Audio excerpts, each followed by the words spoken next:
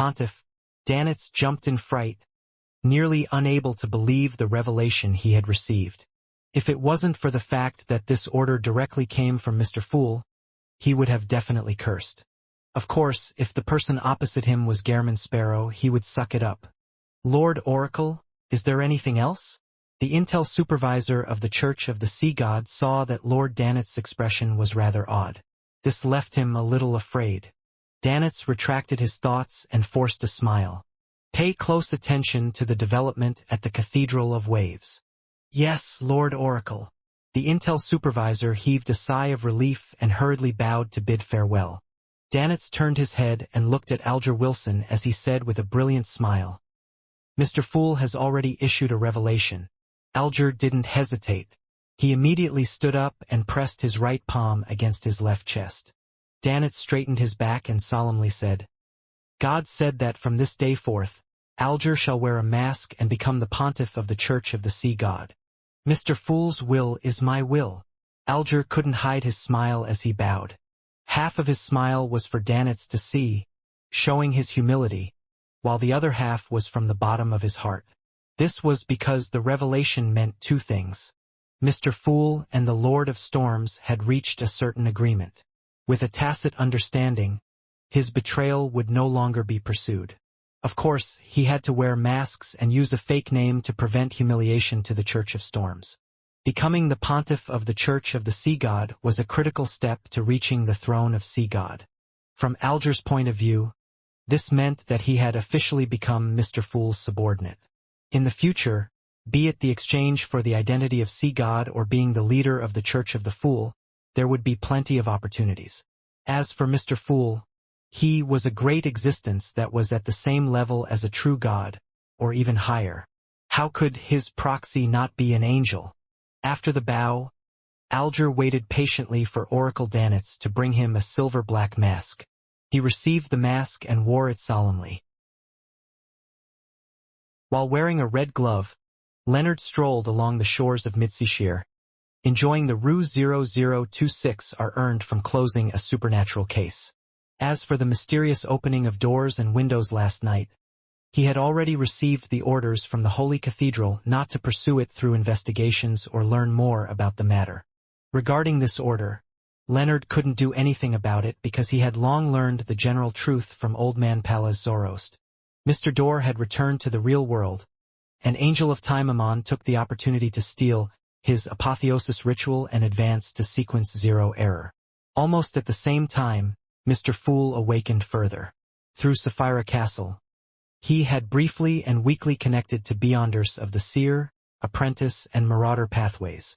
As an angel of the Marauder pathway, Palaz Zoroast was undoubtedly able to sense the changes in Amon's corresponding authority and his apotheosis. He also discovered that Sapphira Castle had established a connection with him.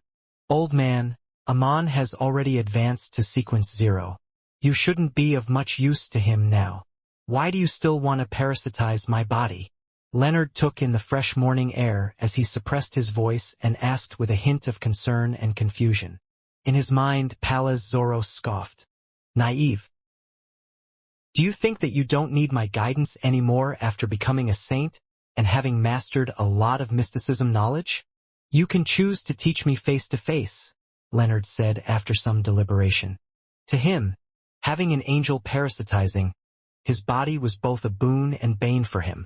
The good thing was that even if he encountered a real mythical creature, he wouldn't be completely defenseless. As long as he softly shouted, "Old man," the problem might be resolved. In addition, history and various rare mysticism knowledge from the Fourth Epoch were also rather useful. The greatest disadvantage was that his life was in the hands of the parasite. If the other party had any evil intentions, he couldn't stop it. This question was once Leonard's greatest worry, but it wasn't too problematic now. This was because Mr. Fool's awakening was deepening, allowing him to completely suppress Palaz Zoroast. Furthermore, Leonard had also become a high-ranking deacon of the Church of Evernight. He would definitely be under the watch of the Evernight goddess, and he could even be specially marked by her. Under such circumstances, It was impossible for a deity with the concealment authority to not discover Pallas Zoroast. If Old Man had any nefarious thoughts, he would have been resolved long ago. What Leonard was most vexed about was that many things weren't too convenient as a result. Although he was already used to having an old man parasitizing his body, and he would even casually chat with him while on the toilet, he still preferred having that time to himself in such situations.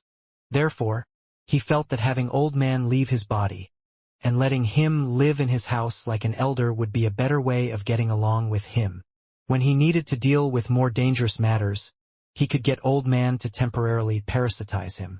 Upon hearing Leonard's suggestion, Pallas Zoroast scoffed. "Are you still thinking about removing the parasitizing when you return home, and parasitize when out? Do you think I'm your bodyguard?" Leonard laughed dryly before saying, "If you haven't fully recovered and wish to continue parasitizing, I have no objections." Pallas Zoroast fell silent for 2 seconds before his slightly aged voice resounded in Leonard's mind. "Next up is actually the most dangerous period. For the position of the Lord of the Mysteries, the Fool and Amon will definitely have a battle. When the time comes, under the influence of all kinds of beyonder characteristics, angels of the same pathway might be affected. It's better to be kept under the protection of Evernight's gaze. When the Lord of the Mysteries is born, I won't even bother with you even if you were to beg me to be parasitized." Leonard was slightly taken aback as he subconsciously repeated the name. "Lord of the Mysteries? This isn't something you can fully understand. Of course, with me around, there's no need to worry." Pallas Zoroast sighed and said with pride. Leonard was just about to take the opportunity to ask when he suddenly saw a Red Gloves team member running over with a telegram. "Reverend, a telegram from the Holy Cathedral," the team member said respectfully. Leonard nodded slightly and received the telegram. He quickly scanned it. "Head to the southern continent and participate in the besieging of the Rose School of Thought." Southern continent, Rose School of Thought. Leonard narrowed down to 2 keywords. He quickly returned to the largest cathedral in the city and used large-scale ritualistic magic to establish a connection with the Holy Cathedral. In his dream, he met the Pope, Mam Ariana, and other high-ranking officials. After a simple exchange, Leonard roughly understood the essence of the mission. The various Orthodox churches would delegate 3 to 4 demigods to head to the southern continent to besiege the Rose School of Thought, which had become very active after the World War. This was a long-term mission. As the Rose School of Thought's demigods knew how to hide their tracks, they did things in a rather secretive manner. They weren't easy to locate or lock onto. It wasn't easy to deal with them either. According to what the Pope had said, it was already considered quite good to see enough results within 3 years. During this process, the Holy Cathedral would observe the situation and rotate demigods to ensure that the archbishops and high-ranking deacons were in a relatively stable mental state. After leaving the dream, Leonard looked around and suppressed his voice. "Old Man, things are a little strange. Why would the various churches suddenly target the Rose School of Thought?" This wasn't an easy task. In the past few centuries, it wasn't as if the Orthodox churches hadn't made similar attempts, but they could only suppress and weaken them, without being capable of eradicating the Rose School of Thought. On the one hand, it was because there were cracks in their alliances. There was suspicion among each other and a lack of cooperation. On the other hand, due to the Rose School of Thought's demigod's indulgence, their mental states might be abnormal, but when faced with danger, they knew how to avoid, hide, and conceal. They wouldn't throw themselves into danger for no reason. In addition, with the blessings of the Chained God and the Mother Tree of Desire, it was difficult for the deities to provide precise guidance for their actions. Pallas Zoroast didn't immediately answer Leonard's question. After about 10 seconds, he sighed and said with a slightly aged voice, "This is to eliminate potential threats and to prepare for the apocalypse." Prepare for the apocalypse. Leonard turned agape and wanted to say something, but he eventually fell silent. Backlund, Harvest Church. Emlyn White had just entered the hall, but before he could head to his room and change his clothes, he saw Father Utravsky stand up in the front pew, like a mountain rising from the ground. "Earth Mother has instructed us to head to the southern continent and bury the evildoers." The blessed spoke in a low voice, His voice reverberated in the hall, like a slow clap of thunder, causing the praying sanguine believers to open their eyes. So the dream last night was real. Emlyn was enlightened. Last night, he dreamed of the ancestor, and he dreamed that she wanted him to work with Father Yutravsky and the Rose School of Thought's temperance faction to head to the southern continent to deal with the Rose School of Thought members who believed in the primordial moon. Of course, if there was a chance, the enemies who believed in the mother tree of desire would not be spared. As he often had fake revelations, Emlyn didn't take this dream to heart. He planned on changing his clothes and completing his prayers before seeking confirmation with Father Yutravsky. He tersely acknowledged before replying to Father Yutravsky in a rather composed manner. "There's no rush. I'll first contact the members of the Rose School of Thought's temperance faction." Father Yutravsky nodded nonchalantly and said, "Select some volunteer sanguine too." In the Intis Republic, in the capital Trier, a supervisor of an intelligence agency was assigning tasks to his subordinates. Suddenly, his vision blurred as he heard a distant voice ring in his ears. "Orville, Dylan, Orville, Dylan." As a Beyonder who joined the Intis Public Security Bureau as a member of the Secret Order, it wasn't the first time that Antoine encountered something like that. In the past, whenever he advanced, he would hear Hornasis, Phlegria, Hornasis, Phlegria. He nearly lost control of himself several times. Unlike before, the content of the whispers seemed to have changed. After the ravings died down, everything in front of him returned to normal. Antoine frowned and muttered to himself, "My mental state has been very stable recently, and I haven't consumed the potion or attempted to advance. Why would I hear the whispers of a secret existence?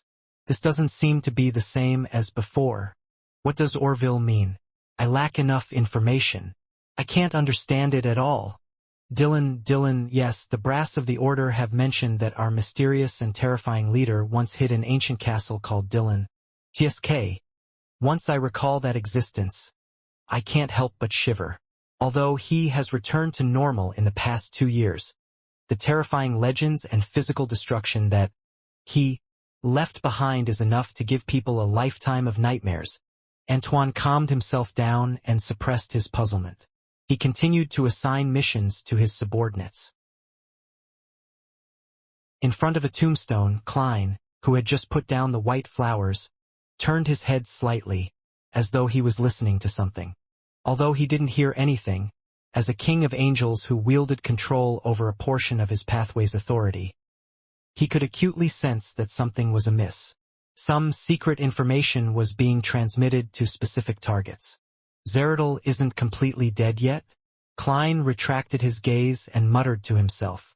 Back then, he had relied on his level, status, and authority to forcefully stop Zeradol's resurrection. He didn't sense anything abnormal, but after studying himself, he realized something problematic. The Beyonder characteristic he had absorbed from Zeradol was one that contained an entire set of sequence 9 to 1 Beyonder characteristics. That also meant that this only included a single miracle invoker Beyonder characteristic. And Snake of Fate Will Osepton had mentioned that Zeradol and the ancestor of the Antigonus family had both taken an additional miracle invoker Beyonder characteristic in them. Therefore, the reality of the situation was that there was no doubt that there was an additional miracle invoker Beyonder characteristic on Zeradol which had vanished.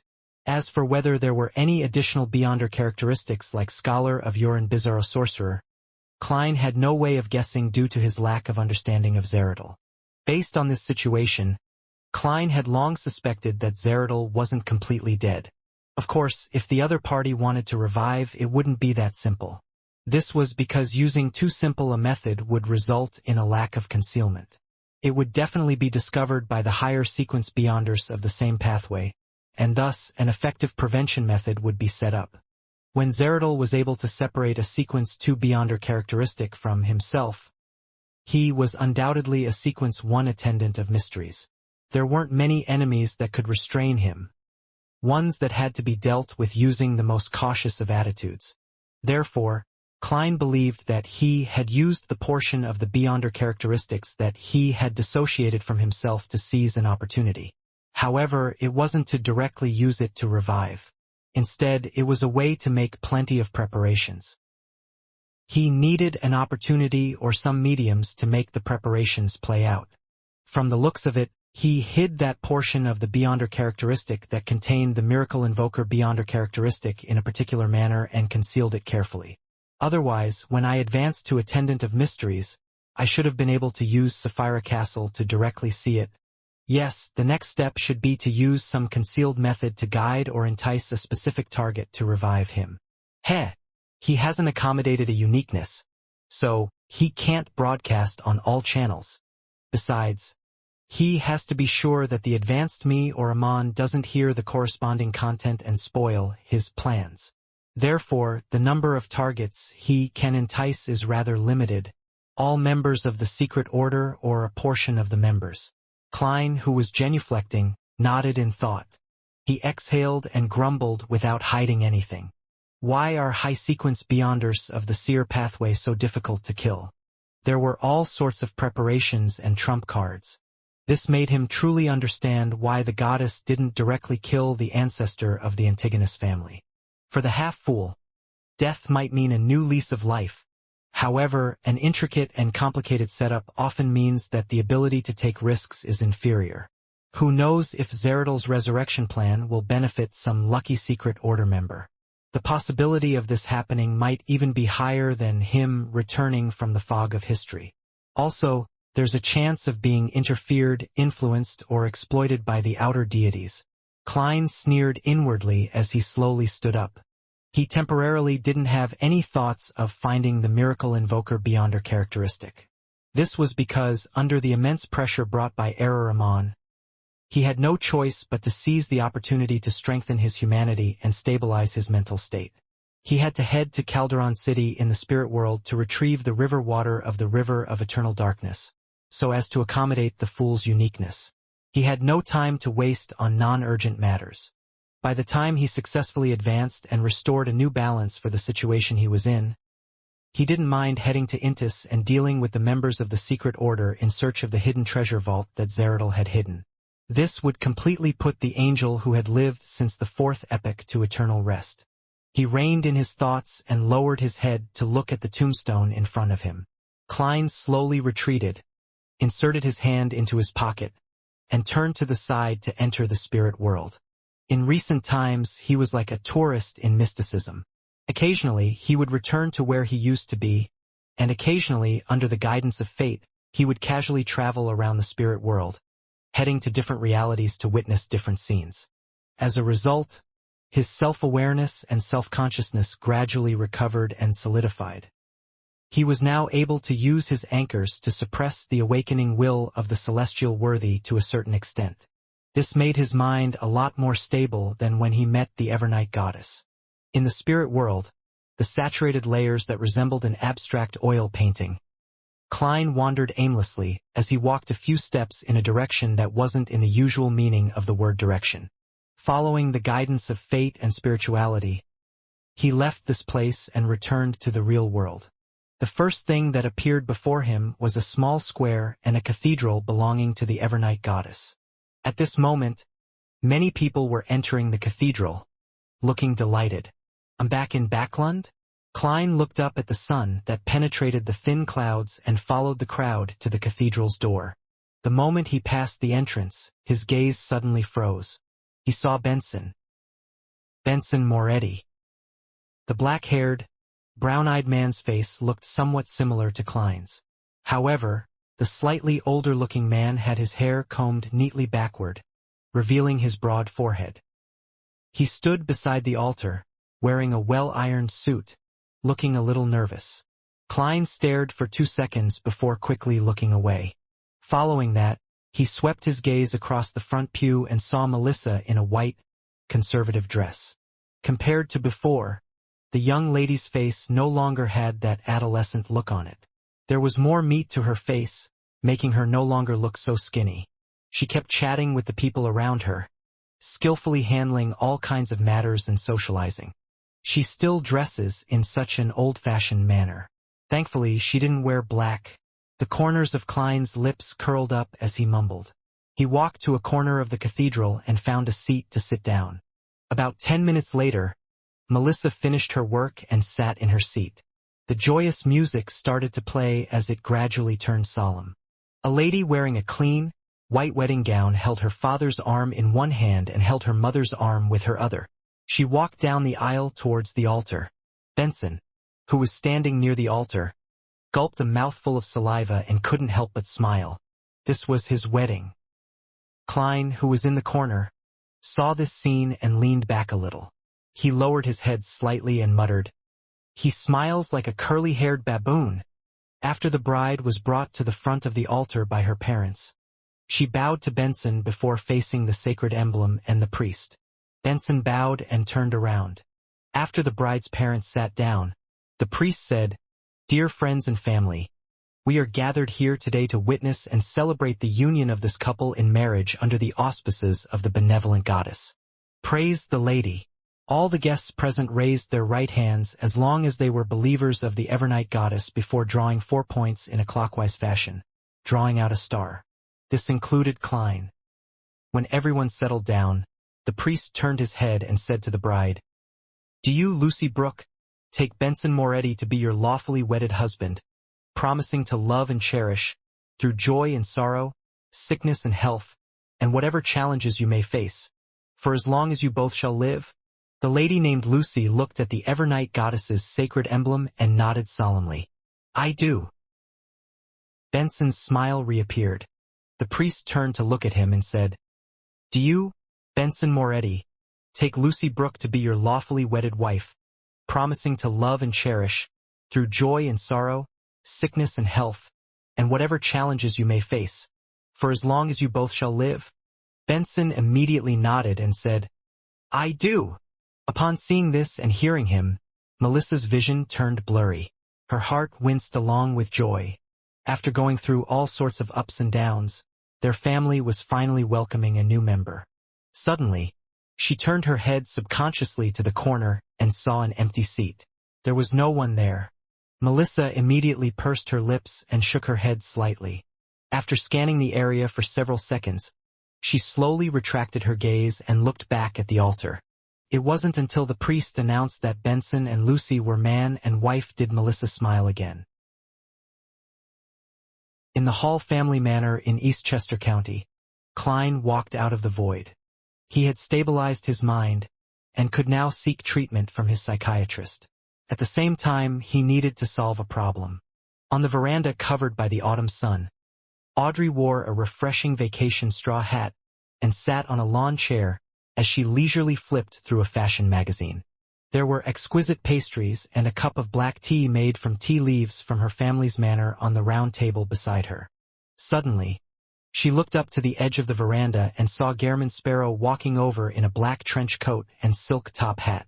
Audrey turned her head and glanced at her maid, Annie, and realized that she, like the servants around her, ignored the stranger who had appeared out of nowhere. At the same time, Audrey noticed that the surroundings seemed to darken a little. She stood up, lifting the corners of her skirt as she curtsied. During this process, she had originally planned on seriously discussing the matter between the psychology alchemists and Mr. Rath, but on second thought, she smiled again and said in that infectious and brisk tone, "Mr. World, are you here to seek psychological counseling, or to deal with Mr. Rath's problem?" If it was just the former, Audrey believed that the World Gairman Sparrow would let her meet him above the gray fog. That would be more convenient and faster. Therefore, this angel was definitely here under Mr. Fool's instructions to complete a mission in the real world. At the same time, she acutely sensed that Mr. World's emotions were rather mixed. He was satisfied and happy, yet depressed and sad. As Gairman Sparrow's main doctor, this situation wasn't rare. It often meant that he needed a certain degree of counseling or comfort. Both. Klein pulled a chair over and sat by the round table. "Do you want black tea or coffee?" Although Audrey hadn't taken the initiative to investigate Mr. World, she had met Dwayne Dantes many times before. They had attended meetings, banquets, and dances together, and under the keen observation of a spectator, many details weren't secrets. For example, Audrey knew that when Dwayne Dantes was Gairman Sparrow, he preferred food that was sweet with a little sourness. He liked to drink coffee with sugar without milk. For black tea, he loved having lemon slices. Out of all the pastries, his first choice was the cream pastries. He loved foie gras, roasted chicken skin, and loved ribeye steaks more than beef tenderloin. His love for desi pie far exceeded bread. In addition, Audrey was undoubtedly certain that the other party was a spice enthusiast. He had high expectations of condiments, and his preferences in this aspect were inclined towards that of Desi County. Due to these details, Audrey believed that it would be very rude to not invite Mr. World to enjoy the pastries on the table. And the beverage of choice to match these snacks was undoubtedly either black tea or coffee. "Black tea," Klein answered after some thought. Miss Justice's relaxed and amiable attitude made him feel much more at ease. He felt that this state would be more beneficial for the subsequent placating. Since that was the case, it would definitely be better for him to enjoy the pastries while receiving psychological treatment. "Give me another cup of black tea and add a lemon slice," Audrey said to her maid, Annie. Annie wasn't surprised by the instructions, finding everything reasonable. She turned around and walked to the veranda's entrance, giving instructions to the servants standing there. Audrey wasn't in a rush to begin the psychological treatment process, nor did she ask Mr. World why he was in a complicated mood. She smiled as she carefully introduced the local products of the manor. She made a comparison with Dwayne Dantes's Mager Manor and naturally informed him of the present situation regarding his butler and servants. Some stayed in the manor and continued their previous work. With Mager Manor's production, it was perfectly fine sustaining them. There was even some surplus that could be converted to funds to repair the houses and be donated to charity organizations. Audrey only sent an accountant, an assistant butler, and a staff member from the foundation to do a check on them. Some felt that, without a true employer, they couldn't play their role to their fullest potential. They felt ashamed of the salary they received and chose to resign and look for work. Some of them developed an interest in charity work and found a new calling to life and joined one of the foundations under Audrey's name. Klein listened silently, occasionally raising a question, as though he was chatting with a friend. When the tea was served, he took a sip and nodded in satisfaction. After watching him eat a piece of cream cake, Audrey's green eyes darted around as she said with a smile, "Food doesn't seem to be necessary for an angel, right?" "Yes, it's just a hobby," Klein answered simply before adding, "It can be used to maintain one's humanity." Maintain one's humanity, Audrey ruminated over the sentence. This is to resist the godhood within you? Your mental problems come under such a category? She gently guided the topic to his psychological treatment. Klein nodded slightly and said, "That's right. You should have experienced it. Every beyonder who has obtained godhood will definitely experience it in some way. The difference is in the quantity." Audrey seriously recalled and said, "I occasionally dream of a ball of light that illuminated the entire world. Occasionally, I would hear an indescribable sound, and I would see a blurry, strange, illusory ocean that seemed to contain many conflicting thoughts. I'm certain that it was an illusion, but it was also so real. Well, I occasionally dream of a huge cross. I heard someone praying softly, but I couldn't tell the specifics no matter how I tried. The second is likely from the Sapphira, Chaos Sea, and the indirect corruption from within. The third is visionary Adam beginning to exert influence on the beyonders of the same pathway. The first one is the primordial one awakening in the ancient sun god's body. The ancient God Almighty? Klein thought for a moment before saying in a deep voice, "The original creator created all living things and also split into various beyonder characteristics. This is the source of being extraordinary. Therefore, every one of us has godhood in our bodies. They have the original creator's will. The more beyonder characteristics gathered, the more he will awaken and replace us." He used the most common and most ambiguous method to explain the root of the problem in a way that wouldn't lead to corruption. This had been discussed to a certain extent at the Tarot Club, so Audrey didn't find it difficult to understand. She said thoughtfully, "That's why one needs to use one's humanity to resist godhood. At the same time, anchors are needed. Yes, the light you dream of, the indescribable sounds you hear, and the illusory ocean that you see are all a type of corruption. and the gigantic cross and prayer sounds should be a result of the influence that visionary Adam has on the beyonders of the same pathway. Klein explained the two different situations. Audrey subconsciously sat up straight and looked around. She appeared a little afraid. Gehrman Sparrow actually said the name of the he who must not be named. "Don't worry. He can't hear me with me by your side," Klein explained. Audrey retracted her gaze and didn't hide her surprise and astonishment. "You've already advanced to Sequence 1? Isn't that too fast?" He had only become a Sequence 2 angel slightly more than half a year ago. Klein answered frankly, "More like a king of angels." Audrey was silent for a few seconds. She pursed her lips and said with a vexed smile, "I nearly had a psychological problem just now." Klein chuckled as well. "To me, becoming a king of angels isn't necessarily a good thing.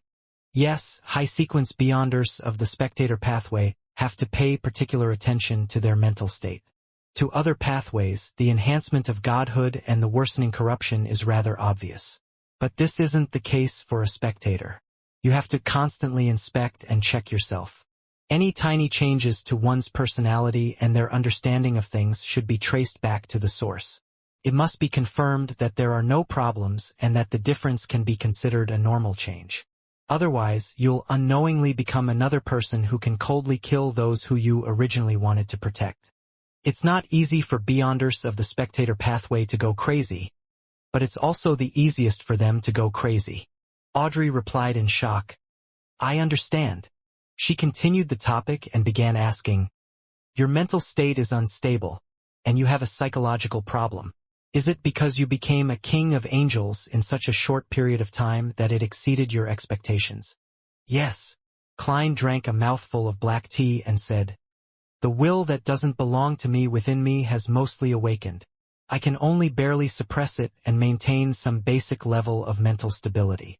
As Audrey listened to Gehrman Sparrow's description, she used her beyonder powers to observe and analyze him. After the other party finished speaking, she revealed a comforting smile and said, "I roughly understand your current situation. The initial treatment plan is divided into 2 steps. I'll first enter your mind world and awaken the memories related to your humanity. Oh, it doesn't include the kind that will make you so miserable that you wish to give up. Then, when your godhood reacts, I'll use placate, hypnotism, and other beyonder powers to reduce the corruption and the negative effects it brings, so as to help you better suppress it." Klein was silent for a moment before saying, "Okay." He decided to use his unique trait of maintaining lucidity in the dream and the mind world, and first gather up the memories related to the fool before grafting them to the worms of spirit above the gray fog. At that moment, Audrey got her maid, Annie, to bring over a white silk scarf.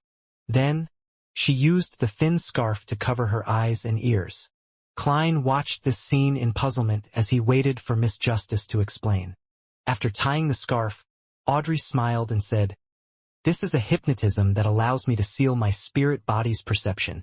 This way, even if I were to enter your mind world, I wouldn't be able to hear or see those awakened memories. Of course, I'll keep my spiritual intuition. Otherwise, I wouldn't be able to find your island of consciousness, and I wouldn't be able to sense the changes in your godhood. I could have just hypnotized you, but you're already a king of angels. I'm worried that I'll be affected by your consciousness, so I'm using this symbolic ritual to achieve the state of being hypnotized and strengthen the effects." She calmly explained, calming Klein's mood without him realizing it. He nodded gently and said, "All right, let's begin." After opening the door to the body of heart and mind, Klein carefully extracted the memories related to the fool. He gathered them together and grafted them above the gray fog. Following that, he saw the blonde-haired Audrey, who had a light white silk scarf covering her eyes, appear on the ancient stone steps. Step by step, she landed onto his mind island via the sea of collective subconscious. After some hesitation, Klein no longer allowed his consciousness to stay high in the sky. He gave up the corresponding control and allowed them to return and fuse together.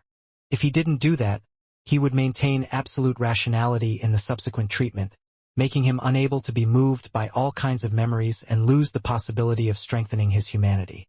This meant that Audrey's treatment was destined to fail right from the start. After arriving at the Mind Island that resembled a dream world using her spiritual intuition, Audrey stopped and spread her arms slightly. She recalled her parents' love for her, the excitement she felt when she first became a Beyonder, and the joy she felt after helping others to change her emotions and emit corresponding fluctuations. This was a method of awakening Gehrman Sparrow's memories related to his humanity. It was a Beyonder manifestation of the effects of empathy. Scenes that were worth cherishing, or those hiding deep within, flashed across Audrey's mind one after another. Beneath her feet, from the surface of the island that represented Klein's mind, firefly-like light points seeped out of the soil and floated up. Every point of light presented a different scene. A kid taking a stride forward with his short legs, receiving an ice cream.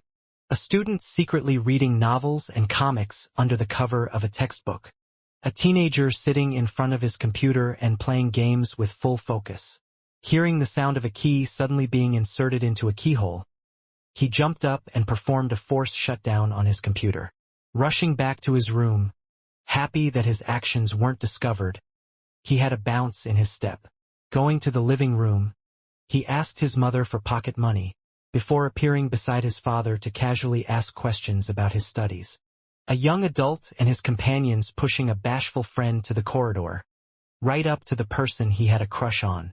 Then, turning around, he laughed loudly. A young adult with some hint of adolescence to him stealing a glance downstairs, watching a figure leave, but unable to open his mouth no matter what. An employee with a slightly protruding belly waving his hand impatiently when he returned home for the holidays. After telling his parents not to serve him food or set up blind dates for him, he sees his parents' white hair and loses himself in thought when he calmed down. A scholarly-looking man and his brother and sister moving out. When they saw the dirt and dust on each other's faces, they laughed. Klein sat at the round table at the veranda, one hand holding his top hat and the other hanging in midair, as though he wanted to cover his face. 2 transparent drops of water slowly slid past the 2 sides of his nose bridge and dripped into the void. Klein closed his eyes, his expression soft and pained. In his mind island, Audrey seemed to have transformed into a whirlpool of emotions as she pulled together similar memories. After the entire island was covered in firefly-like points of light, a faint gray fog emerged. In the fog, there was a door of light that was dyed bluish-black. It was formed from illusory and brilliant spherical light. The main body of each spherical light was composed of transparent, ringed, or starlight-like worms and insects. They embraced each other and intertwined like mythical creatures. The door of light looked a little odd at first glance, but if one looked closely, they would discover that its surroundings were dark. It was as though it was wearing a hooded black robe. Thus, on a whole, it looked like an unknown, mysterious person hiding under a robe. In the next second, a slippery, illusory tentacle appeared under the deep black robe of the mysterious person. At that moment, although Audrey's consciousness couldn't see or hear anything, her spiritual intuition gave her a strong sense of danger. She had a feeling that a sea consisting of corruption was about to drown her. No, this isn't an illusion. She believed that if things continued to develop like this, she would get infected with a severe mental illness, or even lose control and go crazy on the spot. Audrey was just about to placate herself with all her might, weakening the corruption ahead of her when the firefly-like light dots floating above the island rapidly gathered. They illuminated the grayish-white fog, diluting the darkness around the strange door of light, making the tentacles covered in mysterious patterns shrink back. This was also the reason why Klein could receive psychological treatment only after barely suppressing the awakening celestial worthy's consciousness. This made Audrey sense the weakening of the danger, and she quickly did a psychoanalysis. Then, she immediately placated the corruption, performing a true act of hypnosis. After repeating it over and over again, Audrey took an unknown amount of time before she finally managed to obtain the initial results she expected. She then left Gehrman Sparrow's mind island and returned to her body. This treatment was very difficult, so she didn't use a virtual persona, and directly used her body of heart and mind. After sensing the end of the treatment, Klein raised his hand to wipe his face, allowing the fool's memories grafted above the gray fog to return to his true body. A few seconds later, Audrey removed the white silk scarf wrapped around her eyes and nose, snapping herself out of her self-hypnosis. She looked at Mr. World opposite her and muttered to herself poignantly, "Is this the mental problem brought by godhood? How terrifying." Klein nodded slightly and said, "Yes, every angel has one.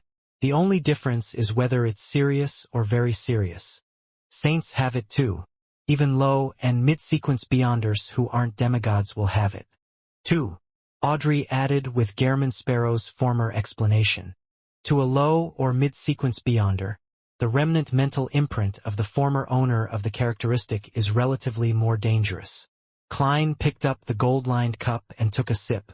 "This is the cruel law of the mysterious world. This is because our beyonder powers come from external objects, from the beyonder characteristics." Audrey nodded before shaking her head gently. As she contemplated, she said, "I don't think it's that pessimistic, just like the source of every human life comes from something else.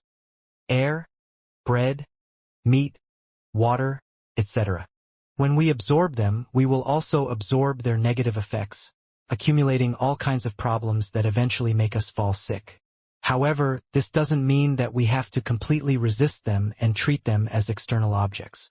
Once they're absorbed, there will always be some part of it that belongs to us. I didn't express it well, but I believe you should understand what I mean." Klein was taken aback for a moment before replying thoughtfully, "A beyonder's acquisition of a beyonder characteristic is like humans having food? Then, one should have peace of mind and not have too many repulsive thoughts. It's about resisting it, but also working alongside it, and suppressing it, but also fusing together with it? Roughly like that." After Audrey said that, she laughed self-deprecatingly. "However, this also seems to imply a negative message. Humans will eventually die, but beyonders." She didn't finish her sentence, unwilling to agitate the patient opposite her. She switched topics and said, "Pay a visit another 2 times this week. I'll be able to stabilize you under normal conditions." "Yes, normal conditions. Also, you can reminisce about things when you're free, or go somewhere you yearn to go." Klein nodded and said, "What do you have in mind about Rath's suggestion?" The smile on Audrey's face slowly disappeared as her expression gradually turned serious. "Do you have any suggestions?" Klein put down his teacup and calmly said, "Strictly speaking, the danger you bring is divided into 2 categories. One is when you actively or passively involve yourself in certain matters, attracting powerful enemies to your side, implicating your family, relatives, friends, and the innocent. The other is that your very existence allows some factions to target the people you value the most, doing so to threaten you. For the latter, unless you're dead, there's no way for you to ever avoid them. Of course, most of these things are a result of the former. If you give up on all your current identities in the mysticism world, and only be Mr. Fool's believer and Miss Audrey Hall from now on, no longer taking the initiative to participate in matters related to beyonder or other matters with unpredictable elements, you can avoid most of the risks of the former and drastically reduce the latter. Under such circumstances, with the Evernight goddess favoring the Hall family, and Mr. Fool's protection provided to you is enough to deal with the rare instances of dangers, ensuring your family's safety. That's why there's no need to split off another identity." Audrey fell silent for a while. She bit her lower lip indiscernibly and asked, "What if I do want to split off an identity? As long as you let that identity believe in Mr. Fool, it's not much different from what I said just now. The only difference is that, from this point forth, you'll have to stay away from your family and friends and live with another identity." Klein's voice sank slightly as he said in a serious tone, "Also, are you really fine with Hermes splitting off an identity for you?" Audrey's emotions were disrupted by this question. Her eyes flickered as she said, "However, splitting identities should be a beyonder powers of a Sequence 3 Dreamweaver. She definitely wouldn't be able to accomplish it by herself." The corners of Klein's mouth curled up as he suddenly asked, "You're able to use that pride mask to enter the Garden of Eden directly?" As Audrey couldn't take the initiative to mention the psychology alchemists, he very directly pointed it out. Audrey nodded gently, surprised, puzzled, and guess something. I'm unable to pay the equivalent price, and, without waiting for her to finish, Klein said with a cold expression, on the one hand, Adam has drifted from Mr. Fool and nearly killed me. On the other hand, with the apocalypse approaching, Mr. Fool has prophesied something. When the time comes, he might fall asleep again. As his blessed, I won't be able to escape a similar fate. The payment you need to pay is that, when such an anomaly happens, perform certain dangerous things according to Mr. Fool's instructions and try hard to awaken him. Without giving Miss Justice a chance to digest this sentence, Klein extended his right hand and grabbed a few times at the void ahead of him, pulling out a grayish-white, cold persona mask. Using his status and Audrey's trust in him, he forcefully summoned the projection of the Pride mask from the historical void. It's connected to my mind, so no one else can use it. Audrey subconsciously pointed out the problem when she saw this. Give me a strand of hair, Klein said calmly. Audrey didn't think too much about it. She plucked out a strand of blonde hair and handed it to Gehrman Sparrow. Klein took the strand of hair and wrapped it in the eye holes in the persona mask. Then, he held his silk hat in one hand and the grayish-white mask in the other as he slowly stood up. During this process, he mobilized Sapphira Castle and deceived the rules. Pa! Klein wore the Pride mask without facing any resistance. Immediately, he saw human-clothed animals walking upright. He had entered the Garden of Eden directly. Looking at the black cathedral in the middle of the city, Klein curled his lips and took out the staff of the stars and wore the silk top hat over his head. The moment they sensed the intrusion of a stranger, the animals wearing cloaks or exquisite long skirts stirred as they looked at Klein with the desire to attack. At that instant, Klein, who was wearing the Pride mask, felt as though he was an enemy of the entire city. He wasn't unfamiliar with the situation in the Garden of Eden. He knew that the upright animals dressed as humans were in different aspects of bestial desires. They were more like conceptual and abstract entities instead of being physical. In other words, they didn't have spirit-body threads, so they wouldn't suffer any physical harm. Otherwise, Klein could have hoisted these animals up, allowing them to sway with the wind. In the next second, with the bear whose suit was about to rip apart taking the lead, the animals in the Garden of Eden either bared their fangs or let out low growls as they surged towards Klein from all directions. Once bitten or hugged by them, one would be corrupted by the corresponding bestial desire. One could only rely on their willpower or the various beyonder powers of the spectator pathway to resist them. Faced with such a situation, Klein, who was wearing a half-top hat, tapped the staff of the stars. Without panicking in the slightest, he raised his left hand, spread his fingers, and suddenly closed them. The Garden of Eden, formed from Gothic-style architecture, was suddenly covered in a layer of gloom, as if a giant curtain had draped over it. Realm of the mysteries. The embryonic form of a divine kingdom, Klein sealed off the Garden of Eden to prevent the powerhouses inside from escaping. Following that, he walked forward one step at a time, like a gentleman taking an after-meal stroll. The animals who mimicked humans by wearing human clothes rushed to his side when they naturally changed directions and embraced each other. The python with its flicking tongue devoured a canine creature filled with the desire to mate. The strange person with a colorful spider as a face bound a huge, red-eyed rat-up with a web. A violent werewolf bit the languid cat. The brown bear walking upright gave the fox with shiny fur a bear hug. These animals that represented bestial desire fused together as they canceled each other out in pairs. Klein, who had grasped the authority of grafting, slowly walked through them, as though he was inspecting the concepts of humanity and bestial desires. Just like that, he walked to the 80-meter-tall cathedral and stopped. Then, he lifted his head and looked at the skulls embedded in the black pillar for 2 seconds. Klein's expression didn't change at all. He raised his left hand to press down his hat and walked up the stairs into the cathedral. He immediately saw a grand and spacious hall, with a huge cross and a grayish-white dragon statue wrapped around the cross. In front of the cross was a small long table with 5 seats on both sides of the long table. At this moment, at the end of the long table, there was a man in a black wheelchair. His face was abnormally pale, and his pale yellow eyebrows were long. His hair was neatly combed, and there were some wrinkles on his forehead. This was the leader of the psychology alchemists, Polly Durlau. At the same time, he was also the famous hermit Eric Drake, and the king of the Black Throne Barros Hopkins. Of course, whether he was the main body or one of his various identities, no one knew. Seeing Gairman Sparrow, who was wearing a silk top hat and a black trench coat, walk over slowly and in an extremely oppressive manner, Polly Durlau clasped the armrest of the wheelchair with both hands. When the other party entered the Garden of Eden, he didn't hesitate to leave this mind city. But he failed to do so. The eyes beneath the pride mask that seemed to move towards his forehead seemed to be mocking him. Phew! Polly Durlau quickly placated his emotions before his eyes lit up with a pure, illusory light. This light formed a pair of holy wings in front of him. Under the layers of wings, there was a pious person of light genuflecting in prayer. This was an angel. At the same time, an elder with white hair and ordinary looks appeared to the left of Polly Durlau. To his right, a priest with a pale blonde beard covering his face stood up. Ancient Angel, Hermes, Visionary Adam. Klein didn't stop walking forward as he muttered to himself, "I wish for all illusions to disappear." Just as he said that, he raised his left hand and snapped his fingers.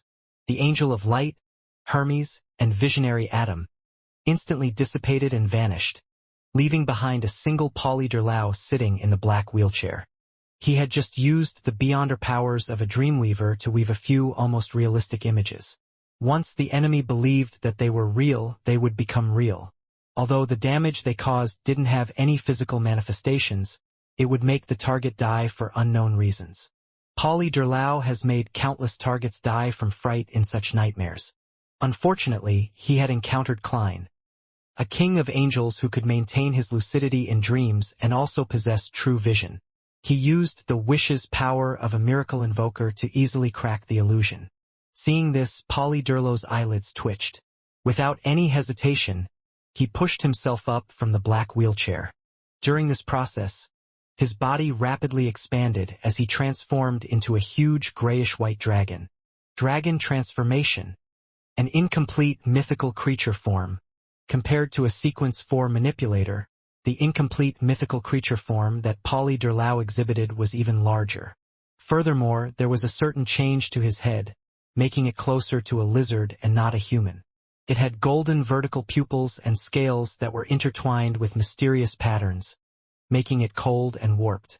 As the incomplete mythical creature form appeared, all kinds of thoughts, consciousness, desires, and wills swept out like a storm, attacking Klein's mind island in half-illusory and half-realistic ways. This was a combination of mind deprivation and mental plague, allowing every creature that was affected to experience corruption and go crazy on the spot. To an angel, such attacks were the most sinister. This was because all of them had certain problems with their mental states. They could lose control at any moment due to the tilting of the scales. Klein, who was wearing the grayish-white pride mask and half-top hat, didn't stop walking forward. He didn't attempt to avoid the plague storm at the mental level. He remained firm and stoic as he walked step by step towards Polly Durlau. In the next second, transparent insects appeared on the back of his hand. His clothes expanded as though countless indescribable monsters were crawling underneath. Suddenly, Klein lost control and turned into a huge whirlpool formed by transparent maggots. The vortex extended out slippery tentacles with strange patterns. In the middle, there was a door of light that was dyed bluish-black.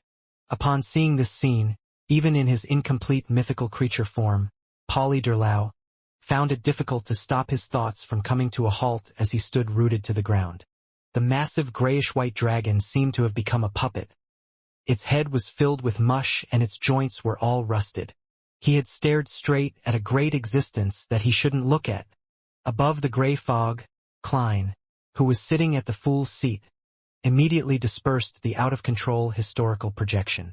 After entering the Garden of Eden and pulling out the Staff of the Stars, he had switched places with the historical void projection that the Worms of Spirit inside Sapphira Castle had summoned, and directly returned to his ancient palace. He clearly knew that visionary Adam had gone to the forsaken land of the gods and was attempting to fuse with the true creator, making it impossible for him to descend with his true body any time in the short foreseeable future.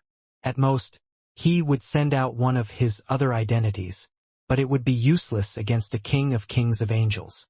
However, Klein still felt that he should be cautious, lest he fall into Adam's or Amon's trap. Following that, he summoned himself from the fog of history. He wore the pride mask and held the staff of the stars in his hand as he projected himself back into the cathedral of the Garden of Eden. Seeing that Polly Durlau had lost most of his rationality and was unable to control his body, Klein didn't directly control his spirit body threads to turn the mind dragon into his marionette. He maintained his pace as he slowly approached the target. In Polly Durlau's eyes, Gehrman Sparrow was like death incarnate. He approached him slowly with his own rhythm, but there was no chance of escape. At that moment, the grayish-white dragon statue on the huge cross behind him moved. Almost simultaneously, Klein raised his left hand and pulled downwards. The shadow curtain that enveloped the Garden of Eden instantly contracted, enveloping the huge cross, the grayish-white dragon statue, and Polly Durlau within. In the next second, Klein raised the curtain. The incomplete mythical creature that Polly Durlau had transformed into combined with the gigantic cross as though it was a knotted giant tree. And the grayish-white dragon statue connected the entirety of the Garden of Eden, turning the city outside the cathedral into an abnormally illusory sea that contained all colors. This wasn't the chaos sea, rather the loaning of its strength. It had been tampered by Klein and reassembled. At that moment, Gehrman Sparrow, who had been walking slowly forward, arrived beside the knotted giant tree.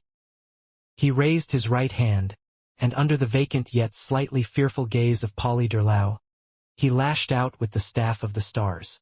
This cane that was embedded with many gems hit the target heavily, separating it into two. Between the sounds of parts falling to the ground, Polly Durlau's body that had been combined with the huge cross fell to the ground. The leader of the psychology alchemists died before he could even say his last words. While waiting for Polly Durlau's Beyonder characteristic to appear, Klein looked around and chuckled inwardly. As expected, Hermes' true goal was to use the faction backing Miss Justice to destroy the Garden of Eden and use it to escape from Adam. The Mind Dragon, Arihog's words made him steel his resolve. However, he should have still left a few sealed artifacts for me. There's no need to abscond with everything. Could it be that the rabbit should be wearing a greed mask instead of wrath? The psychology alchemists might appear again in the future, but the one controlling it in the shadows is no longer the Twilight Hermit Order, but Hermes himself. Retracting his gaze, Klein cast his gaze at the Beyonder characteristic that Polly Durlau's body had produced. It was formed from thin mist, seemingly an unreal grayish-white brain from a dream. He believed that the Garden of Eden was the safest place, so he placed his true body here. All activities in the outside world are just his many different identities. Who would have known that Hermes, who was supposed to be a defensive barrier, had abandoned this place? If a real angel were guarding the Garden of Eden and had fully utilized the uniqueness of this mind city, I wouldn't be able to so easily deceive the rules and successfully infiltrate it. As Klein thought to himself, he randomly made a wish to accelerate the Beyonder characteristics formation and condensation. Pa! He snapped his fingers and fulfilled his wish. Following that, he picked up the Dreamweaver Beyonder characteristic and something that could be used as the supplementary material. He took off the pride mask on his face and left the Garden of Eden. As he left, the remaining parts of the city collapsed and merged into the boundless sea of collective subconscious. From that point onward, the legend of the Garden of Eden would emerge in many dreams, eventually drawn out by some artists, or fabricated into widespread stories. And all of the stories would come to a consensus. The Garden of Eden was eventually destroyed.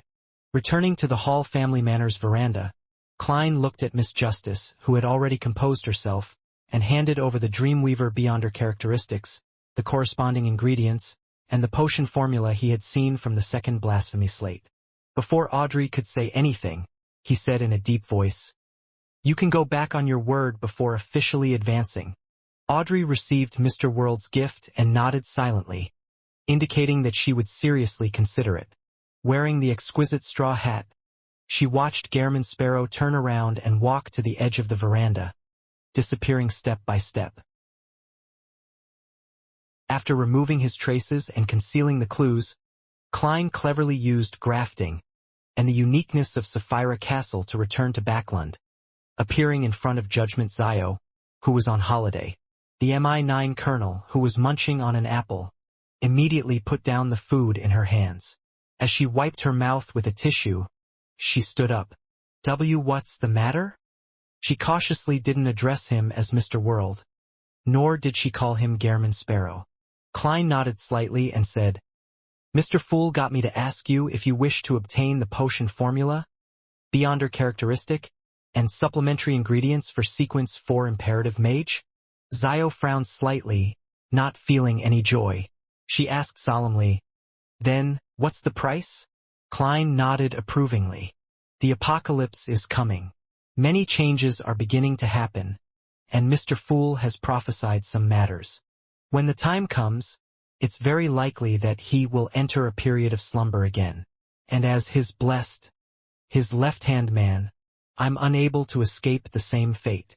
The price you need to pay is that when such a situation really appears, follow the revelation left behind by Mr. Fool, doing something that might be dangerous or simple.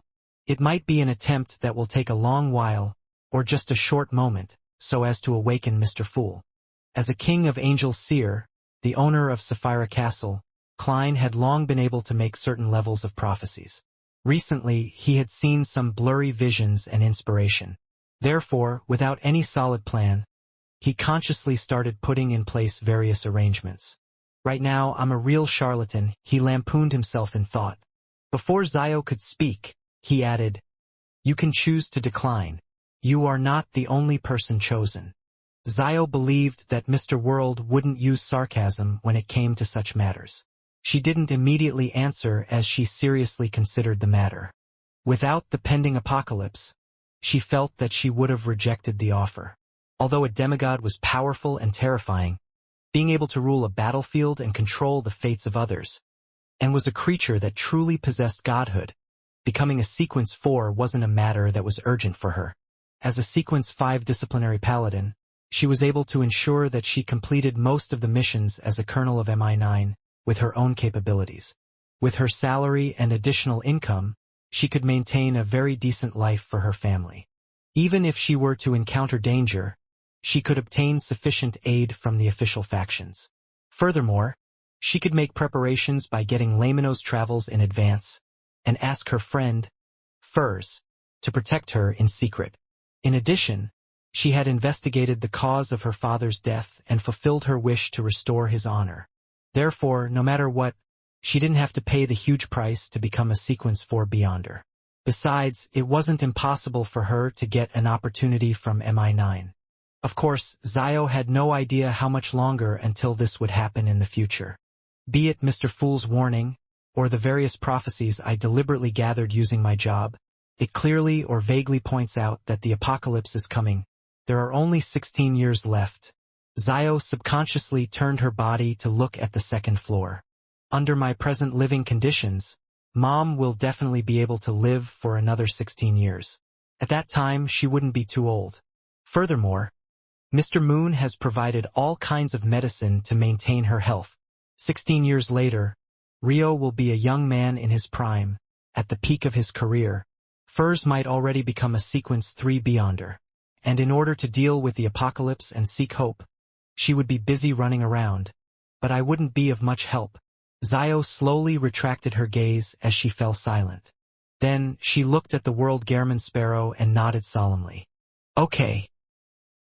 You can set up a ritual at any time and make a wish to Mr. Fool. He will fulfill your wish. Klein didn't waste any time and gave a simple explanation. His Imperative Mage Beyonder characteristic and potion formula were all obtained from the New Moon City's sacrifice. Of course, he had also bestowed his believers with the sealed artifact, General of the Pupilless Eye, in exchange. After Zio made her decision, she stopped worrying about the matter and said, Wendell apparently went to Utopia. But strangely, he returned that very night and didn't go to court to testify. That makes him puzzled and worried. Tell him that there's no need to worry about this matter anymore. All the people of Utopia were buried in a natural disaster. With that said, Klein turned and walked into the spirit world. In the outskirts of Backlund East Borough, in a cemetery, Klein silently looked at the niches filled with urns of ashes and didn't look away for a long time. After a while, he slowly walked under a tree's shade. He took out the historical projection of the adventurer's harmonica and blew it. With 4 blonde, red-eyed heads and dressed in a dark and complicated long dress, Inauthentic immediately walked out of the void. Without waiting for Miss Messenger to speak, Klein asked, "The various churches are preparing to besiege the Rose School of Thought and plan on joining forces with you. Is there anything I can help you with?" He had learned of the matter from Leonard and Emlyn. Inauthentic's 4 blonde, red-eyed head said, "There's nothing for now. Talk after locking on target. That is to say that, with the interference in divination and prophecies, and the protection from outer deities like the Mother Tree of Desire, Primordial Moon, as well as kings of angels like the Chained God, the Rose School of Thought demigods aren't that easy to find. They need a certain amount of time to employ various strategies." That's right. Even a Rhodes wouldn't dare spy on them under such circumstances. Perhaps I can summon its historical void projection. Klein thought for a moment and said, "If there are items directly related to them, using them as a medium I can lock onto the corresponding target." When the time came, he could use Sapphira Castle's power to penetrate the shield. All right. Inauthentic's 4 beautiful heads bobbed up and down at the same time. With nothing left to discuss, he planned on letting Miss Messenger return. He had originally intended to jokingly ask, "Do I need to pay for the summoning this time?" His spiritual perception suddenly stirred as he fell silent. A few seconds later, he took out a gold coin from Sapphira Castle. This was one of the 5 gold coins that had been tainted by Sapphira Castle's aura. The payment this time. Klein handed over the gold coin with a smile. "No need this time." After Inauthentic's 2 blonde, red-eyed heads said that, the remaining 2 didn't say anything. She had powerful spiritual perception capabilities, and appeared as though she had sensed something. In the next second, one of the 2 blonde, red-eyed heads that didn't open its mouth rose up and bit the gold coin at Klein's fingertip. "All right?" Klein retracted his hand and said with a smile. Then he casually asked, "Is Miss Sharon and Merrick still in Backlund?" "Yes." Miss Messenger informed Klein about her student's address. In a house, Merrick sat at a long table and skillfully played cards with his zombies. Suddenly, Sherlock Moriarty appeared on an empty chair. He put down his hat and took the covered cards from a zombie without any hesitation. Merrick looked up at him. His lips moved, but he didn't open them in the end. He let the zombie in charge of croupier duties continue to hand out the cards. Just like that, Klein joined them. He played a few rounds, winning and losing at times. In the corner, Sharon, who was wearing a black regal dress and a small and delicate bonnet, appeared at some point in time. She held her face with one hand and quietly watched the game. After playing for about 2 hours, Klein stood up and formally bowed to Miss Sharon and Merrick. Then, he chuckled, put on his hat, walked towards the door, and disappeared. Deep in the spirit world, Klein, who had finished a course of 3 treatments, appeared outside Calderon City. As he didn't know what state Amon was in right now, Klein didn't dare delay. After his mental problems were resolved, he immediately came to Calderon City and prepared to obtain the river water of the River of Eternal Darkness. And because it involved a Sapphira, he could only vaguely see some visions when using divination or making a prophecy. He couldn't accurately make a judgment. After surveying the area, Klein raised his hand to summon the historical void projection from a few minutes ago, allowing his true body to return to Sapphira Castle. His consciousness then shifted to the projection, making it corporeal. Following that, Klein grabbed at the void again and pulled out the staff of the stars' historical projection. To be honest, after being able to use most of the Beyonder powers below Sequence 0 of the Apprentice pathway through Sapphire Castle, Klein no longer needed a Grade 0 sealed artifact like the Staff of the Stars. He could basically replicate whatever mystical effects it had without the negative effects. However, he always felt that an angel still had to possess a close combat weapon because it was possible to fall into a region that nullified Beyonder powers at some point in time. In the mysterious world, this was definitely something that could happen. Be it the low restrictions from the Arbiter pathway, or the Beyonder effects of a particular outer deity, it was possible to achieve similar effects.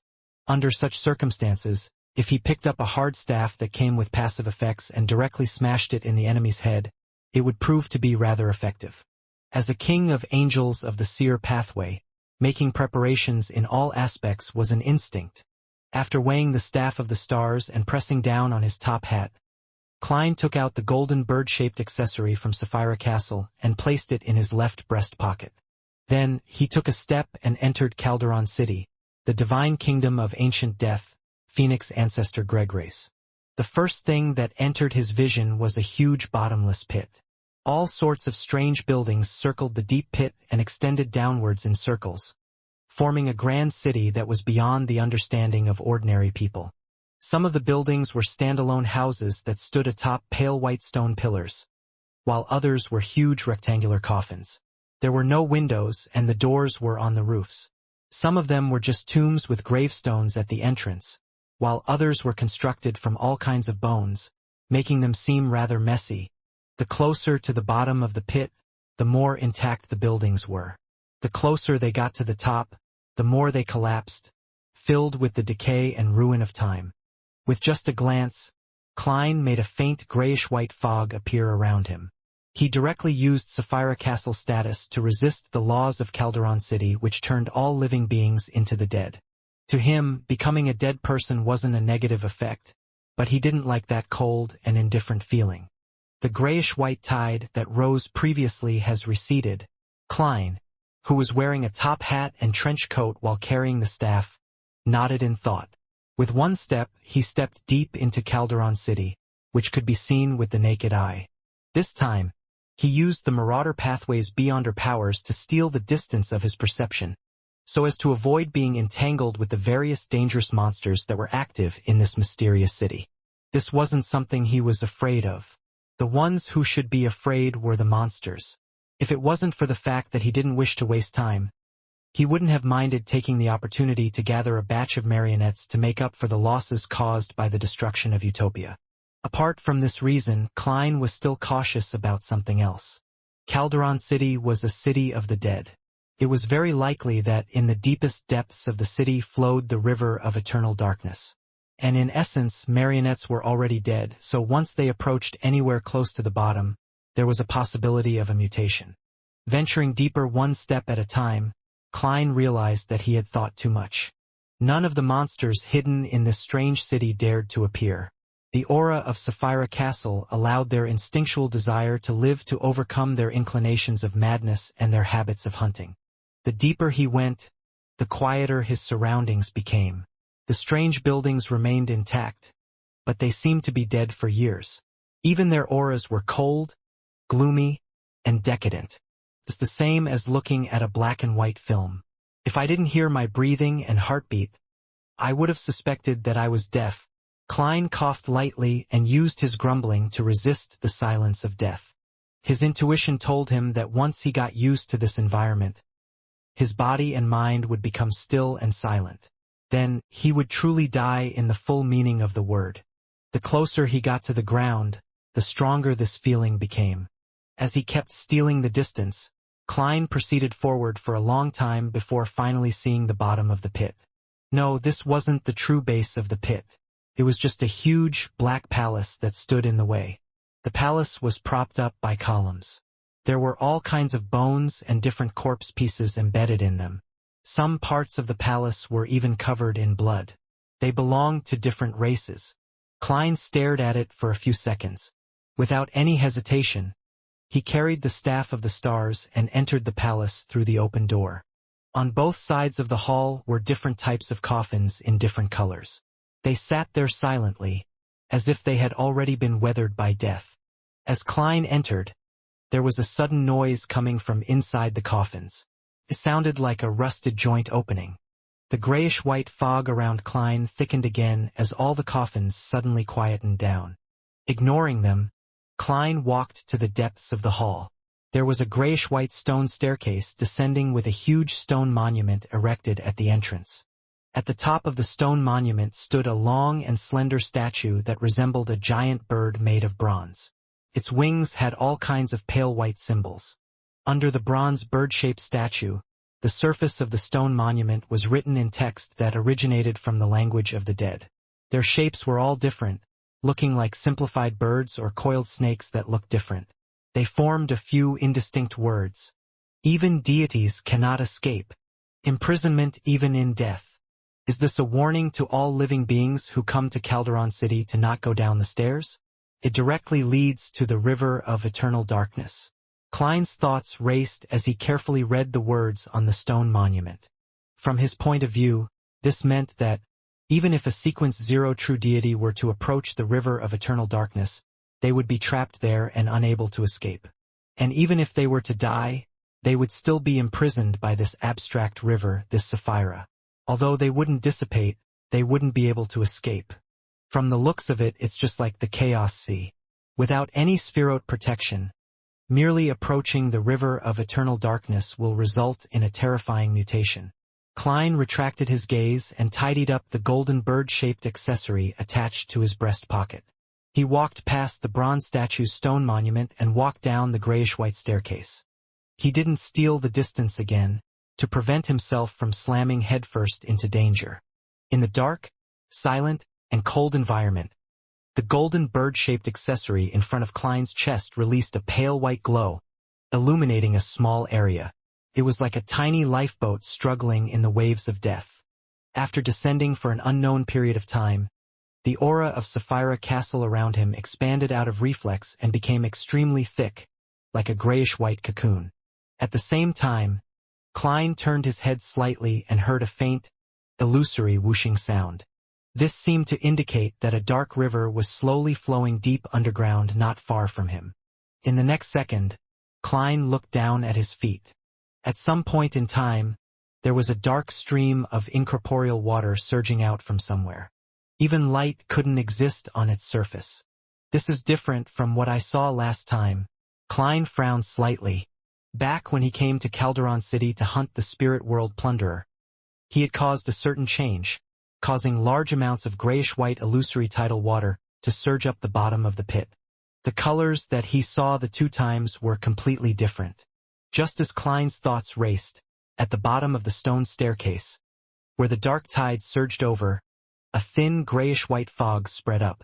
Together with the illusory liquid, it expanded into a grayish-white liquid that was more mist-like. When the water reached Klein's feet, it silently shrank back as though it was constantly ebbing up and down at a particular frequency. This faint gray fog is a little familiar. Klein's expression turned solemn. After pausing for a few seconds, he continued down. This time, the rising illusory tide drowned him, causing his body to turn light, causing his emotions to quickly turn cold and his thoughts to gradually weaken. If not for the protection of Sapphira Castle's aura around him, Klein suspected that he would passively fuse with the tide without being able to resist. Following that, the grayish-white cocoon rose and bobbed up and down in the water before slowly reaching the end of the staircase. At the end was a void. Amidst the emptiness flowed a straight, wide, illusory, colorless, dark river. This river was so blurry that it was difficult to see it clearly. This was because its surroundings were covered with a swath of grayish-white like a thin layer of fog. Indeed, Klein couldn't help but mutter when he saw this. He was no stranger to this kind of fog. He had seen it behind the door in Bansis ruins before. He had seen it at the easternmost end of the forsaken land of the gods before, as well as beneath Sapphira Castle. And unlike other places, there was a portion of the water from the river of eternal darkness that penetrated the grayish-white fog and fused to some extent with the latter, changing colors between dark black and pale white. The river water here kept swirling up before falling down, like a stream that was running through the illusory darkness. On both sides of the distributary stood huge and pale white stone pillars. They seemed to be supporting something, preventing whatever it was from collapsing. At this moment, between the stone pillars, and on the banks of the distributary, countless blurry, translucent figures were pacing back and forth, slowly but unceasingly. Among them, the most eye-catching one was a seemingly lost figure that would occasionally enter into the depths of the distributary before turning around. Yet, it didn't seem like it could leave the river. It was huge, similar to the stone pillars around it. It had a heavy black robe draped over it, and from its side profile it looked very old. Suddenly, it turned its head and looked at Klein. Its face had obvious southern continent characteristics, but it had already rotted while white feathers stained with pale yellow oil grew out. Klein knew him, and he was Mr. Azek's father, the Death of the Fourth Epoch, Emperor of the Underworld Salinger. Death Salinger, who was pacing around the river of eternal darkness, looked at Klein, who was enveloped in the grayish-white cocoon. His eyes that had pale white flames that were about to be extinguished instantly reflected the golden bird-shaped accessory on Klein's chest. In the next second, a deep roar came from his rotting mouth, reverberating above the river, causing the entirety of Calderon City to visibly shake. The distributary that occasionally rose up or plunged down, sometimes dark and sometimes pale white, reached the end of the stone staircase with the rising of tides, surging towards Klein. During this process, the illusory tide fused with the grayish-white fog, creating a similar color. The grayish-white torrent slammed into Klein's body repeatedly, but it failed to destroy the cocoon around him. Death Salinger's rotting body took steps to the edge of the distributary, but he couldn't escape no matter what. All he could do was stand there and roar wildly. Klein's gaze swept past him, as he looked at the blurry figures loitering around the banks. One of them had already been swept to the center of the distributary by the surging tide. They couldn't help but sink to the bottom of the river, melting like ice. The remaining ones didn't show any fear as they maintained their blank and lost state, moving back and forth endlessly. At a glance, Klein saw many familiar figures. They were the same person, Azek Eggers, with his bronze skin and soft facial features. This death console seemed to have dissociated into multiple selves. They constantly paced between the pale white stone pillars on both sides of the river of eternal darkness. As Klein's heart stirred, his right leg suddenly turned cold. He subconsciously lowered his head and saw a pale white hand. The palm penetrated the grayish-white cocoon and grabbed his calf. And the owner of the palm floated in the surging torrent was like a water ghost as it attempted to pull Klein into the depths of the water. Its attack could actually ignore the aura of Sapphira Castle. Sensing Klein's gaze, the pale white palm's owner raised his head to reveal his face. He had black hair and brown eyes. His facial features were ordinary and he had a scholarly air. Klein Moretti. The water ghost was Klein Moretti. In the next second, Klein's left leg, right shoulder, and left arm were grabbed by different pale white hands. This made him feel cold all over as his spirit body seemed to freeze. He couldn't even use all his Beyonder powers. It was impossible to resist. The three pale white hands belonged to different blurry figures, while the different blurry figures all had the same face, Klein Moretti's face. Under the pull of the four water ghosts, Klein's body gradually separated from the grayish-white cocoon and sank into the torrent. His body became colder and colder, and his thoughts gradually fell into silence. His vision gradually darkened, and eventually, there were only dark ebbing waves. Above the gray fog, in the ancient palace, Klein's consciousness returned to his original body. Then, without any hesitation, he extended his palm and used the power of Sapphira Castle to steal an item from the ladder through his connection with the historical projection. A golden beam of light flashed as Klein held the golden bird-shaped accessory. At the same time, he stopped maintaining the historical void projection. The drowning figure disappeared from the eternal night flood. It can ignore the aura of Sapphira Castle, which means that those four figures truly are me. But why would I be trapped in the stream of the river of eternal darkness, pacing about endlessly? For figures, for figures.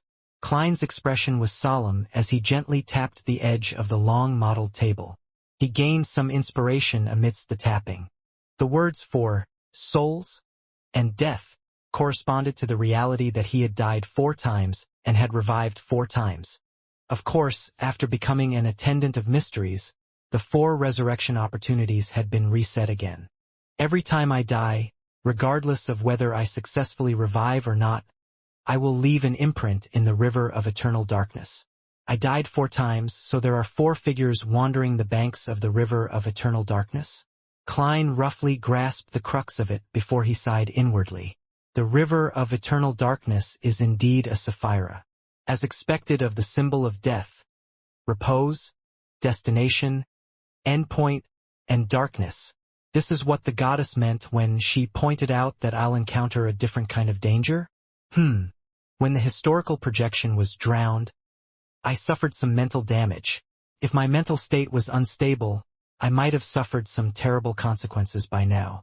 Based on this deduction, Klein had a brand new understanding of the many Azek figures and the wandering Death Salinger. They were the corresponding imprints of death. Mr. Azek has indeed died many times in the process of searching for his memories, but he comes back to life every time. According to the present situation, although an undying doesn't die, it leaves behind a lot of hidden dangers. Once the number of deaths reaches a certain level, their true bodies might be attracted to the river of eternal darkness one day, ending up as one of the figures that wander around there for an eternity. Only Salinger's figure is there. This means that, after accommodating the uniqueness, his death imprint also becomes unique. As Klein's thoughts raced through his mind, he became worried about Mr. Azek's state of survival. And there were 2 solutions to resolving this problem. One was to make Azek's soul whole and make him stop repeating his resurrection process. And second, to help the Evernight goddess become a great old one and gain control of the river of eternal darkness. Perhaps this is another binary choice. When the goddess becomes a great old one, there's no need for her to make use of half of Mr. Azek's soul again. Klein reined in his thoughts and focused his attention on his goal. He had entered the depths of Calderon City, not to resolve the death imprint of Death Salinger, and destroy any chances of him reviving. Instead, he was here to retrieve the river water from the river of eternal darkness. Clearly, the illusory tide's water that flows out of the river doesn't work.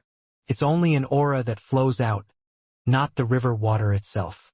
Also, water that has fused with the grayish-white fog won't do either. It's not pure enough, so it wouldn't be able to accomplish the desired effect. From the looks of it, only when the distributary turns back into its deep and dark state can I get the water. There's definitely no way to get it from the main river. That grayish-white fog is definitely a solid barrier. Klein quickly formulated a plan based on his analysis. That was to avoid going close to the river of eternal darkness, and not attract the attention of Death Salinger.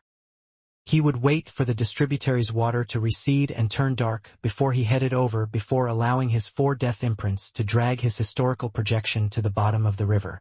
During this process, the historical projection would seize the opportunity and use the golden, bird-shaped accessory to scoop the river water. Then, he would return his consciousness back to Sapphira Castle.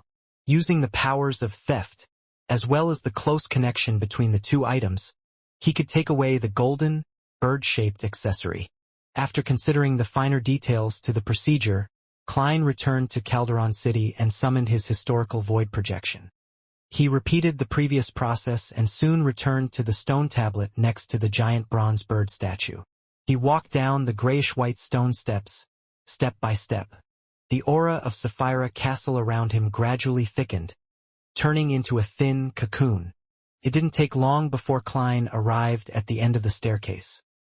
He saw the river of eternal darkness flowing in the void, the pale white columns on both banks, and the countless blurry figures that lingered at the banks of the distributary. This time, he wasn't in a hurry to go forward. He left the staircase and waited patiently at the same spot for the distributary's water to recede. The grayish-white colors faded and the water darkened. Right now, Klein's figure flashed as he stole the distance and appeared in Death Salinger's blind spot.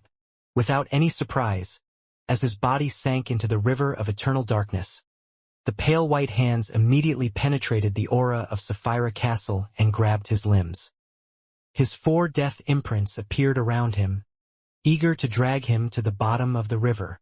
Klein's head submerged under the dark river water, making his body turn cold as his thoughts turned still. Before he completely lost his senses, transparent and distorted maggots crawled out from Klein's neck. They quickly crawled to the side of the golden, bird-shaped accessory, clustered around it, and lifted it up, preparing to scoop the water of the river of eternal darkness. At that moment, a massive shadow appeared in the swirling illusory river in front of Klein. It was a giant bird floating in the water, one that was completely submerged by the river of eternal darkness's distributary. The giant bird's surface was covered with white flames, and the feathers formed from mysterious patterns, but most of them had been melted away by the river of eternal darkness. The exposed parts were pitch black and rotten with pale yellow pus on the surface. The giant bird's eyes seemed to be made of bronze, and layers of illusory doors were hidden within. Phoenix ancestor Gregrace, the ancient death who had opened up the underworld. In front of Gregrace's eyes, a bronze beam burst out, enveloping the golden, bird-shaped accessory and Klein's historical projection, in a bid to drag them over together. After weighing his current situation, Klein instantly made a decision and gave up the attempt of scooping the river water. His consciousness immediately returned to Sapphira Castle, and he stole the golden, bird-shaped accessory. His historical projection dissipated. There's danger in the water too. The ancient god, Phoenix ancestor Gregrace, has completely sunk into the river of eternal darkness. If the goddess can truly accommodate the uniqueness of the death pathway, and if Salinger can't use that opportunity to revive in his body, he should also sink into the water like Gregrace. And the death imprint of Gregrace will melt further. Klein silently sighed as he modified the plan. Following that, he summoned the historical void projection and returned to the end of the stairs. After waiting for a while, when Death Salinger turned around and slowly walked towards the bank, Klein suddenly stole the distance and appeared in front of him. In the next second, Salinger let out a low growl, rapidly increasing the flow of the distributary. At the same time, Klein was grabbed by his death imprints and forcefully dragged to the bottom of the river. He sensed the Phoenix ancestor Gregrace. Like before, Gregrace's bronze eyes lit up. However, what enveloped this light wasn't Klein and the golden, bird-shaped accessory, but Death Salinger. Grafting. Seizing this brief opportunity, the worms of spirit crawled out from Klein's historical projection and lifted the golden, bird-shaped accessory. The bronze eye of the accessory also released a beam of light, scooping up a tiny portion of the river water. In the next moment, Klein's consciousness returned to Sapphira Castle. He raised his hand and retrieved the accessory. Phew, I'm finally done. Looking at the golden, bird-shaped accessory in his hand, he slowly exhaled. As the owner of Sapphira Castle, this mission wasn't too difficult. As long as he didn't rashly enter with his main body, he could rely on repeated failures to accumulate experience and figure out the situation. And if it wasn't for the fact that there were 2 deaths in the distributary of the river of eternal darkness, one wandering and the other sinking, Klein wouldn't have failed twice. After weighing the bird-shaped, golden accessory in his hand, Klein quickly returned to the real world. He casually picked an empty plot of land and set up an altar to hold a sacrificial ritual. With regards to the other secrets hidden in Calderon City, as well as the loitering figures around the river of eternal darkness, he temporarily didn't have any thoughts of starting a deeper exploration of it. This was because he still had more important matters to prepare for. He also had a key question to ask the Evernight goddess. Soon, he held the ritual and allowed the candlelight and spirituality materials to fuse together, forming a door of sacrifice and bestowment. Without any hesitation, Klein placed the bird-shaped, golden accessory into the wind, allowing it to slowly pass through the mysterious door and vanish into the endless darkness. In the next second, he sharply noticed that he had been dragged into a dream. In the center of the dreamscape was a Gothic palace that seemed to blend with the darkness around it. Its details were exquisite, its color dim, but it was still gorgeous. Klein passed through bushes of night vanilla and slumber flowers before stepping into the palace. In the deepest part of the hall, the Evernight goddess was sitting on an ancient high-back chair. She was still wearing the layered black dress that didn't seem complicated. The sparkling spots on the dress reflected the dome and the walls, and the pillars of the palace created a quiet and dreamy starry sky. The Evernight goddess, whose face seemed to be covered in layers of fishnet veils, held the bird-shaped, golden accessory and slowly stood up.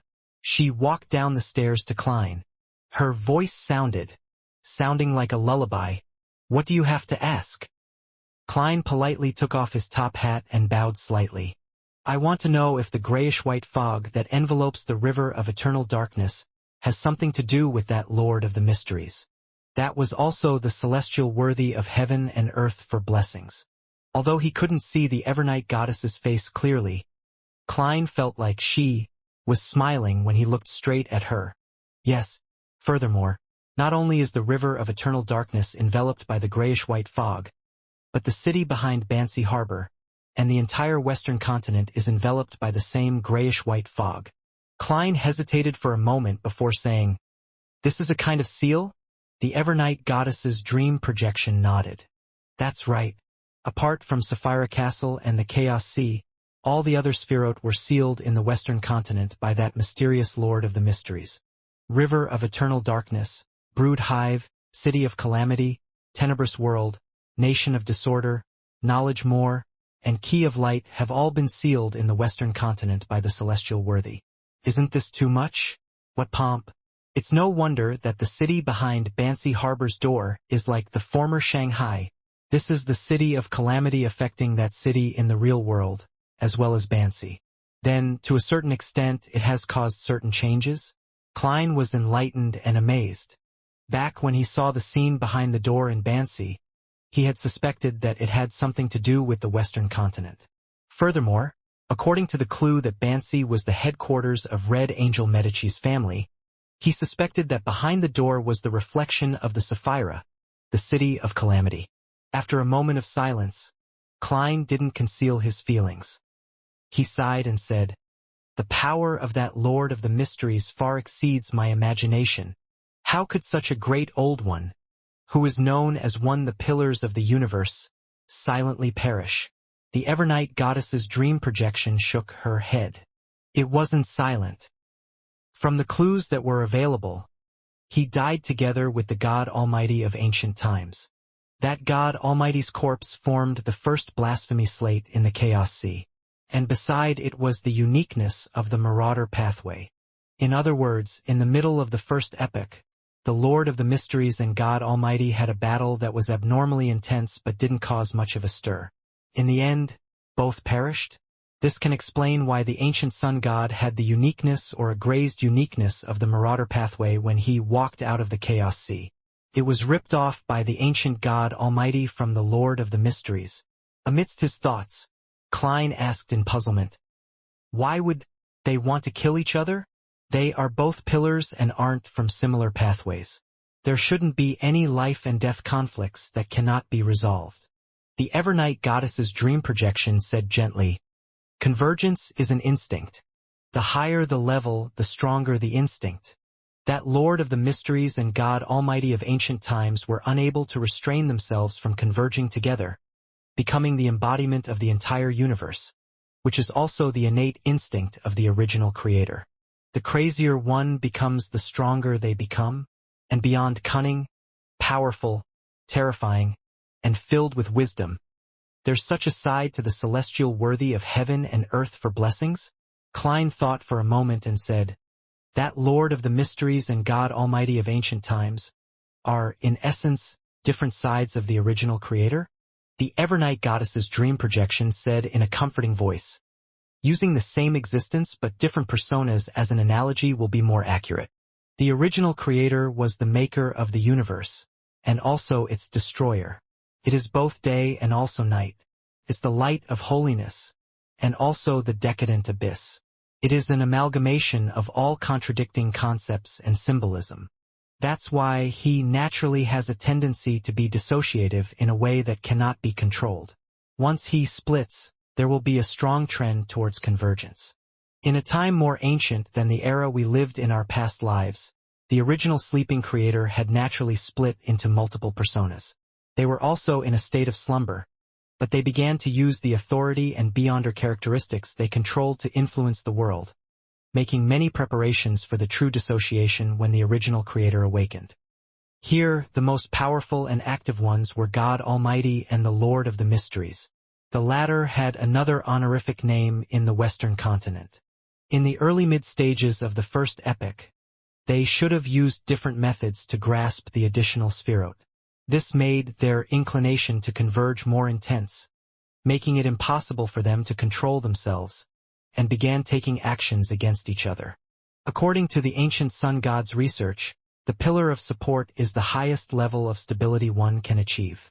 If a great old one exceeds this limit, just accommodating an additional Sapphira will lead to being controlled by the convergence instinct in an irreversible manner. No one knows the exact situation of the battle. Even the 7 lights of the spirit world do not know. We only know that, from that fateful moment onwards, the 2 great old ones known as the pillars vanished completely. As for the other spherote other than the Chaos Sea and Sapphira Castle, they were sealed by Sapphira Castle's powers in the Western continent. That was once the territory ruled by the Lord of the Mysteries. This setup led to a problem.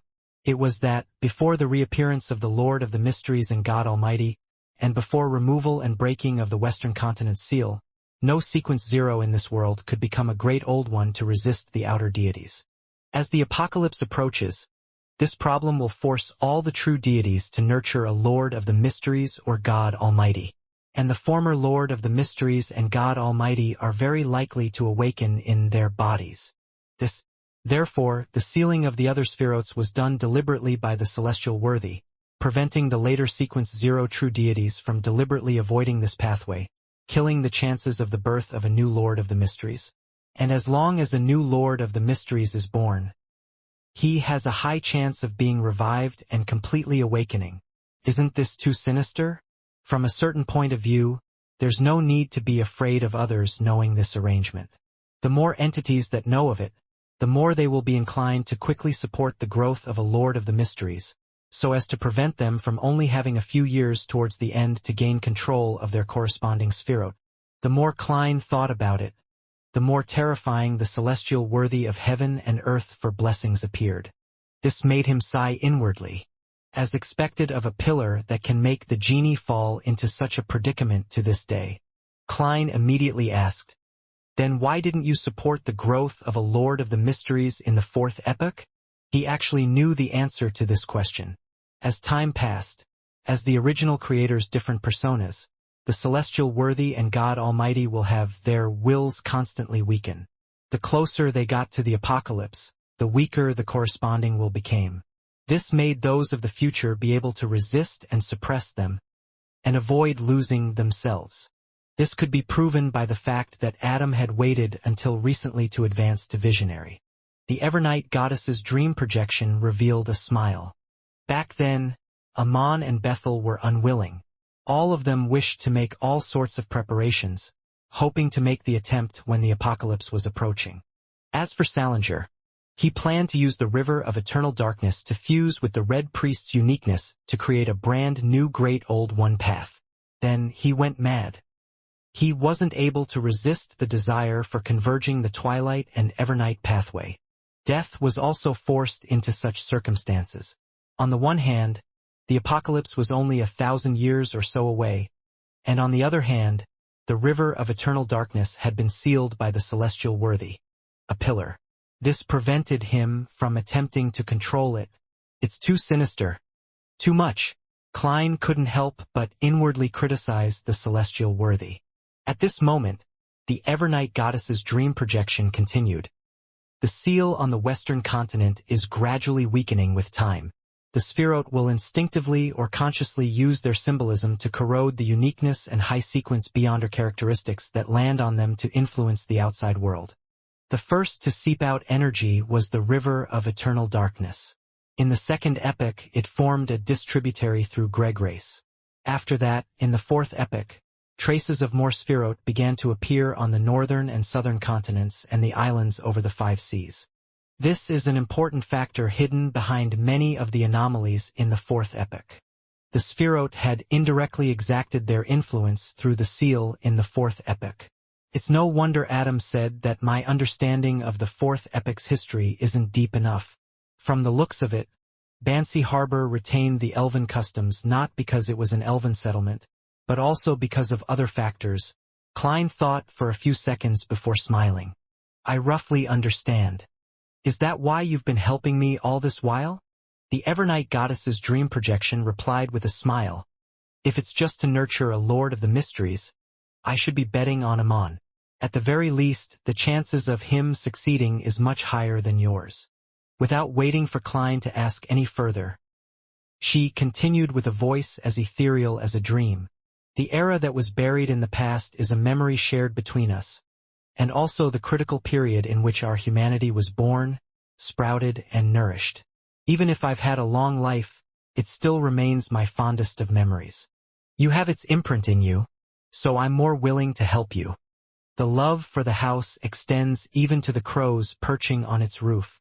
Klein made a conclusion in the form of an idiom. At that moment, he recalled the words Emperor Roselle had written in his diary. Home. In his wistful silence, the dream projection of the Evernight goddess switched to saying, "When you're ready, you can go to the main peak of the Hornaces mountain range anytime. Of course, it's your freedom to choose. No one will force you, and no one can force you either.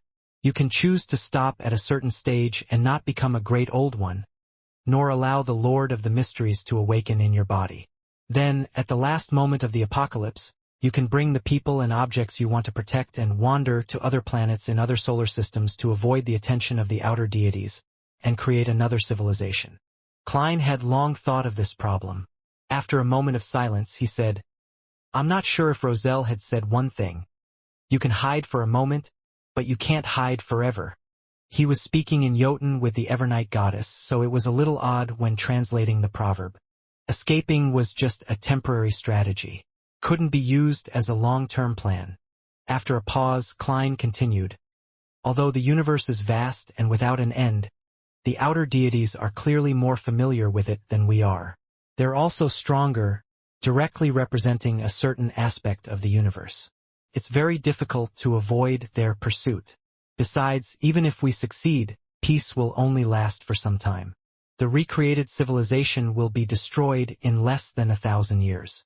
When that happens, we won't even have the chance to become great old ones, never capable of any form of self-redemption." This was because if one wanted to successfully escape during the invasion of the outer deities, they had to give up all the spherote. Otherwise, they would definitely become the focus of their attention. Let alone wandering the cosmos, even withstanding the first wave of attacks was an unknown. The Evernight goddess's dream projection spoke slowly.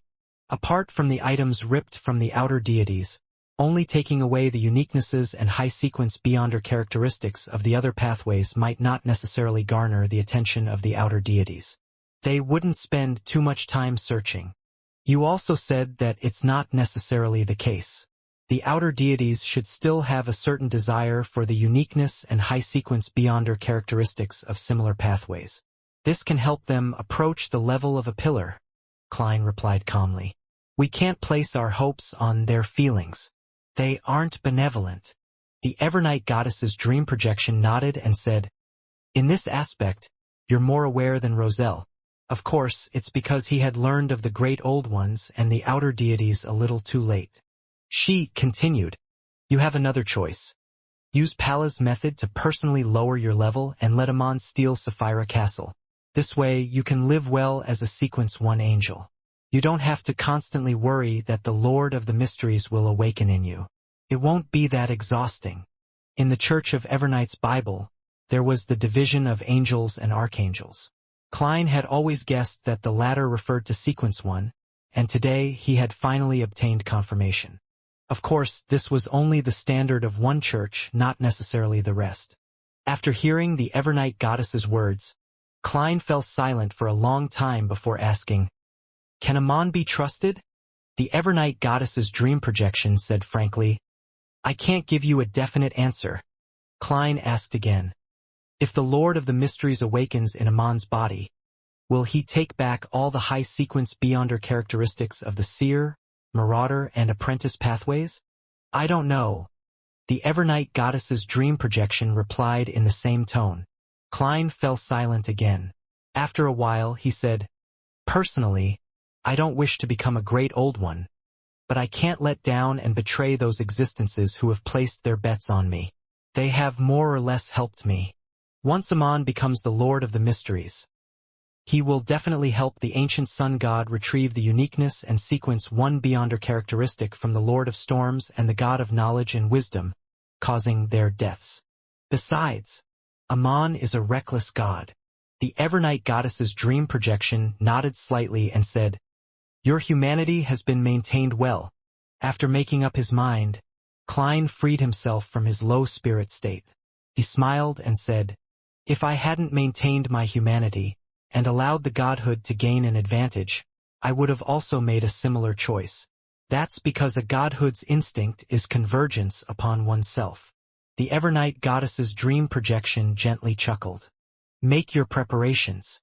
Meet Antigonus as soon as possible." Klein nodded and suddenly recalled something. He hurriedly asked, "Has Amon already used Mr. Door's ritual to accommodate the uniqueness of the apprentice pathway?" The Evernight goddess's dream projection slowly replied, "If it were another existence, then definitely not. But if it's Amon, there's a 50% chance. He likes to take risks and seek thrills." Klein didn't say another word as he watched the Evernight goddess's projection vanish before him as the dream gently collapsed. The altar that he had yet to clear occupied his vision again. To him, heading to the main peak of the Hornacis mountain range to face the Antigonus family's ancestor didn't require much preparation from him. He would mainly rely on Sapphira Castle to produce an avatar to steal the Attendant of Mysteries beyonder characteristic, the one from Zeradal that he hadn't digested yet, allowing his main body to be in a unique state that could accommodate the uniqueness. As his mental state stabilized, even without Zeradal's remnant mental imprint, Klein could still rely on his humanity, consciousness, and anchors to barely suppress the partial consciousness of the celestial worthy. However, before that, Klein's spiritual intuition told him that he needed to do something. After looking around, he tidied up the altar and dragged Dwayne Dantes out of the fog of history. Sitting at the table, Klein spread out a piece of paper and wrote a letter to Mr. Azik.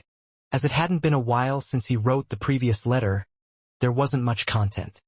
He only mentioned the river of eternal darkness that was situated underground in Calderon City, as well as the death imprints on both banks of the distributary. He emphasized the numerous Azik eggers he had seen, and his guesses. After folding the letter, Klein took out Azik's copper whistle and blew at it. The skeleton messenger appeared at the size of a normal human. It knelt down on one knee and opened its palm. After Klein handed the letter to it, he took out a gold coin from Sapphira Castle. "This is to thank you for all the work you've done. If you can't accept it, hand it to your master and let him decide." This gold coin was one of the transformed gold coins that had been tainted by the aura of Sapphira Castle. He had already used one of them to pay Miss Messenger's fee, and he had lost one to Merrick when they played cards. The skeleton messenger was stunned for nearly 5 seconds, but he didn't dare disobey Klein's words. He clasped the letter and the gold coin with his bony fingers. It disintegrated and fell to the ground like a waterfall before drilling into the ground. Following that, Klein took out another gold coin and placed it in his pocket. At the same time, he made the Worms of Spirit on duty in Sapphira Castle to take a look at a certain crimson star. East Balam, in a cathedral belonging to the Evernight goddess. As the first batch of demigods participating in the besieging of the Rose School of Thought, Leonard Mitchell had already used a sealed artifact to reach the southern continent. However, he had no progress for the time being. This was because the Rose School of Thought demigods seemed to sense the danger in the air as they simultaneously hid themselves. This made Leonard have no choice but to wait patiently. ready to answer the call of any dispatches. While he had nothing to do, he wore his red glove and entered the cathedral's prayer hall. He did his daily prayer in a rather devout manner. In the dark and serene environment, he seemed to fall asleep. After an unknown period of time, Leonard opened his eyes and stood up. He walked down the aisle towards the door. At that moment, he saw a familiar figure. It was Klein Moretti, wearing a top hat and formal suit with black hair and brown eyes. Leonard's pupils dilated as his brows pricked up. Klein, who was also praying, lowered his hands and stood up. He walked past him and slowly approached the altar. During this process, neither of them spoke, as if the other party was just a stranger. After reaching the donation box near the altar, Klein took out a gold coin from his pocket and threw it in with a serious expression. Then he changed direction and left the cathedral from another door.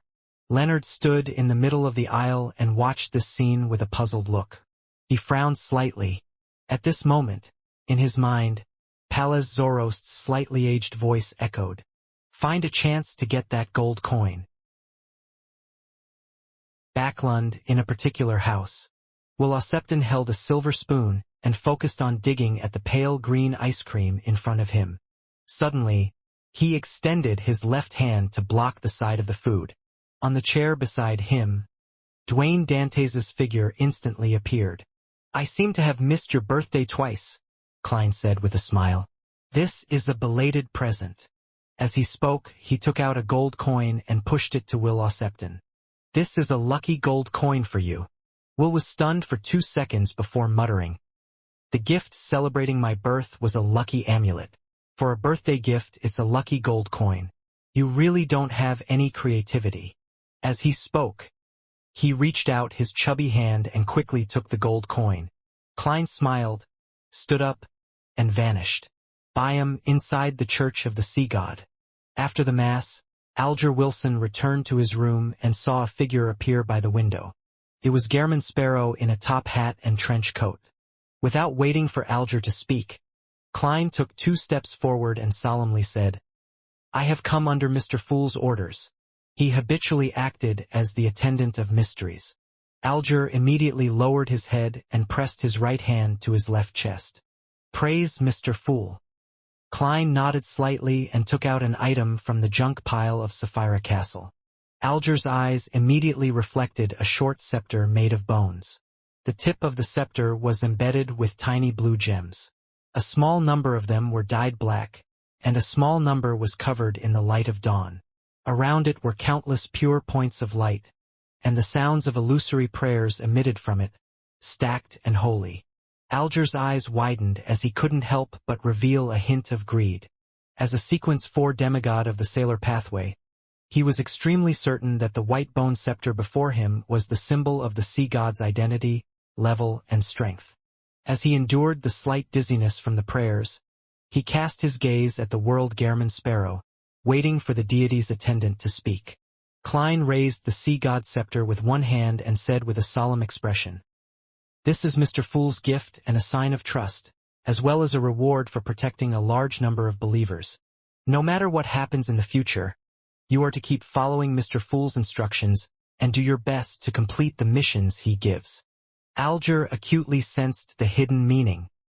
He suspected that Mr. Fool would encounter something in the future, causing him to suffer injuries or enter a nadir state. At the thought that he had already left the Church of Storms and had no way out, Alger pressed his right hand to his left chest and replied loudly, "My faith lies only with Mr. Fool." Upon seeing this, Klein secretly nodded before repeating what he had said to Miss Justice and Miss Judgment. This made Alger heave a sigh of relief. After all, knowing what might happen in the future was better than not knowing anything. Without hesitation, he repeated his words in a serious tone. Klein handed the sea god's scepter to him. "You should get used to the sealed artifact and the daily life as a sea god. Once you finish digesting the cataclysmic interpotion, use it to concoct the potion. The prior acting will reduce the difficulty of advancing." In fact, Klein could now remove the grafting and transfer the concept of sea god, which was directed at him and Sapphira Castle to Alger, allowing him to directly become half a sea god. It would allow him to better adapt to his identity and better act in advance. However, considering how he was about to accommodate the fool's uniqueness, he needed sufficient anchors to balance the consciousness of the celestial worthies awakening. He couldn't be missing the sea god's believers. Klein decided to wait until his condition had stabilized before completely transferring everything that was related to sea god. Currently, Alger was an attendant more suitable to wield the authority, helping the deity listen and respond to prayer without enjoying the corresponding anchors and identity. The sea god scepter's owner was still Klein, as everything still pointed at him. This was the miraculous use of grafting. Alger suppressed his excitement and joy as he answered Gehrman Sparrow sincerely and received the sea god scepter. Then, he deliberated and asked, "What negative effects does this sealed artifact have?" "Mr. Fool has already applied certain seals to it. The negative effects of the sea god scepter have been greatly reduced," Klein said simply. "It will only make the wielder more irritable and cause the spirit to be in a certain state of chaos. In addition, it will drain the blood of the surrounding creatures every month. You can fly to the sea or an uninhabited island ahead of time." "That's still manageable." Alger secretly heaved a sigh of relief before asking what beyonder powers the scepter had. After Klein briefly described it, he vanished. In the ancient palace above the fog. After finishing the additional preparations, Klein sat on the fool's chair and conjured a piece of goatskin and a dark red fountain pen. He began analyzing the possible developments at the main peak of the Hornacis mountain range when he faced the Antigonus family's ancestor. If everything goes smoothly, and I enter the final stage of accommodating the fool's uniqueness, the goddess will definitely have to remove the concealment. This is because this is the only way to allow the region to interact with reality, allowing fate to connect, thus achieving the effect of fooling fate. From Mr. Door's apotheosis ritual, the commotion caused by accommodating a uniqueness is definitely not trivial. Once it's not concealed, this matter will definitely be detected by the other deities.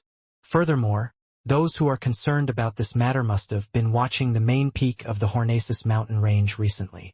Once there are any changes there, they will immediately know. In such a situation, there's no doubt that there will be interference, destruction, assistance, and support. It's very important to find out who the foes and allies are. Otherwise, there's no way to make targeted preparations. The goddess is definitely on my side. If she were an enemy, I would have been concealed countless times. It's impossible for me to grow to this level. To put it simply, she had many opportunities to sell me out. Furthermore, she could sell it at a very good price previously. Furthermore, to her, it wouldn't affect her ability to support who becomes the Lord of the Mysteries. That's why she can make a decision based on her preferences. Adam is currently unable to bypass the seal and obtain the river of eternal darkness. The ones who do not wish for Amon to become the Lord of the Mysteries the most are the eternal blazing sun, the Lord of Storms, and the God of Knowledge and Wisdom. Once someone attempts to destroy my ritual to accommodate the fool's uniqueness, they would definitely help me and directly provide help. Apart from these four true deities, the remaining sequence zeros are Visionary Adam and the true creator are Amon's father. The probability of helping him is definitely higher than them being on the sidelines. Earth Mother has placed a bet on me through Emlyn, but it's not necessarily the case that she would definitely help me at the critical moment. To her, waiting patiently for the outcome when there are no interests at play is the best choice. The primordial demoness condition is odd. It's possible for her to make any choice. The attitude of the god of steam and machinery is ambiguous. It's more likely for him to remain neutral or privately make a deal with Amon and Adam. I don't have any chips to move him. Other than these true deities, there are some uncommon sequence zeros or the consciousnesses in existence that are nearly at sequence zero. The Lord of the Abyss, also known as the dark side of the universe, is suspected to have been invaded by the Mother Tree of Desire. He would occasionally respond to the prayers of the Blood Sanctify sect.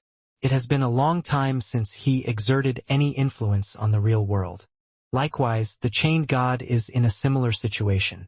What they will do will only depend on the Mother Tree of Desire's thoughts. And to the outer deities, delaying the birth of a Lord of the Mysteries should be a consensus. Under such circumstances, stopping me from being able to accommodate the fool's uniqueness will only cause me to be at an absolute disadvantage in the competition with Amon, allowing the competition to quickly determine a winner. The most plausible strategy of the mother tree of desire is tacit consent. She might even help me to accommodate the fool's uniqueness, preventing the scale between me and Amon from tilting. After that, she will repeatedly destroy our inclinations and attempts to converge, delaying the birth of the Lord of the Mysteries to the apocalypse. The Red Angel evil spirit definitely hasn't recovered to the level where he can be involved in such matters. The hidden sage is very mysterious, making it difficult to guess his thoughts. But he should know that I am hostile towards him. At this point in the analysis, Klein made a conclusion. Allies. The Evernight Goddess, Lord of Storms, Eternal Blazing Sun, and the God of Knowledge and Wisdom. Foes, Visionary Adam, True Creator, and Mr. Error Amon. Neutral with tendencies to support me. Earth Mother, Dark Side of the Universe, and Chained God. Neutral with tendencies to support Amon, Hidden Sage. Neutral and ambiguous attitudes. Primordial Demoness, God of Steam and Machinery. Yes, I'll ignore how far Adam and the True Creator have fused. I'll consider the worst-case scenario. I'll treat them as the ancient sun god and treat them as a dual pathway sequence 0 true god. The goddess has the uniqueness of the Twilight Giant and Death. Although she hasn't accommodated them, she has some level of control of them using that bird-shaped, golden accessory as a medium. Even if she can't compare to the ancient sun god, she can definitely stall him. I'll also consider Amon as a dual pathways sequence 0 true god. At least 2 of the Lord of Storms trio have to be diverted to have a chance to fend him off. From the surface, I still hold a certain advantage. Klein looked at the content listed on the piece of paper as he thought silently. However, this advantage didn't consider the neutral factions. Klein tapped the edge of the long modeled table and considered the worst situation. The Primordial Demoness, Hidden Sage, and God of Steam and Machinery might all choose to help Amon based on their own secret dealings or their morality. This way, even if Earth Mother participated in the battle, Klein's side would be at a disadvantage. The God of Steam and Machinery and the other god from the omnipotent and omniscient pathway would cancel out each other. The Primordial Demoness would hold back the Earth Mother, who had just taken back the uniqueness of the moon. The Hidden Sage would face the universe's dark side and the Chained God, which were controlled by the Mother Tree of Desire. The powers that the outer deities could sneak into the world were extremely limited. This gave the Hidden Sage a likely advantage. Furthermore, this cancellation was a calculation based on ideal conditions. In reality, under the chaotic situation, Amon, who was in charge of the Error Authority, could play many tricks. It was possible that he would be able to find weaknesses in an instant and bypass the obstacles, causing Klein's ritual to fail and make him lose control on the spot. In addition, some deities who supported Klein on the surface might turn to help Amon due to reasons he wasn't aware of.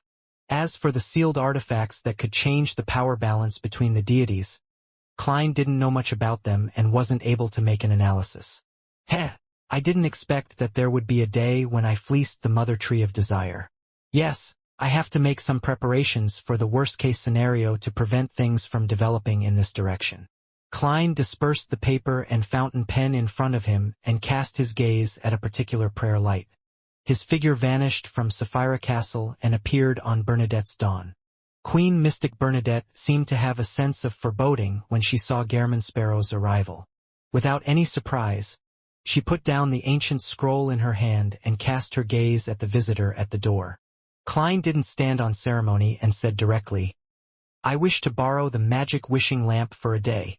Bernadette nodded gently and raised her hand to pick up the magic wishing lamp beside her. Her invisible servant immediately held the unique lamp and brought it to Klein. Klein took it and said in a deep voice, "Thank you." Bernadette didn't make any requests.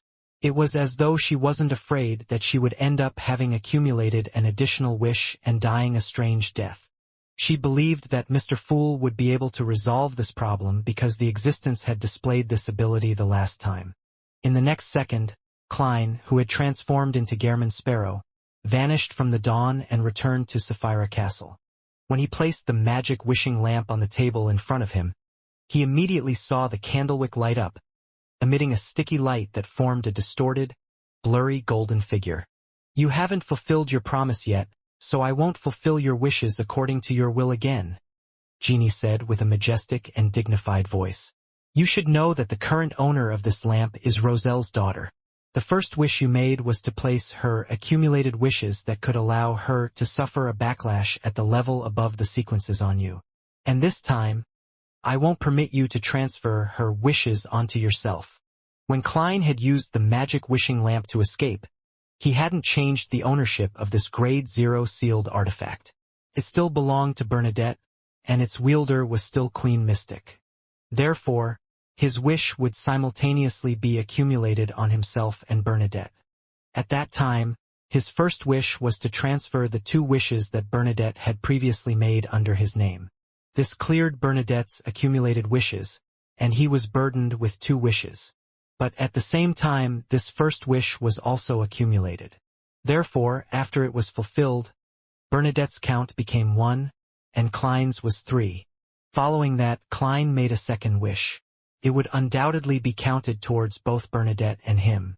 Finally, Bernadette's wish count was 2 without exceeding the critical point, while Klein reached 4. Without any surprises, he encountered the backlash from the rules that were at the level of an outer deity. He died on the spot in Adam's Corpse Cathedral and successfully escaped. Under the premise that Klein made another wish, it would make Bernadette's wish count reach 3, causing her to unavoidably suffer something terrifying.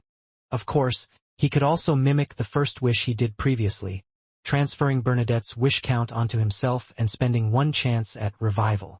However, the genie had already made it clear that he would distort any similar wishes, allowing the wish to be realized in a way that Klein didn't wish to see.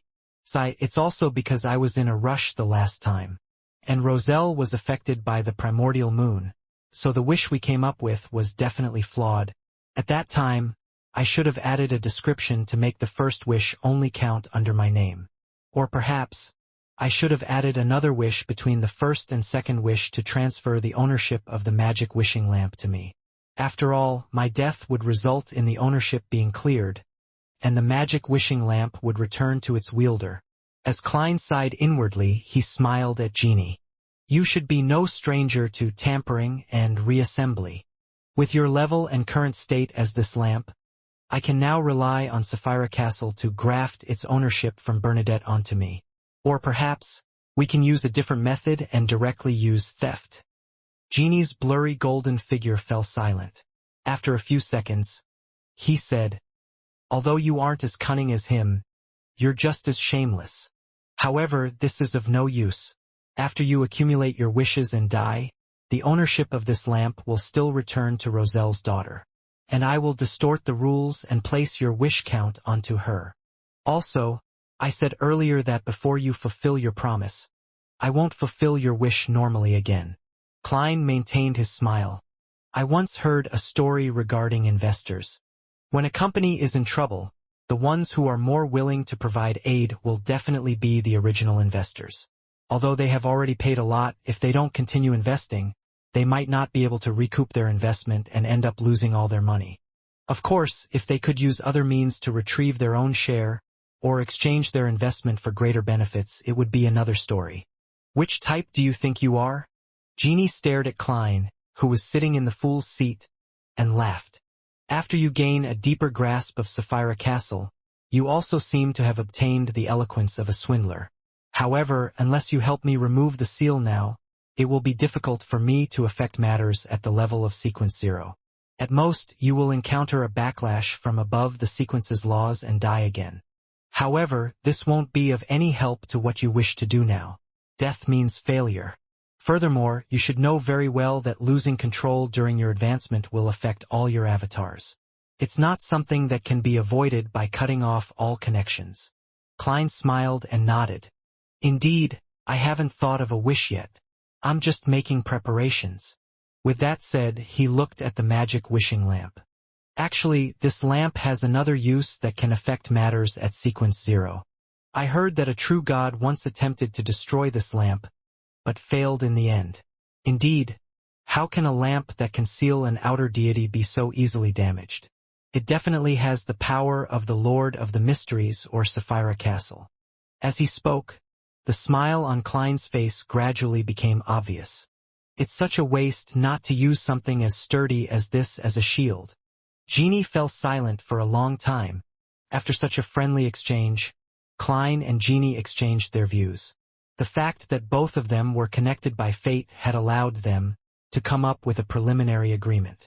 Then, Klein placed the magic wishing lamp into his pocket, prepared to use it at any time. After completing all of this, he cast his gaze at the fragments of light related to the Hornacis mountain range in the fog of history. He was almost done with his preparations. Next, he would create another avatar and steal the undigested attendant of mysteries beyonder characteristic from himself. Then, he could face the ancestor of the Antigonus family. And this might very well trigger a divine battle. To be frank, Klein didn't wish for that to happen. This was because a war of deities would likely have a negative impact on the real world. Back when the Rose Redemption stopped the resurrection of the Primordial One, in the divine battle to assassinate the ancient sun god, which involved the help of Dark Angel Sasser, it directly brought about a disaster that affected the entire eastern continent. This caused more than 99% of the living creatures there to die, making large swaths of the terrain to resemble the abyss. The War of the Four Emperors and the Pale Disaster had nearly destroyed the northern continent, causing countless people to die and mutate. This caused the mountains to turn into lakes, valleys into peaks, rivers changing paths, the land to collapse, and the ocean to go berserk. The battle between the Evernight goddess and the god of combat happened in the astral world. It happened in the Evernight goddess's divine kingdom, and it was relatively brief. Therefore, it had the least impact on the real world.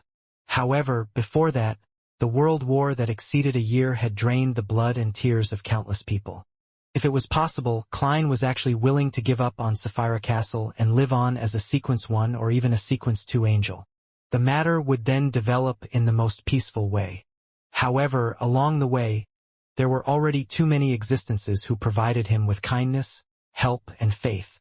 At this moment, if Klein were to give up, he would put them into danger. This wasn't being kind, but selfish.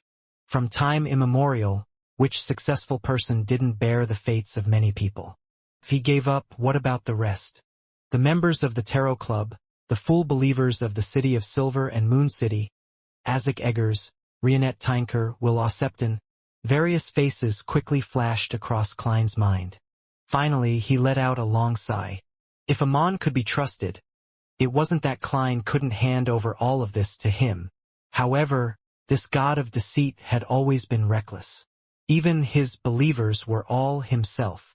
If Klein were to give up just like that, notwithstanding his own safety, the people or demigods he had just thought of might be caught by his enemies or directly end up wearing a monocle on their right eye. Among them, Will Ossepton and the Fool's believers were in the most danger. Believe in the might of deities, but do not trust their benevolence. This was Klein's decision. When facing the Evernight goddess, he had used the Lord of Storms and company as an example. This was telling her that he wouldn't let her down after all the help she had given. This was the existence that had bet the most on him. If Klein were to give up, the Evernight goddess might have to pay a greater price to obtain the river of eternal darkness. She might even not be able to obtain it forever.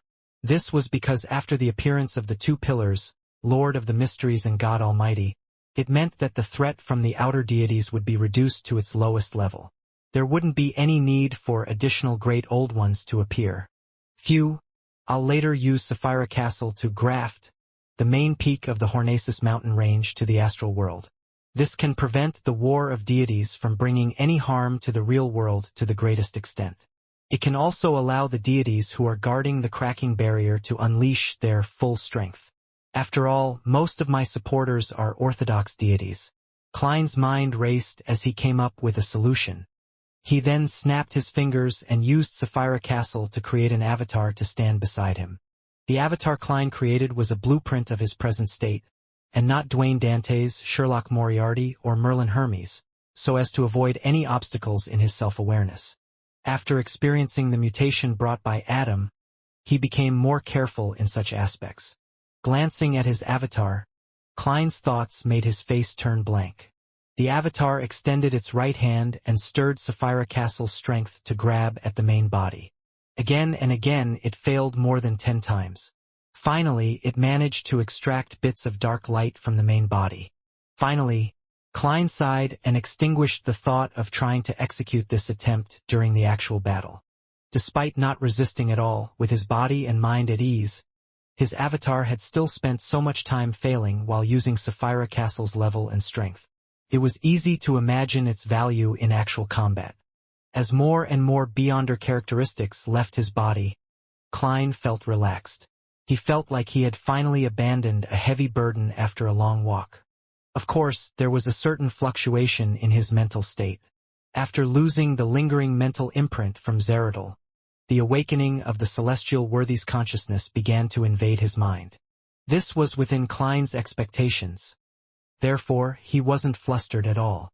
With his self-awareness that had long stabilized, his tenacious willpower, and his ample anchors, he gradually resisted the corruption of the celestial worthy's will and found a new balance.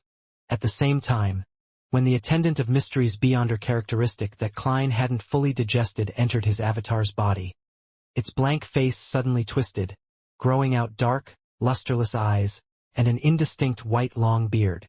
At this moment it greatly resembled Zeradol.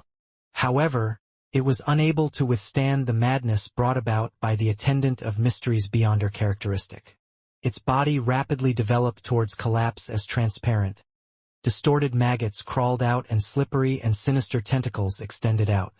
It lost control on the spot. Klein didn't stay idle. Without any hesitation, he moved his finger, making the avatar turn into his marionette. This terminated the process of losing control. At this point, he had already made all preparations. His main body had completely digested the potion, allowing him to be in a state to accommodate the fool's uniqueness. He also had a Sequence 1 marionette. Following that, Klein leaned back into his chair and replayed what he was about to do in his mind to see if there were any fatal flaws. This is the most I can do for the battle of the deities. I can only do my best afterwards. Am I being too optimistic about the first stage because of the goddess's help and the supplementary river of eternal darkness's water? That's why I'm not worried that the Antigonus family's ancestor won't cause any accidents? After a round of scrutiny, Klein felt that he was still not cautious enough. There was a little arrogance and carelessness in the matter. After some thought, he created another avatar which still had a blank face. After completing this, Klein stood up, took out creeping hunger from the fog of history, and wore it on his left hand. This was a preparation for any possible small-scale battles. Under such a scene, blink was faster and more convenient than grafting. After adjusting his collar, Klein slowly surveyed the area and made his gaze fall on the strange door of light that was stained with bluish-black.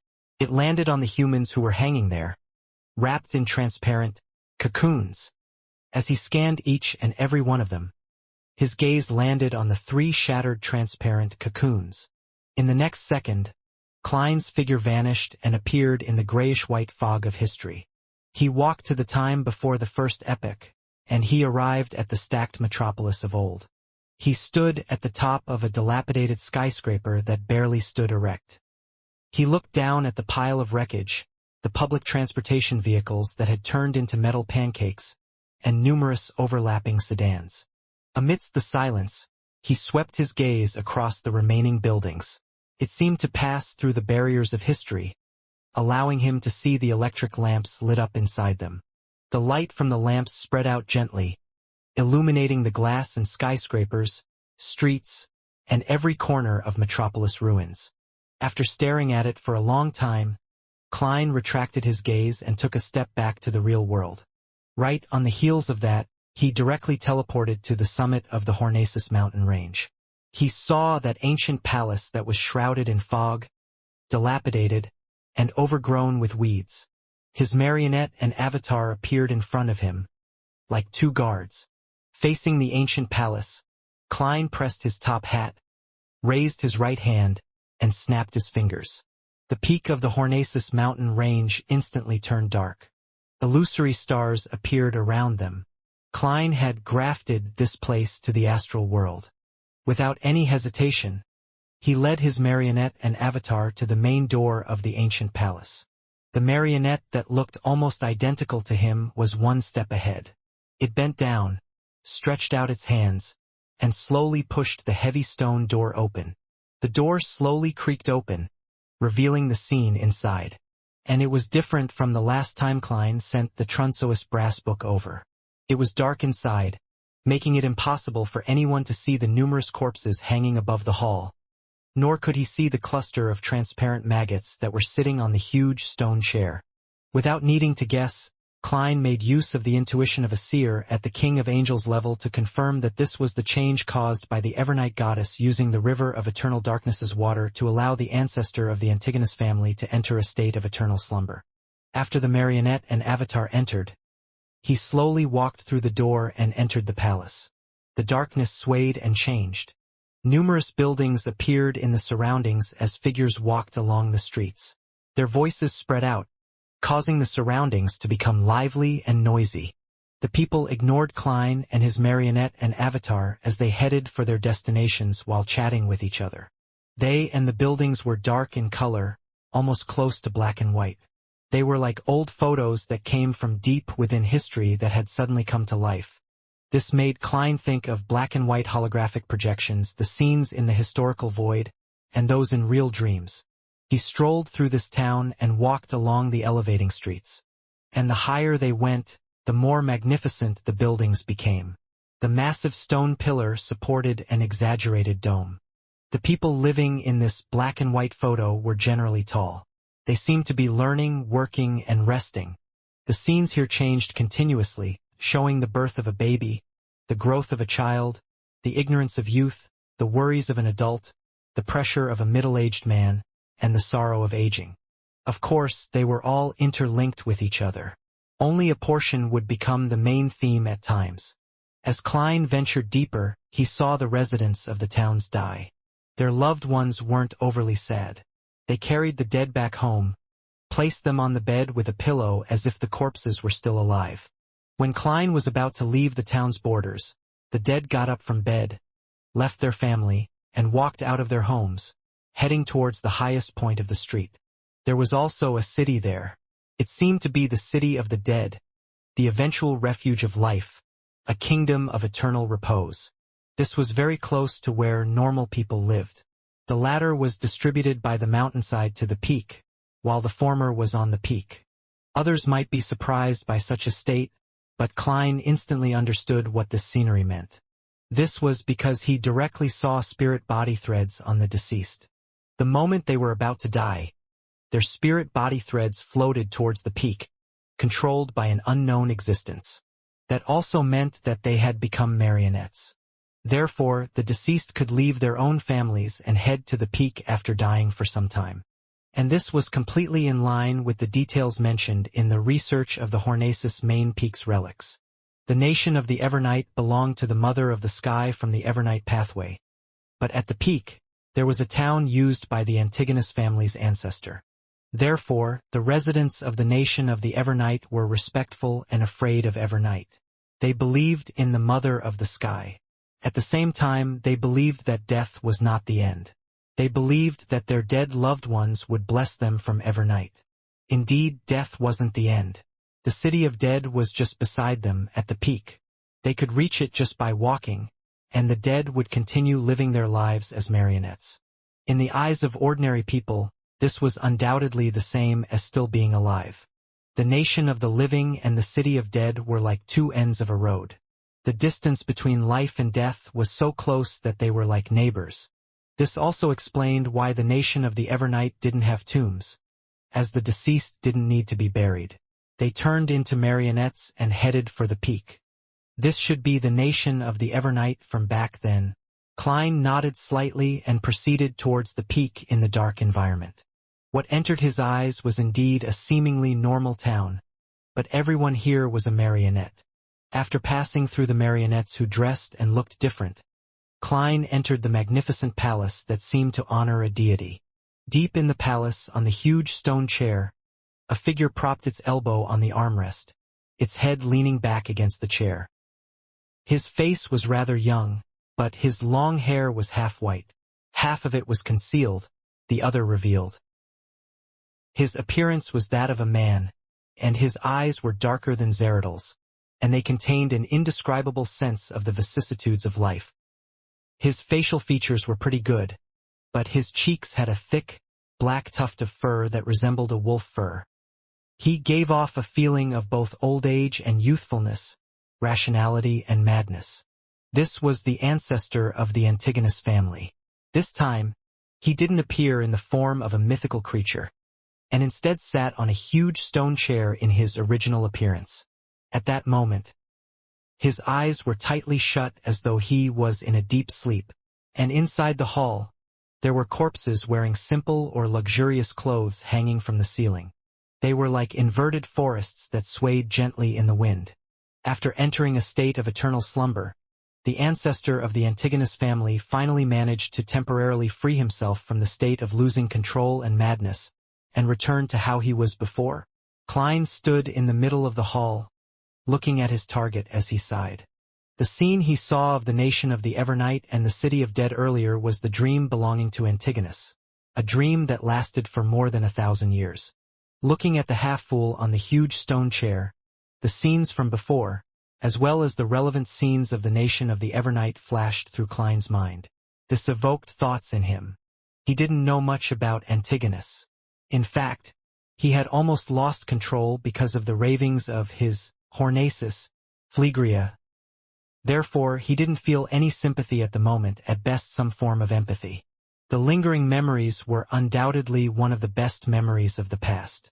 Even though he was born extraordinary, Antigonus seemed to be deeply fond of the small, peaceful, and isolated nation. Klein slowly exhaled as he looked away from the man with the thick, black, sharp beard, and his gaze landed on the huge stone chair to the side. A book made of thin, yellow brass was quietly placed there. It kept having 3 mercury-colored lines of rules being superseded on it. 0-02 Trunsoist Brass Book. Using powers similar to grafting to complete the seal? Yes, it seems to have gone a step further. Not only is the beginning directly connected to the end, but the intelligence of the Trunsoist Brass Book has also been fooled, allowing it to ignore the middle parts that had been skipped, and not making attempts to change things. It just keeps repeating actions over and over again. Klein glanced at 0-02 and muttered to himself in thought. This made him have some guesses about the abilities of the fool.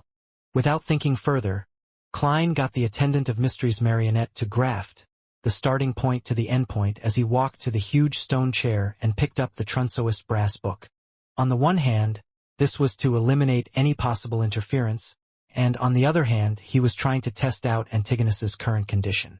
Seeing that the half-fool was still sleeping and unable to escape from his eternal slumber, Klein heaved a sigh of relief. He made his marionette take the Trunsoist Brass Book and retreat to the entrance of the palace to wait for him. The reason he didn't allow his avatar to retrieve the Grade 0 sealed artifact was that he was worried that the Trunsoist Brass Book, which had a certain connection with a Sapphira, would be able to produce passive negative effects during the critical moment he was accommodating the fool's uniqueness. This might lead to the situation developing in a terrible direction. When it came to avoiding the negative effects of the sealed artifact, marionettes were definitely better than avatars. This was also why Klein didn't bring the Staff of the Stars. He couldn't place a time bomb beside him. Usually it was fine. He could rely on his level, status, and abilities so as to forcefully suppress the Staff of the Stars, but in the process of accommodating the fool's uniqueness, he would be very weak. He couldn't interfere with the people or things around him. Any mistakes could cause him to lose control on the spot.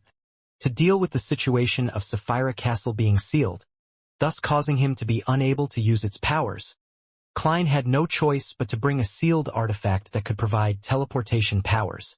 Therefore, he chose Creeping Hunger. At that moment, Klein felt the glove on his left hand tremble while facing a king of angels that controlled a uniqueness. He then used his right hand to caress creeping hunger and whispered jokingly, "Don't worry, you're just a projection from the historical void." Using this method to ease his taut nerves, Klein surveyed the area and confirmed that there was nothing else he needed to do. Immediately after, he placed his hand on his chest and bowed deeply to Antigonus. When he straightened his body and lifted his head, a complicated, mysterious, illusory brand appeared on his forehead. This brand was like a strange door of light that was tainted with hints of bluish-black. It constantly emitted a faint grayish-white fog. In the next second, Klein reached out his right hand. Although it wasn't too far away, not was it too close. He contained Antigonus's body within his fingers. His fingers quickly closed, and with a twist of his wrist, he completed the theft. He obtained nothing. This attempt failed. Klein wasn't depressed. He once again began stealing Antigonus's identity, fate, and self-awareness. Although he was already a king of angels, his powers in stealing came from Sapphira Castle. At present, he was only at Sequence 1, while Antigonus had been corrupted by the Lord of the Mysteries, a king of angels that had accommodated the uniqueness. There was still an obvious difference between the two. Therefore, even if Antigonus had entered a temporary state of eternal slumber and was unable to resist, Klein suffered failure many times. He wasn't nervous or disappointed in such a situation. This was something he had expected previously. After all, as long as the theft wasn't completed, the Evernight goddess wouldn't dispel the concealment effect and let the fate here interact with the real world. There wouldn't be any external interference either. Klein had plenty of time and a stable environment to continue his attempts. After failing countless times, Klein suddenly had a flash of inspiration and predicted something. He reached out his right hand again, closed his fingers, and twisted them gently. Suddenly, he felt something invisible leave Antigonus's body and float towards him. At the same time, an indescribable river of light with countless distributaries appeared in front of him. The illusory river continued to flow forward, drowning one distributary after another, allowing them to become part of the main river. This was a symbol of fate. It also had many different images, such as a slowly rotating segmented wheel, or a giant serpent that had its head and tail connected. At that moment, when fate was swapped, Klein saw the river of light. In the next second, fragmented images and scenes appeared in Klein's mind. An 8-legged demonic wolf, who had just been born, was sprawled on the hill. Amidst the thick and black short fur on its body, transparent and distorted maggots crawled about. He was the youngest son of the ancient god, Phlegria, a natural mythical creature. At that moment, he was looking at his sister, brother, and a portion of his clansmen playing amongst corpses. He despised the crude methods they employed when dealing with their prey. He believed that prey should be hoisted up for slow, refined enjoyment to match their status. This demonic wolf that could be called a subsidiary god was most afraid of his father, the powerful, terrifying, crazy ancient god. Although Phlegria had already produced many children through instinctual mating, removing plenty of his beyonder characteristics, it was uncontrollable with no way to guarantee progress. Therefore, he was still crazy, cruel, bloodthirsty, and filled with an instinct for destruction. He had even killed several descendants. This demonic wolf who could create miracles and fulfill all kinds of wishes chased after his prey, biting or killing them, thus enjoying a state of pure happiness. He didn't have a deep impression of the subsidiary gods of his father Phlegria. He clearly remembered that he hated the god of wishes, Kotur, even if he was also a demonic wolf. Also, he didn't like the god of death, Salinger. He found him gloomy, solitary, and that he exuded a rotting and disgusting aura. On the other hand, goddess of misfortune, Ammonizes, met the beauty standards of both a demonic wolf and a human. She had a gentle personality and was very good at placating one's heart. She wasn't annoying, but this female subsidiary goddess rarely appeared. She was always like a shadow, hiding in a place that wasn't easily discovered. Of course, the demonic wolf remembered that a few of his older sisters and brothers were rather against Ammonizes, hoping to seize her position. The demonic wolf witnessed his father's death, the death of a powerful ancient god, and saw the blood of the ancient god splattered all over the body of the goddess of misfortune, Ammonizes. And in the chaos, the uniqueness and a sequence one beyond her characteristic were pulled into her hands. He and one of his sisters escaped the kingdom of the demonic wolves and hid everywhere. Without the protection of his father, the demonic wolf and his sister realized that their former reckless life wasn't normal. Pain and danger were present in everything. Finally, they crossed the sea and came to the northern continent. They established a concealed kingdom in the uninhabited Hornacis mountain range. He and his sister didn't dare expose themselves. All they did was gather believers and amass a population. In this situation, he created the city of dead that existed alongside a living nation, making the dead believers become his marionettes to complete an advancement ritual. Although this period was filled with anxiety, it was the best time period in the memories of this demonic wolf. As he saw his sister having more and more believers, and how his marionette town was becoming more complete, he seemed to have forgotten the troubles and dangers of the outside world and achieved the first peaceful time period since his birth. Under the influence of the believers, he and his sister gradually gained some so-called humanity. After the cataclysm, he finally advanced to attendant of mysteries and turned himself into a human. With the last name of Antigonus, he left the Hornacis mountain range and returned to the real world outside the concealed kingdom. From this moment onwards, Antigonus's memories and knowledge became increasingly fragmented. Many times, he even found himself a little unfamiliar. After he accommodated the fool's uniqueness, the situation became worse. As the images flashed, Klein quickly came to a realization. I am Antigonus, I am the half-fool. With a loud boom, his body constantly changed. At times, he had black hair, brown eyes, and a scholarly air, a Klein Moretti who had fused with Zhou Mingrue's appearance. Occasionally, he had long white hair and a thick black beard like Antigonus. Other times, he wore a dark black cloak that made it difficult to see his face, and this mysterious person constantly extended slippery tentacles to the side. At that moment, Klein's thoughts were extremely chaotic. His mental state was completely imbalanced. He was barely able to maintain his self-awareness. Under the impact of the two mental storms, he teetered. At the same time, he had received the fate of Antigonus's losing control and was on the verge of collapse. A series of prayers rang out in his ears. Each and every word of praise was mixed together, forming an illusory image that joined the chaotic battlefield. Rorstad Archipelago, Byam, the bell tower of the Church of the Fool. A young man wearing a pointed hat and monocle suddenly appeared here and stood behind the railing, looking down at the entire city. Mr. Error Amon. In the next second, he saw Byam and the distant new city of Silver and New Moon City disappear, as though someone had wiped them off the map with an eraser. How boring! Upon seeing this scene, Amon shook his head with a smile. He wasn't disappointed either. He only wanted to test if Klein or the Evernight goddess had repaired the bug in this aspect.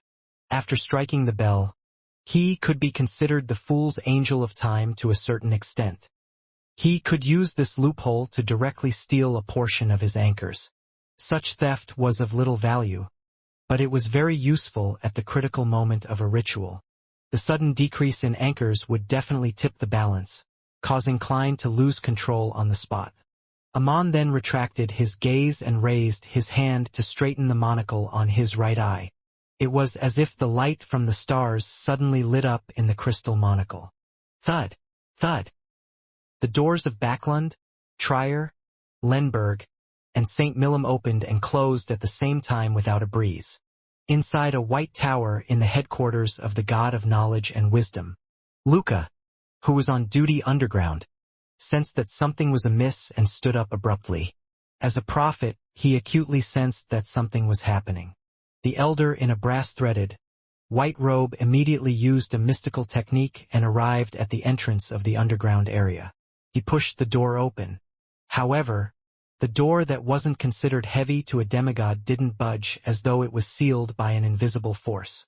Luca Brewster didn't attempt to forcibly open it as he cast his gaze deep underground.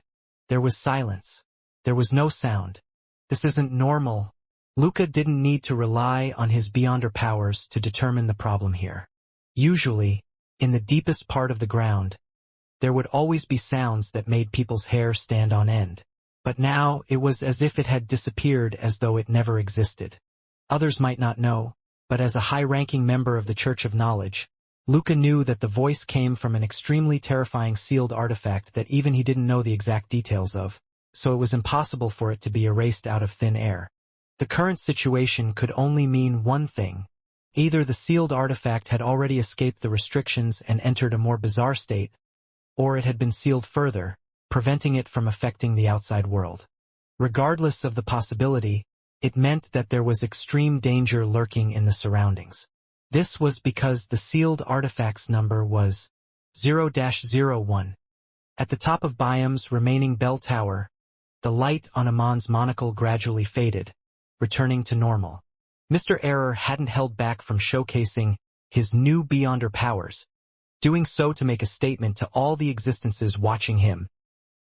He had already accommodated Door's uniqueness and obtained the corresponding authority. He had used this opportunity to shut off everything related to the concept of a door in the entire world, greatly strengthening the effects of any seals. This caused the Orthodox churches and secret organizations to be unable to use sealed items for a short period of time because no one could remove the seal. Even if a true deity descended from the astral world, it would still take them a certain amount of time before they could break the restrictions. Therefore, Amon eliminated most Grade 0 sealed artifacts in the subsequent Battle of Gods. He no longer needed to consider the corresponding interference. Of course, such authority wouldn't be able to influence the entire world for too long unless Mr. Error had put all his energy into this matter. It was precisely because of this that he didn't do it ahead of time. Only when he observed the disturbance in Klein's anchors did he suddenly act.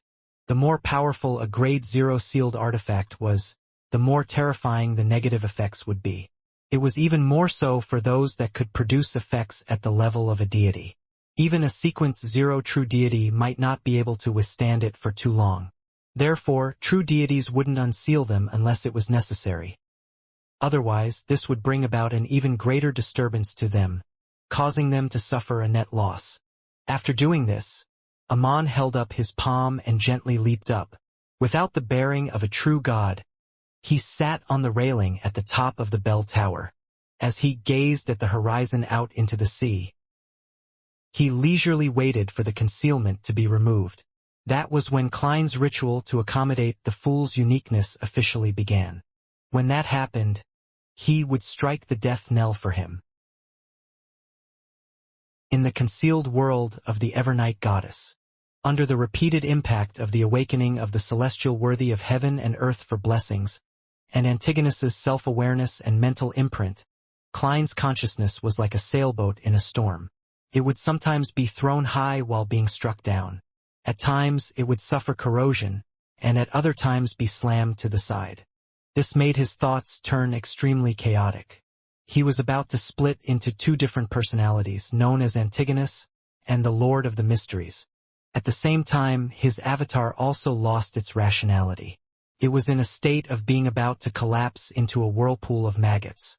Only the marionette remained standing there in a daze due to the lack of any control. The prayers from the believers resounded in Klein's ears, forming a corresponding image of what he knew. This was like a dam that was resisting a surging flood. Klein wasn't too unfamiliar with such a situation. He had a similar experience after becoming an attendant of mysteries and swallowing Zeradal's beyonder characteristic. Therefore, with the help of his anchors, he managed to survive the initial chaos. With great familiarity, he directed the self-awareness and mental imprint of Antigonus towards the awakening will of the celestial worthy of heaven and earth for blessings. This caused both parties to corrode each other and be occupied with each other. The mindstorm weakened a lot, finally giving Klein's self-consciousness a breather. Before he could calm down, he immediately directed the image of him as a god formed by many anchors into the two mental corruption struggle and tried to find a new balance. However, this didn't go smoothly.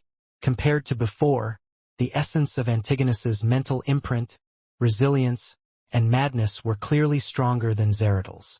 After all, this was a king of angels that had accommodated the uniqueness and was known as the half-fool.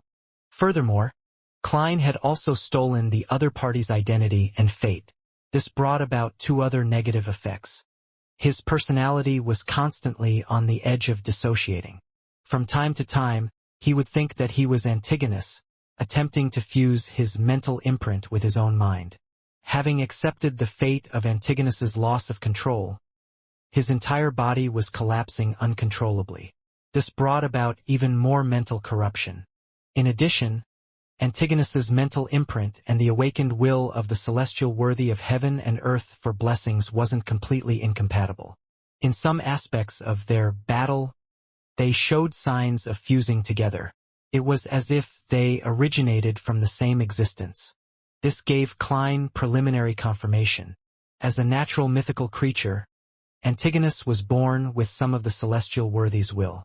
When he advanced to Attendant of Mysteries, the problem suddenly became serious, causing him to undergo unexpected changes without him realizing it.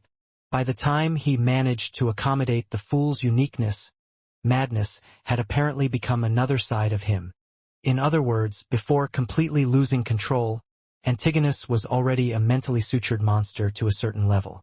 His self-awareness and mental imprint were part of the celestial worthy of heaven and earth for blessings. And this was something that couldn't be separated by using theft. Compared to him, Zeradol's mental imprint was much cleaner. There was only a small portion that belonged to the celestial worthy of heaven and earth for blessings. Most of it came from Zeradol's intense emotions at his deathbed. The reason why the two were different was that, apart from the fact that Antigonus had accommodated the fool's uniqueness, the former had become the Attendant of Mysteries at the beginning of the fourth epoch. At that time, the will of the celestial worthy hadn't weakened to the state it was in during the late fifth epoch. Without being able to form a new balance, the speed of Klein's breakdown became faster and faster. More than half of his body was formed from transparent and distorted maggots, and he extended slippery and sinister tentacles into his surroundings. Just as he was trying his best to maintain his consciousness and not give up searching for a new balance, his collapsed body, Antigonus's crazy mental state, and the consciousness of the celestial worthy of heaven and earth for blessings all fell into a deep sleep. This caused all the changes to stop abruptly and return to normal. As for Klein's self-consciousness, he used his trait of resisting dreams and the invasion of his mind to maintain his clarity of mind. That's right. The fate that I stole includes the fate of being in a state of eternal slumber outside the fate of going crazy and losing control. As for me, I can resist eternal slumber to a certain extent. Klein grabbed the sliver of clarity and gained a certain understanding of his present state. To him, this was an opportunity. It was only at this moment that he fully understood why the Evernight goddess needed the river water of the river of eternal darkness to use as a medium to attempt this. This wasn't only because it was difficult to put a king of angels who had accommodated the uniqueness and the awakening will of the Lord of the Mysteries in him to temporarily enter a state of eternal sleep, but it was beneficial to Klein for this state of eternal slumber. This could create an excellent environment of him being the only one with a sliver of consciousness while the other interference was all sleeping. At the same time, Klein also confirmed one thing. The reason why he was able to remain clear-headed in a dream and during the instances where his mind was intruded wasn't because of the special traits from Sapphira Castle. This was because the celestial worthy of heaven and earth for blessings in his body was also sleeping. Although the awakening of the Lord of the Mysteries was still greatly limited, his level and his connection with Sapphira Castle were undoubtedly stronger than Klein's. If he couldn't completely resist a state of eternal slumber, why could Klein? Therefore, Klein believed that this trait was likely due to the blessings of the Evernight goddess, a gift he received when he came to life. The blessings given by a true goddess who wielded the power of the dream domain, and the aura, strength, and magical powers that Sapphira Castle augmented him with had combined together to form such a special trait. It was as if a gentle song came from deep within the dream. Klein's consciousness became clearer.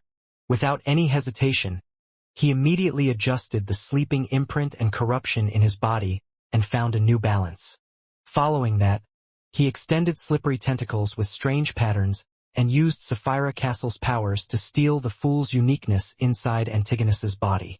Perhaps it was because he was now Antigonus, the theft this time was successful after a small number of failures. A translucent mask with the symbol of the fool flew out from Antigonus's body. The man with the thick black beard was still sleeping, as though he would sleep forever. At the same time, the fog dissipated and illusory starlight shone into the hall. This ancient palace suddenly appeared in the dark and mysterious astral world, appearing at the peak of the Hornacis mountain range. The concealment had been removed, and fate began to be exchanged. At this moment in the forsaken land of the gods, on one of the mountain peaks, a shadow-like curtain appeared on the surface of a huge cross. Cracked open and a man walked out from it. He was Adam, dressed in a simple white robe with a thick blonde beard. Behind him was a thick shadow with 5 heads. This shadow had partially merged with him, but it hadn't completely become one. Adam raised his head and looked at the astral world which had been distorted from authority and symbolism. He smiled calmly and said to the shadow behind him, "They don't seem to be aware of the reason why I used visionary as the foundation this time. I've never told anyone about the results of this research."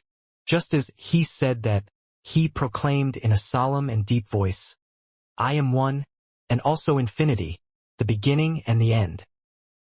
His eyes suddenly turned illusory as an ocean that seemed to contain all possible colors that appeared around him. Adam then raised his hand and grabbed the silver cross pendant hanging in front of his chest. A burning but illusory sun suddenly appeared above his head. To his left, lightning, squalls, and waves formed a supercilious phantom. On his right, there was a white tower with numerous brass eyes. The authorities and symbols that Adam had envisioned entered his body one after another under the influence of the Chaos Sea. Finally, the shadow that clung tightly to Adam's back shrank into his body. Suddenly, the sea that contained all the colors began to rise. Adam expanded into a giant shadow that seemed capable of holding up the world. The shadow slowly walked on the water surface of the illusory, chaotic darkness. It pointed at the astral world and solemnly declared, "Let there be light." In a blink of an eye, the entire astral world lit up. There were no other secrets that could be concealed. Even portions of the astral world that connected to Earth, the entire astral world, and the invisible barrier that had been separated from the universe appeared. At that moment, giant, indescribable faces seemed to cling to the transparent, cracked barrier, silently watching the developments inside. Inside the astral world, which was even more abstract than the spirit world, looking as though all the authorities and symbolism in the universe were included inside, every object appeared. And the light that illuminated this area wasn't spread uniformly. It was mainly concentrated in a few places, stacking together, forming spots created by a prism. There were a total of 3 spots in such a state, each sealing the various illusory kingdoms. One of the kingdoms was covered in bright flowers in perpetual daylight. Another seemed to be formed from books that were opened or closed. Different figures shuttled between them as they read as a form of entertainment. One was covered in storms as lightning and thunder continued without end in the boundless ocean. In the next second, the 3 different kingdoms underwent a violent change. In the area with perpetual daylight, all the flowers emitted light, as if they had become burning miniature suns. The countless miniature suns intertwined together and surged deep into the kingdom before rising into an abnormally blinding golden sun. It emitted a scorching light that could illuminate the entire world, an entire solar system. However, no matter how much energy was released by this almost real sun, or how many flares of super high temperature flames it created, it was unable to break through the prism-like spots of light. Every destroyed layer had a new layer produced at an equal speed. In another part of the astral world, on the surface of the mysterious country formed from all kinds of books, bits of brass points of light rapidly circulated on the spot of light, forming mysterious symbols that seemed to be searching for a critical point or effective method to destroy the barrier. During this process, the faint light formed a pair of illusory eyes that directly saw the weak spots and created eyes there.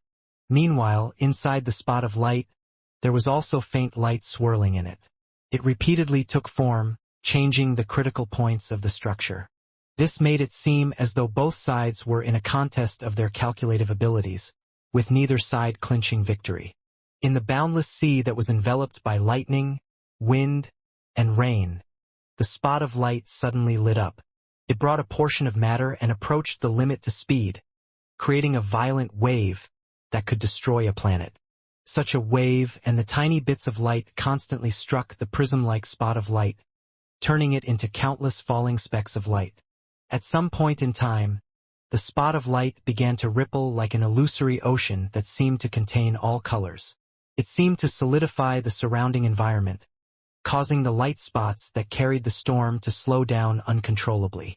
Then, the points of light repeated a state of acceleration and deceleration. This kept repeating, but they refused to give up.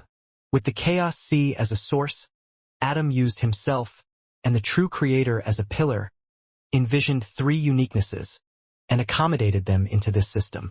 Adam seemed to exceed the limitations of above the sequences and became half a great old one. He was able to forcefully suppress the eternal blazing sun, the Lord of storms, and the God of knowledge and wisdom by himself, trapping the three sequence O true gods within their respective divine kingdoms. At that moment, he seemed to return to his peak condition, becoming that ancient sun god who slew one ancient god after another. He chose the two pathways of visionary and the hanged man as his foundation for his resurrection because, apart from them having the trait of resurrecting, this was also the result of his research. This had the highest chance of becoming God Almighty. After using either one of the two pathways of visionary and the hanged man to become a true god and gaining initial control over the chaos sea, he could take back the remaining uniquenesses and sequence one beyonder characteristics. This was the easiest path to advance to the Lord of the astral world. And in this matter, there was something more special about visionary than the hanged man. When the visionary first gained control of the chaos sea and accommodated a second uniqueness and corresponding sequence one beyonder characteristic to a certain extent, he could envision the remaining fake symbolism and authority, allowing him to briefly obtain strength that transcended the sequences, giving him half a great old one's strength. However, at the end of the third epoch, the ancient sun god's plan was, after being assassinated, he would immediately revive in the giant king's court where Sasra was. He would first take back the hanged man's uniqueness and three sequence one beyonder characteristics and became a sequence O true god. Then, with the first blasphemy slate placed beside him, he would gain preliminary control over the chaos sea. With this foundation, he would allow Angel of Imagination Adam to awaken and return to his main body to form a support. After building such a system, the ancient sun god would make use of the hanged man's grazing ability and a visionary's virtual persona means to control the uniquenesses and sequence one beyonder characteristics of the sun, reader, and sailor pathways to allow himself to become infinitely close to a great old one and to maintain a minimum level of stability. He didn't directly accommodate the chaos sea and the other three pathways' uniqueness and sequence one beyonder characteristics because he didn't want to advance to become a great old one, a pillar in that era. That would inevitably lead to the resurrection of God Almighty, causing him to lose himself. He planned on controlling the situation and materials. When the apocalypse approached, he would finish the last few steps and become a pillar with self-consciousness. And back then, he didn't plan on using visionary as a foundation because he hadn't obtained the quill of Alzahad. He lacked the main ingredient. When the kings of angels betrayed him, and the plan failed miserably, he decided to take advantage of the disaster to take the best path when he was revived in Adam.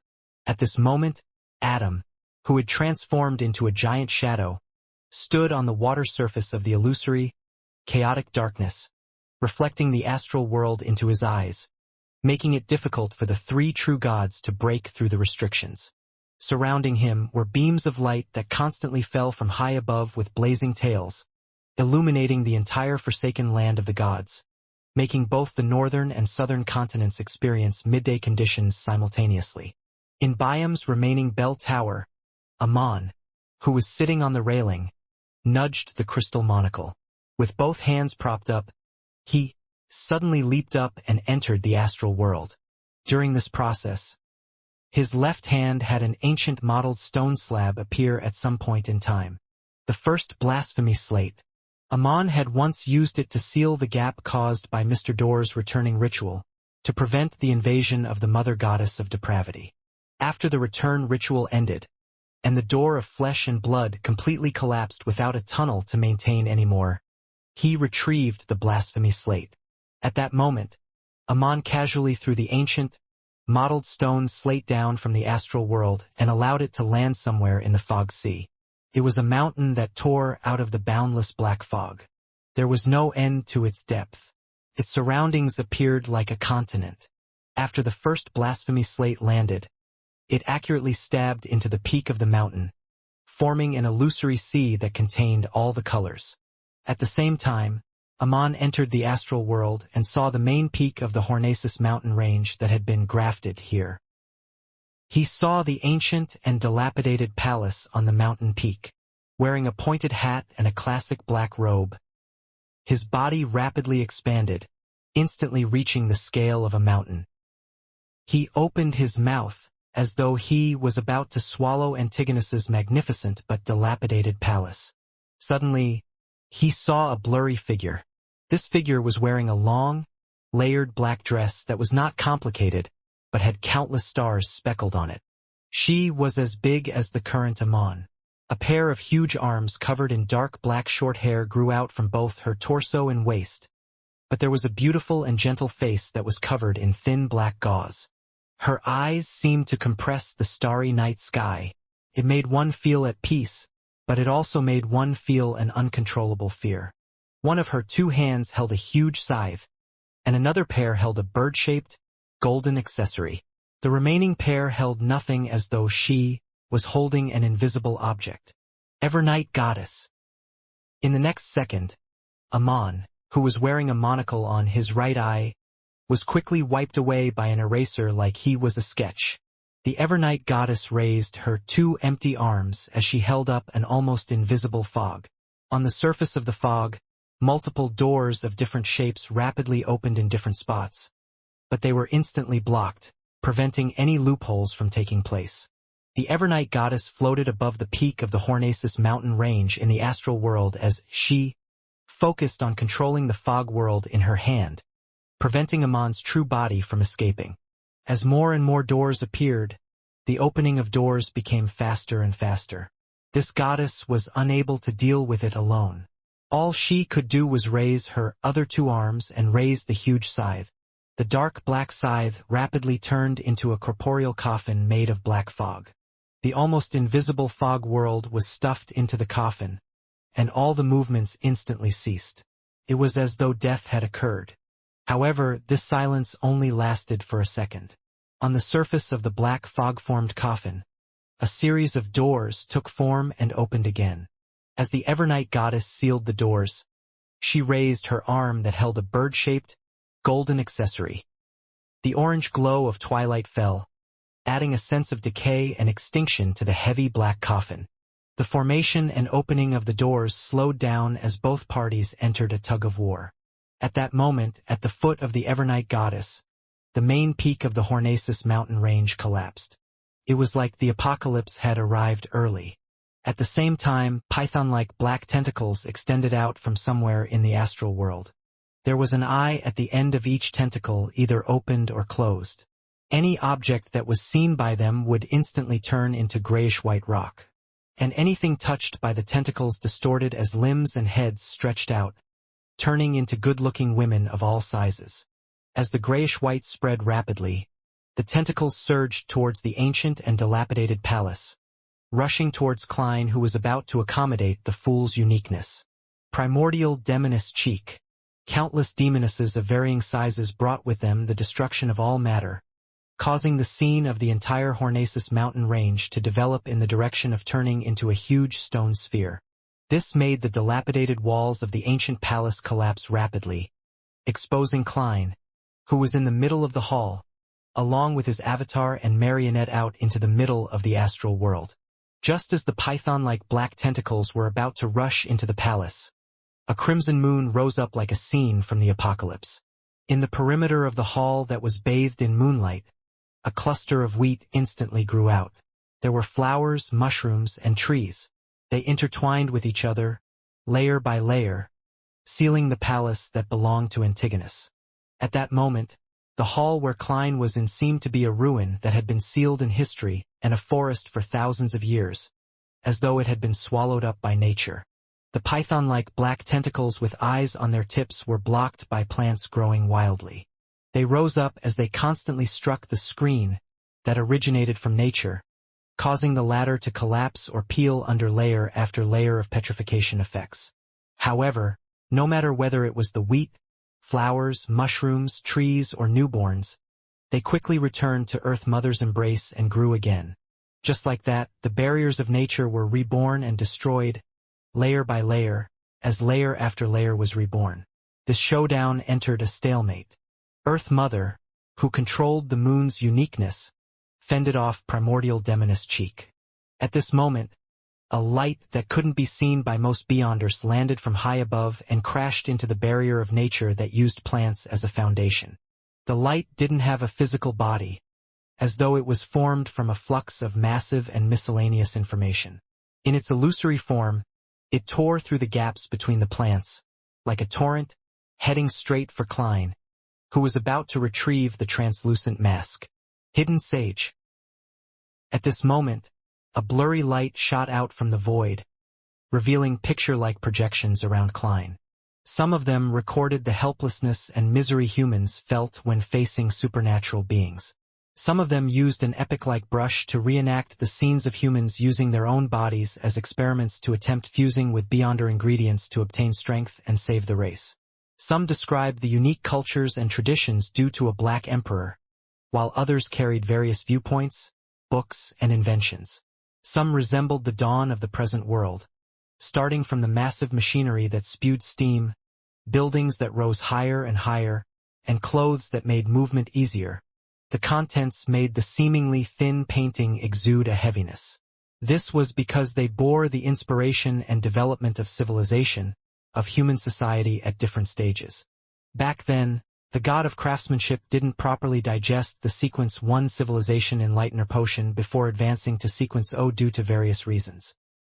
He maintained his rationality and lucidity. However, this made him have to focus more on resisting the madness and inclination towards losing control. Amongst the 7 orthodox gods, he was slightly weaker than the other existences. The reason why the Church of Steam was the weakest orthodox organization was that, apart from having the shortest history and the least heritage, its corresponding god was also not in the best of conditions. By the time Roselle raised the Industrial Revolution as the son of Steam, a member of the church, and brought with him all sorts of ideas, the god of craftsmanship took the opportunity to change his name to the god of steam and machinery, sharing in the progress of the enlightenment of civilization, and digested the corresponding potion. As a true god in a neighboring pathway, he eventually chose to stand on the orthodox deity's side after the hidden sage chose to be Klein's enemy. The terrifying flood of information crashed into the illusory pictures and rapidly expanded, attempting to crack the cage. However, the tens of thousands of years of civilizations were thick and vast. The history left behind by generations of humans that numbered hundreds of millions was so vast and magnificent. It was enough to contain the information flux of the hidden sage. When the hidden sage tried breaking through the limitations of the god of steam and machinery, in the hall of the Antigonus Hall that was sealed by layers of plants, Klein extended his slippery and strange tentacles to grab the translucent mask that represented the fool's uniqueness before moving it towards his face. Just as the mask covered Klein's face, numerous figures appeared around him. Some of them were men wearing postman uniforms. Some were ordinary birds, while others were microbes that couldn't be seen with the naked eye. There were hundreds or thousands of them. The hall that only had corpses hanging in the air suddenly became crowded. And the commonality of these figures was that they wore crystal monocles, or had a circular emblem of different colors in the same position. Amon. The avatars of Mr. Error Amon. It was unknown if they had used the primordial demoness or the hidden sage's attacks to open a back door and use a loophole to secretly arrive near the target. Looking at Klein, who had just put on the translucent mask and was beginning to accommodate the fool's uniqueness, these omens revealed a smile at the same time. They opened their mouths and said words that ordinary people wouldn't be capable of understanding. These words intertwined and formed terrifying and crazy ravings. You overlooked the primordial demoness. For her, Medici, who has only recovered to sequence 1, is no threat at all. Her greatest wish right now is to immediately produce a Lord of the Mysteries and open the seal of the Western continent, allowing her to have a chance of finding the City of Calamity. It's obvious that, compared to you, I'm the better choice. You're too weak. Heh. Are you still waiting for the Mother Tree of Desire or the Mother Goddess of Depravity to provide you with help? It's useless. I placed the first blasphemy slate into the fog sea and placed it near the abyss's entrance, not far from that primitive island. Also, the enhanced seal brought about by the corresponding authority of doors, and half of the Lord of the Astral World's control towards the world barrier prevents any outer deity from being able to have their powers penetrate inside for a short period. And without the influence of the outer deities, the dark side of the universe and the chained god currently do not wish to interfere in the battle of gods. They would rather seize this opportunity to escape their restraints. They also wish that a Lord of the Mysteries would be born as soon as possible to help them escape from the predicament, if it wasn't for the fact that stirring them would also trigger the outer deity corruption in them. I can promise you that I would have already reached an agreement with them to deal with you together. Amon was deliberately using real information to fill up the ravings, using this to make Klein suffer the effects of a two-pronged approach. One was the mental corruption brought about by the ravings, and the other was the corresponding content that distracted him. In any case, it wasn't a waste of time to him. On the one hand, he had sufficient avatars. Each worm of time saying one word was enough for him to form many words. On the other hand, he forcefully fused the information together, making a single word represent many things. At that instant, the ravings of Amon echoed in Klein's mind like sharp blades that pierced through his psyche, tearing through his mind. Normally, Klein could use his own status to suppress the ravings that were at most at the level of a sequence 1. It wouldn't affect him, but at this moment, he was accommodating the fool's uniqueness. His mental state was in a weak and subtle balance. Under such a scene, a straw might crush the camel's back, much less so many of Amon's avatars. Furthermore, while Klein felt a sharp pain in his psyche and his self-awareness was in a mess, the sleeping mental imprint of Antigonus and the will of the celestial worthy of heaven and earth for blessings showed signs of awakening. In a sense, eternal slumber was an extreme seal.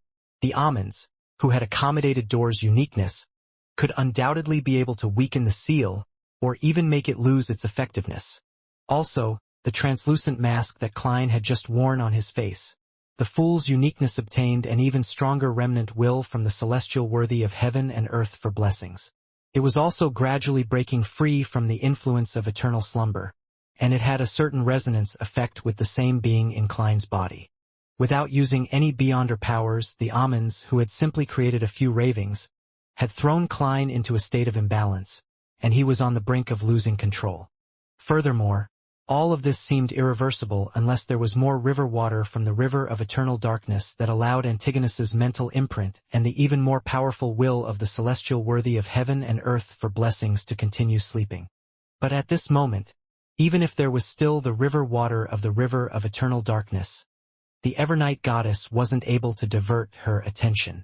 This was because she was trying her best to suppress the dual pathway true god, Amon. From this point of view, the omens were deliberately sacrificing their true body to stall the Evernight goddess, to create an opportunity for the avatars to destroy Klein's ritual. This was a little risky, but the result looked pretty good. At that moment, Klein's pocket lit up. The light was a pale golden color like sticky syrup. It instantly enveloped the surrounding area. Illuminated by this light included Klein and his avatar, as well as the book that was suddenly thrown over by the distant marionette. 0-02, Trunsoist Brass Book. The sealed artifact extended its body in midair. As it bathed in the pale golden light, a rule suddenly appeared on the blank page. It was completely different from the repeated laws from before. Speaking is prohibited here. Amon's avatars kept opening and closing their mouths, but they could no longer make a sound. A line appeared under the previous rule an instant later. Attacking each other is prohibited here. Pa! The Trunsoist Brass Book fell to the ground and spread open by Klein's feet. Under the illumination of the magic wishing lamp, it actually managed to break free from the repeated cycle from before, and it set up rules that were beneficial to Klein. With just a glance, the Amons made different responses. A portion of them adjusted their monocles and together, they raised their right hands and gently clenched it, using the corresponding authority to strengthen the seal. On the Trunsoist Brass Book, a line of text before those rules gradually formed. All the following rules are ineffective. Another portion of Amons locked onto Klein, who was on the boundary of losing control. Not being able to attack him didn't mean that stealing and gifting were prohibited. On the different Amons' faces, the monocles in different forms emitted pure light. This was something they had stolen from the depths of the ruins of the Battle of Gods. It came from the ancient sun god's eternal daytime effect there. It could purify filthy and evil objects, and awaken sleeping creatures. They gifted this to Klein. This, combined with the ability to control the strength of seals obtained from the apprentice domain's authority, was enough to break the state of eternal slumber. In that instant, the mental imprint of Antigonus and the will of the celestial worthy of heaven and earth for blessings in Klein's body awakened. The madness, the vastness, cruelty, bloodthirstiness, and coldness were like an invisible storm that wreaked havoc in Klein's mind. Almost at the same time, in the fool's uniqueness that he wore on his face without fully accommodating it, the powerful will of the celestial worthy of heaven and earth for blessings seemed like a terrifying monster that had been sleeping in the darkness for thousands of years. It suddenly opened its eyes. The former chaos and loss of control swept over again at that instant, but Klein didn't panic. Following one of his contingency plans, he calmly used the grafting ability to guide the mental imprint of Antigonus to celestial worthy's will in the fool's uniqueness, allowing the 2,000 years of entanglement between them to collide again. Meanwhile, Klein relied on his own consciousness and the anchors from the fool and the sea god believers to balance out the celestial worthies will contained within his beyonder characteristic, just like when he separated out the attendant of mysteries marionette. If there weren't any accidents, and if this continued, there was a chance that Klein would be able to balance between the two sides and completely accommodate the fool's uniqueness. He would enter the final stage of the ritual, but how could there be no accidents when he was surrounded by Amons? Several Amons strengthened the seal of the Trunsoist Brass Book and the magic wishing lamp to resist the former's rule limitations. Some Amons gave the eternal daytime to Klein, and a small number of Amons locked onto Klein and attempted a theft. They were trying to steal his lucidity. One Amon failed after another, but in the end, there were still a few Amons who succeeded. They stole away Klein's self-awareness for the next 2 seconds. Klein's thoughts blurred. Without his guidance, the Antigonus's mental imprint, the two wills of the celestial worthy of heaven and earth for blessings, as well as the anchors from his believers instantly lost their balance and began to madly invade, influence, and corrupt each other. Everything became extremely chaotic, and it was as if it was developing irreversibly.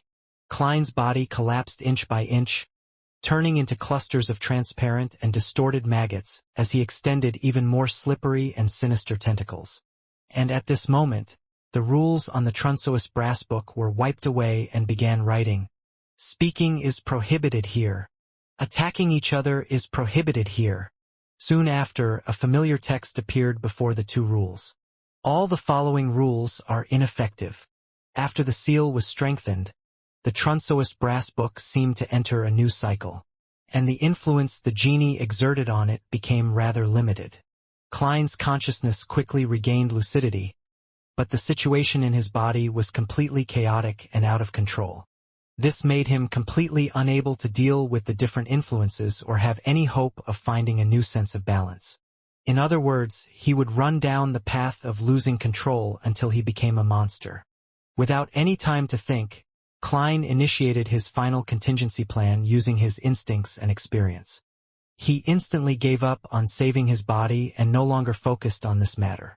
Not only that, but Klein had also even allowed the attendant of Mystery's marionette to turn into a whirlpool of maggots and let it fuse with his body along with Zeradol's mental imprint. He wanted to mess things up. However, Amon's avatars wouldn't allow him to make any attempts. Apart from the Amons, who were fighting against the magic wishing lamp and the Trunsoist brass book, the rest of them began to steal once again, trying to throw Klein's thoughts into chaos again until he completely lost control. The Amon in the postman uniform succeeded, but what he stole wasn't Klein's lucidity, but a drop of fresh blood. This blood immediately seeped into Postman Amon's palm. Right on the heels of that, Postman Amon's eyes turned crimson as his stomach bulged at an unimaginable speed as it squirmed. He seemed to be pregnant with a child. He had stolen the blood blessed by the primordial moon, or in other words, the mother goddess of depravity. Klein no longer placed most of his consciousness on balancing the Antigonus's mental imprint, the awakening will of the celestial worthy of heaven and earth for blessings, and his anchors. There was no need for him to endure it passively like before. He could barely respond to Amon's theft. No. He used grafting to change the target that Amon had stolen to Sapphira Castle and tampered it to the junk pile, replacing it with the blessed blood of the primordial moon. This was from Shaman King Klarman. There was no doubt that there was a certain connection between Amon's avatars. Furthermore, it was impossible for their levels to reach sequence 0. Therefore, when the postman Amon was contaminated by that drop of blood, the other Amons also showed levels of chaos. Some of their stomachs protruded as well. Some of their eyes were dyed crimson, while others had invisible babies in their arms as they walked in circles on the spot. This caused the other theft to inevitably fail. Klein seized this opportunity and used the brief moment of lucidity to stir the power of Sapphira Castle to cast a shadow over the ancient palace. This place was once again concealed. Then he ignored the mental imprint of Antigonus in his body, Zeradol's mental imprint, and the two wills of the celestial worthy of heaven and earth for blessings that was beginning to fuse together. He made the blank-faced avatar which stood nearby without having shown any breakdown to extend his hand towards his main body. Its 5 fingers quickly closed, and its wrist quickly twisted. As Klein's self-consciousness didn't resist and even took the initiative to cooperate, his avatar didn't suffer many failures before using the help from Sapphira Castle to successfully steal his own consciousness, fate, anchors, and most of his identities. The only identity he left behind in his main body was his identity related to the Fool. At the same time, he had also stolen the identity, fate, and mental imprint of the Antigonus family's ancestor, the mark of fate and spirit. This could only succeed in a few tries thanks to his self-consciousness cooperating. As the stream of light with countless distributaries appeared, Klein's avatar's face contorted as it turned into Klein Moretti, who had fused with Gehrman Sparrow's traits. He had become the main body without any beyonder characteristics. Of course, his self-consciousness and anchors were still resisting the mental imprint of the Antigonus family's ancestor, but compared to before, this was undoubtedly much easier to deal with. Having already adapted to the identity of Antigonus, he quickly found a new balance, delaying the fate of losing control. Although this remained unavoidable, it gave him a certain amount of time for his subsequent actions. On the other side, in the spot where Klein's original body was, there was only the Fool's uniqueness, all the beyonder characteristics from the curtain, the beyonder characteristics that originated from Zeradol, the tiny number of beyonder characteristics which Klein had consumed and digested previously, as well as the awakening will of the celestial worthy of heaven and earth for blessings, the remnant mental imprint of Zeradol, as well as the Fool's identity. And without Klein's self-consciousness, Antigonus's mental imprint, and the large number of anchors involved, Zeradal's remnant mental imprint was quickly destroyed and corroded by the awakening will of the celestial worthy of heaven and earth for blessings. In the next second, Klein's main body suddenly fell silent.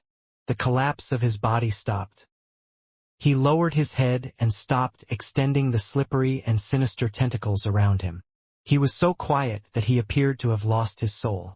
In such a scene, the silence was even more terrifying than madness. That frozen body seemed to be giving birth to an extremely terrifying monster. Klein didn't care about what was happening. He quickly grafted the partial connection between himself and his main body above the gray fog. Then, he shifted his target and locked onto Antigonus, who was on the huge stone chair. Without receiving Amon's help, the former half-fool failed to escape from his state of eternal slumber.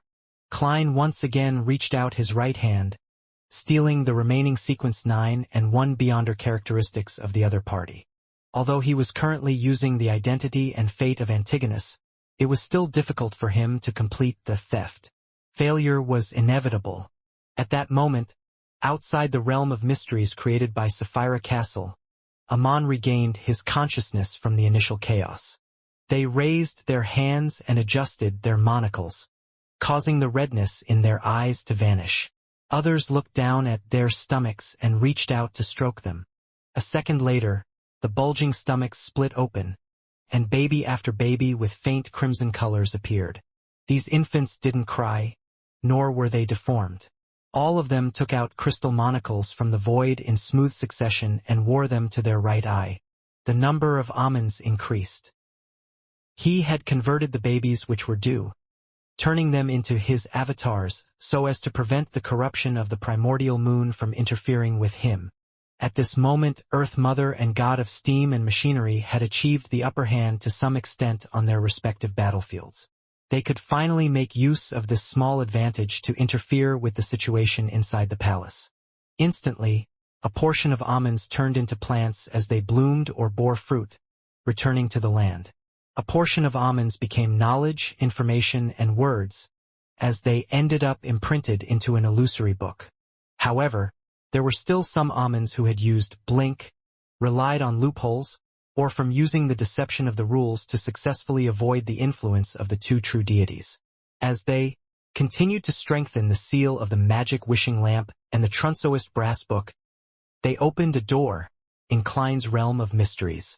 At the same time, the angels also noticed the changes in the astral world, but their gazes were unable to penetrate the Earth Mother's natural barrier and the God of Steam and Machinery's civilization picture. They couldn't see the interior at all. This also meant that, even if they wanted to exert influence, there was nothing they could do. Inside the realm of mysteries created by Sapphira Castle, Klein finally succeeded in stealing the Beyonder characteristics of Antigonus from Sequence 9 to Sequence 1, ones that had been digested.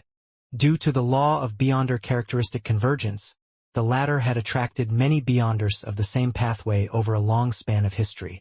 While turning them into marionettes, he had also absorbed their Beyonder characteristics. Therefore, at that moment, there was still a large number of Seer Pathway Beyonder characteristics left in Antigonus's body, including a Miracle Invoker Beyonder characteristic. The dark points of light quickly merged into Klein's body and fused with him, as he was now Antigonus, and as all the Beyonder characteristics had been digested by Antigonus. His fate of losing control didn't speed up as he maintained his previous progress. This way, Klein had once again become a Sequence 1 attendant of mysteries, one who had already digested the potion, with a fate that pointed towards losing control. At this moment, his original main body raised his head, his eyes dark. However, from this glance, the present Klein's mind instantly slowed down as his body turned cold. He almost had no way of resisting it. The powerful will that he was very familiar with began to slowly rise, attempting to influence Sapphira Castle. The Lord of the Mysteries had awakened to a certain threshold in Klein's main body. The Fool had become a truly great existence that was being awakened. It matched the guests of the Tarot Club and was in conflict with true history. Before Klein's thoughts slowed down, he took the initiative to cooperate with Amon and dispelled the realm of mysteries, allowing the situation inside to interact with the outside world. He had already fooled history without any problems, just like the first plan he came up with. As for how to end it, he never had a good idea. According to the changes in the situation, the final plan he activated at this critical moment was to not leave himself any way out. He would go from accommodating the fool's uniqueness to advancing to the true fool. In any case, this wouldn't be worse than the previous situation. The curtain that enveloped the Antigonus palace instantly vanished. An indescribable aura returned to reality, causing the entire astral world to shake. Outside the world barrier that was covered in cracks, the terrifying, indescribable faces suddenly changed. The invisible barrier began to tremble violently as if it would collapse at any moment. Every continent on the planet within experienced an earthquake. It wasn't a serious one, just rather obvious. Above the 5 seas, waves surged, as if they had encountered a sudden tidal force. Amid the noon sky, the crimson moon suddenly appeared. Its color became extremely saturated and expanded in an exaggerated manner. It was as if it had hung off the roofs of every house. Other than that, the brown planet, orange planet, scarlet planet, gold planet, and blue planet lit up at the same time, emitting light of different textures. If one looked down from the cosmos, the entire Earth appeared to be swept up by an invisible storm and trembled in place. This was a slight change brought about by the outer deity's attempt to break the barrier. The aura that floated inside the ancient palace in the astral world had made them collectively recall that terrifying existence. Agitated by this, either a result of rage or madness, all of them tried to stop his revival. Compared to them, who were blocked outside the real world, the first to react was the magic wishing lamp in the pocket of Klein's main body. The sticky pale golden light penetrated through the Amon's enhanced seal, turning into a blurry and distorted figure. It stretched out its arm and pulled the Trunsoist brass book into its palm. The rules that were written previously had all disappeared, and a new article immediately formed. Resurrection of the deceased is prohibited here. A faint grayish-white fog flashed, and a familiar text appeared in front of this rule. All the following rules are ineffective. Even though he hadn't really resurrected and had yet to absorb the Fool's uniqueness and 2 Sequence 9 to Sequence 1 Seer pathway beyond her characteristics, the celestial worthy of heaven and earth for blessings in Klein's main body could also control Sapphire Castle and use its status to direct its powers. At this moment, his existence and the fog of history had completed their interactions. Fragments of light began to distort as they merged into one, sometimes breaking apart, unable to completely form a piece of history. A sense of self-conflict appeared in that piece of history. True history clearly involved the prehistoric human soul, Klein Moretti, disguising himself as the Fool and establishing the Tarot Club. He became stronger 1 sequence at a time, and eventually reached the level of the true Fool. However, the present history was that Mr. Fool was a great existence that was awakening, the celestial worthy of heaven and earth for blessings from ancient times. He had finally awakened. At that moment, although the rule restriction put in effect by the genie using the Trunsoist brass book could only be effective for less than a second, it still significantly weakened the will of the Lord of the Mysteries inside Klein's main body, as though he had suffered a fatal blow. As for Earth Mother and God of Steam and Machinery, they had given up on interfering with Amon's avatars, as though they wanted this Mr. Error to have the time to deal with the awakening Lord of the Mysteries. However, they, who clearly had some power to spare, didn't attempt to affect Klein's main body, but continued suppressing the primordial demoness and the hidden sage. The subsequent attacks and interferences from the latter two were no longer intense, as if they were waiting for an outcome. To them, the resurrection of the Lord of the Mysteries was the achieving of their goals. Produce a pillar as quickly as possible, and prevent entities that had animosity towards them from becoming the Lord of the Mysteries. In addition, the pathways that they were in didn't belong to the 3 pathways that were controlled by the Lord of the Mysteries. Furthermore, they didn't have any feuds or conflicts of interest with the other party. Amon, who was no longer affected, immediately changed his target and focused most of his attention on Klein's main body. There was no need for any explanation. They clearly knew that this was their greatest threat. Without any hesitation, the Amens raised their right hands at the same time and gently squeezed it, seriously stealing the effects of the eternal daytime from the target. However, the Amens didn't give up influencing Klein. With their numbers, they split off a small number of members and looked at Klein, who was currently a Sequence 1 attendant of mysteries. Furthermore, Klein also bore the identity of Antigonus. The monocles of these Amens suddenly lit up. Using the authority related to doors, they moved Klein out of the real world and into the cosmos. In the dark and vast universe, Klein's figure appeared. Then, it instantly became thin, turning into a paper figurine. The paper figurine first had its belly bloated before giving birth to a paper baby. Then, it rapidly rotted into dust. Klein had used grafting and paper figurine substitutes to block the attacks of the Amens. At the same time, the other Amens had succeeded in stealing the effects of the eternal daytime from Klein's main body. However, in the next second, the effects of the eternal daytime were once again stolen back. This was the Lord of the Mysteries' control over powers from his pathway. Even though he had yet to fully revive, he had already begun this process. Amon's eyes flickered as he immediately gave up on Klein and focused on three matters. Most of them continued to steal the effects of the eternal daytime and resist the Lord of the Mysteries, while a small number of them locked onto Antigonus, who was sitting on the huge stone chair. They began to steal the other party's state of eternal slumber. In addition, all the Amens had dispelled the strengthening of seals, and even weakened them. Klein, who was no longer being attacked by Amon, similarly didn't counterattack. His attention was focused on his main body. The awakening of the Lord of the Mysteries was the biggest problem. At that instant, an illusory mark appeared on Klein's glabella. It was a strange door of light that was stained with hints of bluish-black. It constantly emanated a faint grayish-white fog. Klein began to snatch control over Sapphira Castle from the Lord of the Mysteries, so that it wouldn't be so easy for him to make use of the level and power.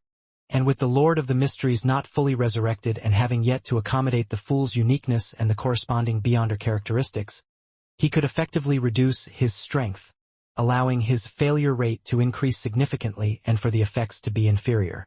With his addition, with his control over Sapphira Castle, the fooling received by the Trunsoist brass book immediately weakened.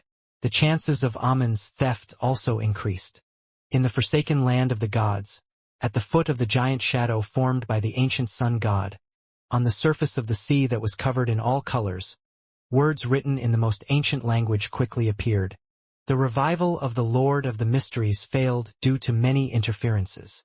With this sentence forming, as Klein fought for control over Sapphira Castle, the Amens once again stole the effects of the eternal daytime, effects that had augmented the Lord of the Mysteries. Elsewhere, they had also stolen Antigonus's state of eternal slumber. Without any hesitation, the Amens transferred the state of eternal slumber to Klein's main body and gifted it to the Lord of the Mysteries. The ancient existence's aura immediately fell silent, but it quickly rebounded. At this moment, the corresponding text appeared on the weakly sealed Trunsoist brass book. Resurrection of the deceased is prohibited here. Suddenly, the terrifying will in Klein's main body rapidly weakened, producing a strong urge to fall asleep again. However, this will was so powerful that, even after a long period of time, it was unable to completely wear it down. Under these two restrictions, it was still tenacious and slowly recovering. It also attempted to use tampering and fooling to get out of the predicament. Klein sensed that the other party was using Sapphira Castle's power, so he immediately focused and interfered. At the same time, the Evernight goddess, who was floating above the ancient palace, slightly relaxed her control over Amon's true body. She pulled back the bird-shaped, golden accessory and aimed its head downwards. Inside the bronze eye of the bird-shaped, golden accessory, illusory layers of doors surged out, allowing a drop of colorless water that had a strong aura of stillness to drop onto Klein's main body in the ancient palace. This was a drop of river water from the river of eternal darkness. While the Evernight goddess was doing this, Amon's actual body's attempt to escape by opening doors also tacitly slowed down. The drop of water plummeted at an extremely fast speed. The natural barrier formed by Earth Mother and the portrait formed by the god of steam and machinery simultaneously pulled back to give way for it. With a smack, the river water of the river of eternal darkness accurately dripped onto Klein's head and silently entered. The aura of the Lord of the Mysteries, which was slowly growing, immediately receded. It stopped its fluctuation and fell into a state of eternal slumber. However, this condition wasn't very stable, as if it could be broken at any moment. At this moment, the Evernight goddess's empty hand pulled out a gigantic sword from the void. The sword's surface was covered with orange-red light as it exuded the dawn of twilight, the aura of decay. This was the symbol of the Twilight Giant. The Evernight goddess's arm that was covered with short black fur extended, striking down with the exaggerated sword. She had always kept some energy as though prepared to deliver this moment. In the strange sound of the void shattering and decaying, the sword that was covered with the light of twilight slashed through the dome of the Antigonus Palace, causing the hanging corpses to drop to the ground. Right on the heels of that, it struck Klein's main body, which had yet to escape the state of eternal slumber. The portion of the awakening of the Lord of the Mysteries rapidly vanished, and the body began to wane uncontrollably. It broke down along with the Fool's uniqueness and the two sets of Sequence 9 to 1 Beyonder characteristics in his body. They also collapsed and gathered together. Upon seeing this, Klein followed his plan without any thought. He used Sapphira Castle to pull down a quarter of the fog of history and enveloped it. Amidst the grayish-white fog, the Fool's uniqueness and the Beyonder characteristics fully converged. They frantically absorbed the fog of history around them, turning into a shapeless and dark liquid. This blob of liquid stretched out as though it was forming a strange, translucent hooded cloak or a person whose internal organs and flesh were emptied out. The Fool's Potion. The Amons reached out their right hands at the same time in a bid to steal the potion. More than 1,000 Amons each committed theft. With his numbers, as long as he wasn't extremely unlucky, there would always be a few who would have succeeded. Furthermore, the Fool's Potion was ownerless, so it wasn't difficult to steal. While carrying out the theft, Amon removed a particular seal on his body, allowing the apprentice and marauder Beyonder characteristics to release their powers of convergence. This was rather effective towards the Fool's Potion, allowing Amon to increase his success rate to the greatest extent. However, all the Amons ultimately failed. This was because a new rule had appeared on the Trunsoist brass book. Acts of theft are prohibited here. In order to deal with the awakening Lord of the Mysteries, Amon had weakened all the seals here and helped the Trunsoist brass book escape the fooling. It could now have a limited number of effective rules for a brief moment amidst its repeated cycles, but now this had adversely affected them. Seizing this opportunity, the illusory brand between Klein's brows became more obvious.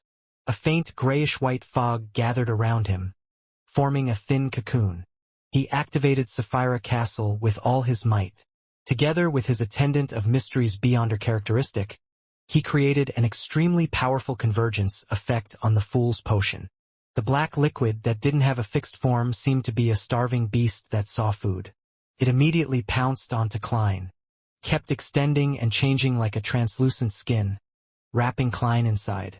Klein's face appeared underneath this liquid. His facial features were sometimes distinct, sometimes blurred, sometimes distorted, and sometimes blank. In the forsaken land of the gods, under the giant shadow formed by the ancient sun god, words in the most ancient of languages rapidly took form on the illusory surface of the sea that contained all possible colors. Antigonus's efforts at advancing to the Fool ultimately failed due to various reasons. The reason why this existence that once dominated the entire planet didn't use Klein Moretti's name was that he was now carrying the identity and fate of Antigonus. If the subject in the sentence had been the former name, then Klein could completely ignore it. What had Klein Moretti's failed advancement got to do with Antigonus becoming the Fool? But when the subject became Antigonus, it was like a prophecy, as if it was an arrangement that had the outcome already be decided. Such a sentence could make the situation turn very grim. If Klein didn't give up on Antigonus's identity and fate, he would be restricted by those words. If he gave up Antigonus's identity and fate, then the sequence 9 and 1 beyonder characteristic in his body would no longer belong to him in the true sense of the word. He had never digested them before. They were beyonder characteristics that Antigonus once controlled. At present, it had nothing to do with Klein Moretti. All he did was forcefully devour them. Under such circumstances, even if there were no other factors, just the undigested beyonder characteristics would likely cause Klein to lose control on the spot. And consuming the Fool's Potion in such a state and completing the advancement ritual was without a doubt impossible. As the ancient sun god wrote this sentence, the eternal blazing sun, the Lord of Storms, and the God of Knowledge and Wisdom, who were situated in the astral world, sensed something. Each of them launched the most intensive counterattacks in an attempt to interfere with the other party's actions. However, even though a large portion of his energy was spent restricting the three true deities, making it rather difficult, the ancient sun god quickly completed the sentence. However, his giant shadow embodiment dimmed, as though he was unable to maintain it for too long. In the astral world, within the floating ancient palace. In the battle that pit the Earth Mother and the god of steam and machinery against the primordial demoness and hidden sage, the situation became even more intense. However, the former two were still able to divert a certain amount of strength to affect Amon's avatar, preventing them from destroying Klein's advancement ritual. The Amons were forced to blink everywhere, but some of them still turned into plants, blooming and bearing fruit before returning to the land. Others collapsed into words as they were imprinted into illusory books. Apart from that, a large number of them were strengthening the seal, limiting the Trunsoist brass book, preventing the rules it enacted from being effective, or be effective for only an instant. Under the influence of these three factors, even with Amon's numbers, it appeared to be insufficient. But even so, a small number of them managed to seize the opportunity to make crystal monocles and similar circular symbols reflect Klein's figure. In the next second, the monocles and circular symbols emitted pure light. This wasn't theft, but the act of returning things. At this moment, Amon's decision was to return an item that he had formerly stolen from Klein. It was Klein's thoughts of suicide, back when Klein was captured by Amon and brought to the forsaken land of the gods. He had tried on many occasions to commit suicide but failed to succeed. He had such thoughts stolen by the other party. At the critical moment of his advancement, once he had the intention to commit suicide, the outcome could be imagined. At that moment, Klein, who was tightly enveloped by the Fool's Potion, felt his thoughts turn chaotic and wander. His hair spread out as he felt an extremely cold, sticky liquid slowly invade him. Then, he had the thought of committing suicide and giving up. This was a change that Klein had never expected. He had long forgotten how Amon had stolen his thoughts of committing suicide. Furthermore, he didn't expect that not only was the other party unwilling to abandon these thoughts, he had even kept them carefully. If it were any time in the past, this thought might have been strong, but Klein could still use his self-control to resist it forcefully, suppressing it until it dissipated on its own. It would be akin to dealing with nasty thoughts. But now, he was in the midst of an advancement ritual. He was being influenced by the potion, and his mind had lost its stability. He was unable to effectively suppress the thought of committing suicide. The Amons always had various strange but rather effective methods. Fortunately, Klein wasn't only Klein, but also Antigonus. What relation did Klein Moretti's thoughts of committing suicide have to do with Antigonus? With this level of knowledge from this additional identity, Klein didn't immediately give up and end his life. He pulled the Antigonus mental imprint in his body and mixed it with the idea of suicide, barely suppressing it.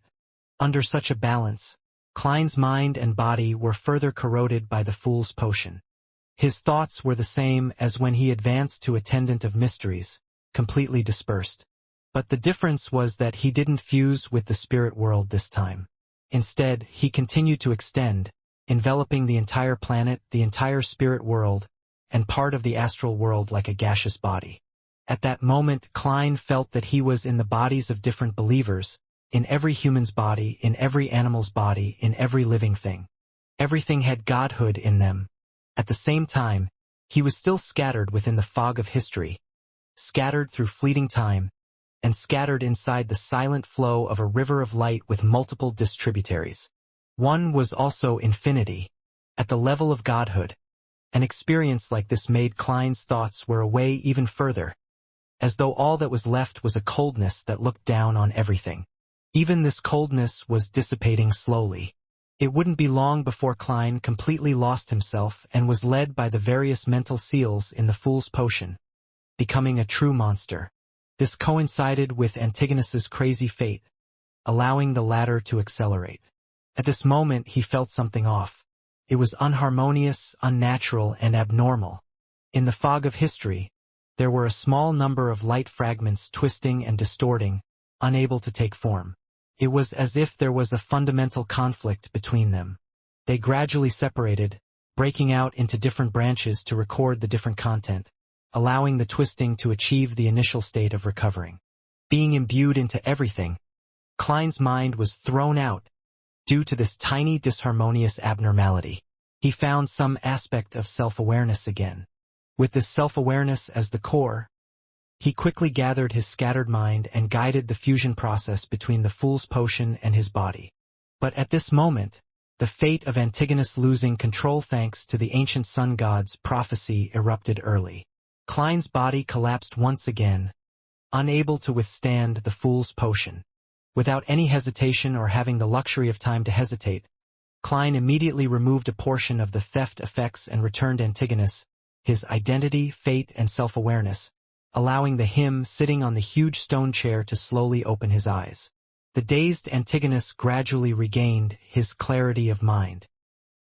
He didn't immediately lose control, because the main reason he lost control was that the Lord of the Mysteries' will had awakened to a large extent. And now, the Fool's uniqueness and most of the Beyonder characteristics that contained a portion of the will was no longer in his body. Therefore, Antigonus could use his own will to resist the madness and try to stop the fate of losing control. The prophecy of the ancient sun god came true. Antigonus really failed to advance to Sequence 0 the Fool. And without his identity, the Sequence 9 and Sequence 1 Beyonder characteristic of the seer pathway in Klein's body turned into something that he hadn't digested. This threw him to the edge of losing control immediately. The Fool's Potion that wrapped around his body like a cloak instantly completed the act of seeping through. The will of the celestial worthy of heaven and earth for blessings was awakened once again. Give up. Leave everything to me. This time, I won't accommodate another Sapphira. I won't help you protect the living creatures you wish to protect. But I won't harm them either. It's not that I won't keep my promises, but it's just that they're too weak and not worth my attention.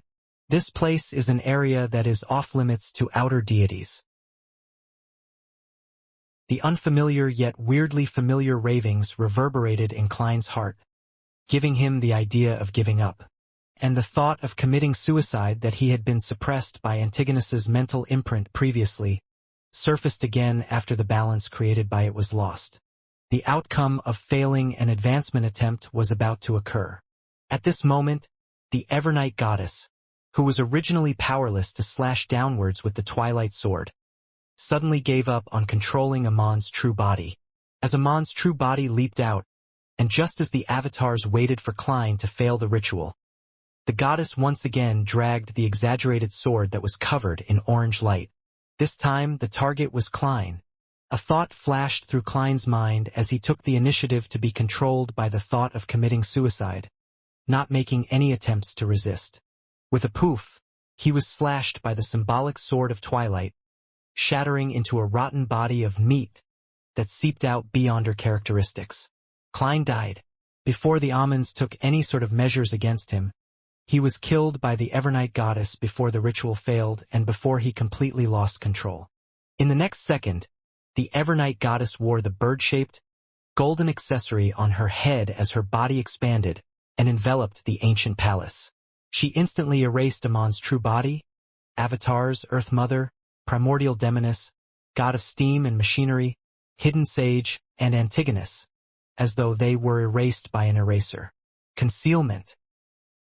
The ancient sun god seemed to understand what the Evernight goddess wanted to do, but having already made 2 prophecies, there was no way for him to write a 3rd sentence. As for the 3 true gods, they continued throwing what they had at him, holding him back. In the next second, a miracle happened. Klein returned from the fog of history. The uniqueness of the fool that had already belonged to him and the 3 sequence 9 to sequence 1 beyonder characteristics rapidly returned to his body. Afraid that he would be disturbed, the genie quickly made use of the Trunsoist brass book to add a rule. This place is suitable for the return of beyonder characteristics. Suddenly, Klein returned to his previous state of him drinking the fool potion. But the thing that was different from before was that, back then, his body's pillar of support belonged to the sequence 9 to sequence 1 beyonder characteristics of Antigonus, ones he hadn't digested yet. And now, the first to return to him was undoubtedly the digested sequence 9 and 1 beyonder characteristic that once belonged to him. This way, he would have a true pillar of support that could accommodate the fool's uniqueness and the remaining characteristics. Klein was in a state that was the same as when he first arrived at the main peak of the Hornacis mountain range, an attendant of mysteries who had finished digesting the potion and was capable. By relying on his resurrection, Klein had completely overturned his state. This was the flash of inspiration he had obtained from Roselle's resurrection. Of course, the entire process was different from the resurrection of a Black Emperor. The character that Klein had arranged to kill him was the genie. He never expected that the Evernight goddess, who he hadn't discussed this with, would share such tacit understanding with him. In that instant, his body split apart, turning into a thin gray fog and dark liquid. The gray fog and black liquid blended together, and the countless maggots that resembled meat tendrils sprouted on the surface. Then, they intertwined into a translucent dark-colored cloak. There was no body under the cloak, just darkness. This process was very brief. In less than 2 seconds, the Evernight goddess's concealment of so many deities was clearly unable to last that long. In an instant, a door of light traveled across the surface of the concealed world at an extremely high speed. The door suddenly opened, and Amon, who was wearing a pointed hat and wearing a classic black robe, leaped out. At the same time, he saw an illusory mask with blank facial features appear under the translucent dark-colored cloak. The mask instantly outlined Klein, who had fused with Gehrman Sparrow's traits. Amon's thoughts turned chaotic as though he had his intelligence forcefully lowered. The fool was born. Inside the White Tower, the headquarters of the god of knowledge and wisdom. After Luca Brewster, who was trapped underground, completed his prayer, he focused his attention back on the seal autonomously strengthening itself. He wanted to find out exactly what was going on, to see if he could decipher the secrets hidden within and use them to invent some mystical techniques. As he proceeded down each level, checking each and every sealed artifact, Luca was taken aback and stopped in his tracks. His expression became rather confused. He was lost on whether to take his next step with his left foot or right foot. This seemed to be a very profound, esoteric question to comprehend. In the southern continent, beside a cathedral belonging to the Evernight goddess, Leonard picked up the cup of coffee made from local ground beans and wanted to take a sip. During this process, his thoughts wandered to the closed windows and the bright sky, trying to figure out the anomaly. However, he was unable to leave the room and was sealed here. As for old man Palaz Zoroast, he had fallen into a strange state of silence without answering his questions. Thankfully, there wasn't any additional danger. Therefore, Leonard could still sit in peace using thoughts to replace action. After an unknown period of time, he looked down at the cup of coffee that had been placed back on the table. He frowned slightly and muttered to himself in puzzlement. What did I want to do just now? The Rorstad archipelago, in the concealed biome city. Having not noticed the changes in the environment, Danitz carefully fiddled with the telegraph device in his room. The Golden Dream had recently come to the Sonia Sea and stopped at a port with a telegraph office. Danitz wanted to invite them over to Biome as guests to take in the grandeur of a Lord's Oracle. If possible, he wished that the Golden Dream could use Biome as its primary harbor. This way, he could return to the ship at any time to participate in adventures and seek out treasures. At the same time, he could choose to listen to the captain's lectures. As an all-rounder, Danitz had no doubt mastered all the knowledge and techniques needed to send a telegram. At that moment, he sat in front of the machine and quickly tapped his fingers, sending out the words he had constructed. At the very beginning, his thoughts were clear and his words were proper. This left him somewhat smug. Gradually, his eyes stared straight and his hands didn't stop moving, as if he was doing it on instinct. After the telegram was sent out, Danitz exhaled, picked up a cup, and gulped down a mouthful of beer. It was quicker than I expected. Even if I lose my job in the future, I can still go to the telegraph office to get a job with a good salary, Danitz thought proudly and worriedly. He casually picked up the telegram draft and recalled the process of how he sent it out. His expression gradually turned odd. What did I send in the end? Danitz couldn't help but whisper. Apparently, he had very likely mocked the first mate, second mate, iron skin, and barrel towards the latter half of the telegram. Then, he passionately confessed to the captain. I'm finished. I'm finished. Why would I express what's hidden in my heart? Danitz's face turned pale as he suspected that he had been controlled by the potion. The content he had written didn't actually go through his head. He hurriedly sent a telegram to indicate that the content from before had nothing to do with him. It was all a result of Anderson deliberately causing trouble. At this moment, he realized that something was amiss outside. The sky was gray and there wasn't a single cloud. In the astral world, the existences and objects that had been concealed by the Evernight goddess broke through the restrictions and returned to reality one after another. They were like Amon's actual body, looking somewhat dazed without making any immediate reaction. In addition, the Evernight goddess also paused in midair in confusion, as though she hadn't thought about her subsequent actions. However, her first instinct was to protect herself. The Lord of Storms, the eternal blazing sun, and the god of knowledge and wisdom, who had been restricted by the thick prism-like spots of light in their own kingdoms, also experienced certain changes. The intensity of their counterattacks was clearly lower, giving people a sense of self-doubt, unsure if the entity before them was an enemy. The genie abandoned the Trunsois brass book and directly returned to the magic wishing lamp. He seemed to have fought to his limits and had no choice but to retreat into the seal. He also seemed to recall something as he subconsciously evaded. Antigonus, who had just regained his self-awareness and lucidity, was once again confused. His face was filled with question marks. Who am I? Where am I? What am I doing? What is happening around me? In the forsaken land of the gods, the ancient sun god's giant shadow sighed and said, "Let there be light." The light in the astral world brightened as it stabbed into the eyes of Amon's true body. Avatars, primordial demoness, hidden sage, and other existences. They immediately regained their senses and made use of the time to respond differently. The flood of information suddenly dispersed and fused with the various symbols around it, instantly disappearing. The black, python-like tentacles with an eyeball on their ends retracted rapidly. No one knew where they went. Amon's true body looked at Klein, who had just advanced, and gave up the chance to exert his influence while his condition was unstable. He raised his hand and adjusted the crystal monocle on his right eye. His figure split into multiple seemingly illusory and realistic doors. The doors opened and closed at the same time, preventing any existences like the Evernight goddess from knowing where Amon's true body had gone to. After Amon's true body left, his avatars faded and disappeared in a bizarre manner. This was using a loophole, turning the act of Amon's true body leaving to being equivalent to Amon's leaving. At the same time, the giant shadow that the ancient sun god had expanded only to shrink and transform back into Adam, who carried a thick shadow on his back. Beneath the feet of this visionary, the sea that contained all colors instantly dissipated as though it had returned underground.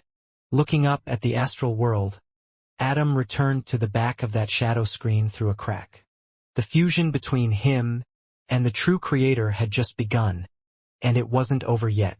The attempt to raise himself to the level of half a great old one was actually rather difficult and risky.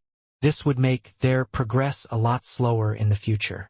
In the astral world, as the war subsided, the natural barrier formed by plants and the portraits of civilization faded away, along with the illusory crimson moon. The Lord of Storms, eternal blazing sun, and the God of knowledge and wisdom first shattered the thick spots of light outside their divine kingdoms. Then, they calmed down and returned to continue blocking the world barrier's cracks. The Evernight goddess, who was floating above the ancient palace, put away the pitch-black coffin, the twilight sword, the bird-shaped, golden accessory, and her for arms. She cast her gaze downwards. After the translucent dark-colored cloak produced the mask, it transformed into Klein's body. Klein pressed one hand against the almost invisible mask on his face, and he placed the other at his abdomen. His back was slightly arched, as though he was suffering indescribable pain. Just as he raised his head and looked at the Evernight goddess's face that was covered with a thin black veil, a pitch-black cloak appeared outside his body. Slippery and sinister tentacles extended from beneath the cloak. After becoming the fool, the celestial worthy of heaven and earth for blessings in him had undoubtedly awakened further. The crazy ravings and roars continued to echo in Klein's ears, tearing through his mind, letting him know that this was going to be his future. There was no way to kill the Lord of the Mysteries. Even if his will was slowly worn down by time, his consciousness would remain forever. He could snatch Klein's body at any moment and completely revive. If it wasn't for the fact that he had just killed the Lord of the Mysteries' will, making the awakening him weaker than what Klein expected, Klein suspected that he might not be able to survive. All he could do was watch as his body collapsed and he became another existence. Of course, he could still seek the Evernight goddess's help to give him a drop of the river of eternal darkness's river water. However, this wasn't a long-term solution. He could only delay it for some time before ultimately facing it. Relying on his own consciousness and anchors, Klein stabilized the consciousness of the celestial worthy in him.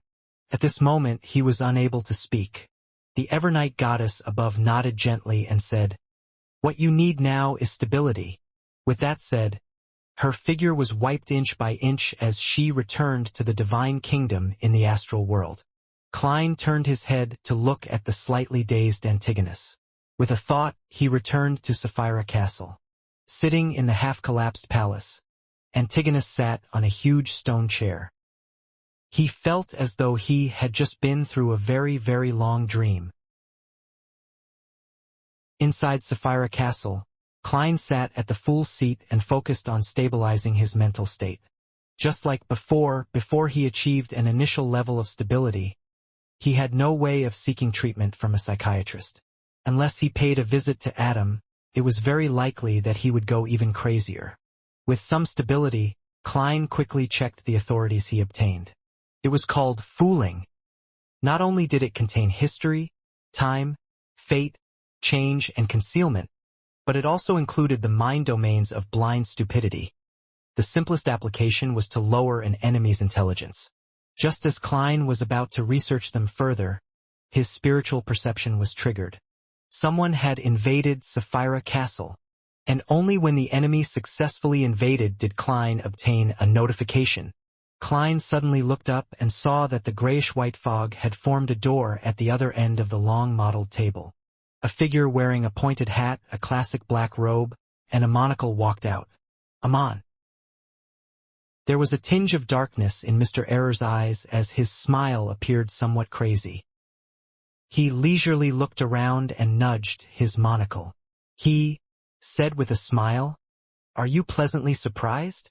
Klein wanted to use Sapphira Castle to expel him, but he realized that at some point in time, Amon had gained control over Sapphira Castle.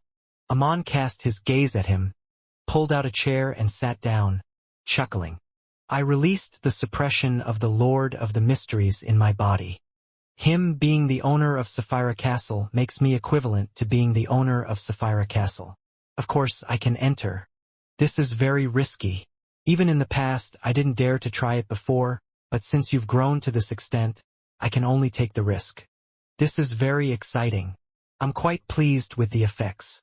As Amon spoke, slippery and sinister tentacles appeared beneath his clothes. He took the initiative to revive part of the Lord of the Mysteries, allowing himself to enter a half-crazy state. As Amon spoke, Klein appeared to be listening, but he had actually attempted to leave Sapphira Castle. This wasn't because he wanted to give up or surrender, nor was it because he was too timid and subconsciously considered fleeing first. Instead, he believed that this was the best solution for the current situation. If he stayed in Sapphira Castle, Klein would face 3 difficult questions. Firstly, he had just advanced to the Fool and his condition was extremely unstable. He had to divert a large portion of his mental strength to suppress the awakening will of the celestial worthy of heaven and earth for blessings.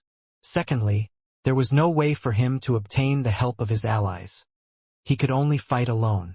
Thirdly, under the situation that everyone could influence Sapphira Castle, even if Klein had a deeper level of control over Sapphira Castle, he wouldn't be able to express an overwhelming advantage.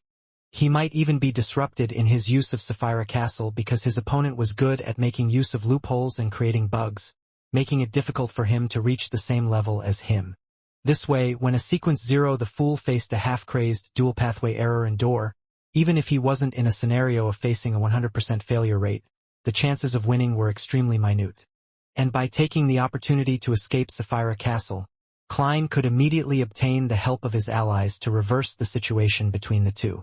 If Amon were to chase after him, Klein would interfere with his return to Sapphira Castle and make him face his allies. At that time, the primordial demoness would definitely not attack again. The ancient sun god might not be able to reproduce the power of half a great old one anytime soon. With the lead of the Evernight goddess, the 6 orthodox deities were enough to deal with Amon. Even if Amon, who was in control of all the authorities of the error and door domains, wasn't easily killed, the orthodox deities would definitely be able to weaken him and seal him. After Klein stabilized his mental state and deepened his control over Sapphira Castle, he could then kill him in a targeted manner. This process was almost irreversible, even if the ancient sun god could still produce the level, status, and strength from before. His limit appeared to be suppressing 3 orthodox deities at the same time, and this didn't include the Evernight goddess. Of course, the outer deities were undoubtedly unwilling to see the birth of a new Lord of the Mysteries. Once such a situation happened, they would definitely try their best to interfere, preventing Amon from dying. However, before the world barrier collapsed, the influence they could exert would be rather limited, and it might not be of much use. Just like before, Klein believed that the combined powers of the dark side of the universe and the chained god were inferior to the hidden sage. Even if the outer deities managed to affect the situation, Klein wouldn't suffer any losses. After all, those existences wouldn't allow Amon to kill him either. He could find a place to hide and stabilize his mental state. Once he was prepared, he could make new plans again. The foggy town of the Evernight goddess was a very good choice.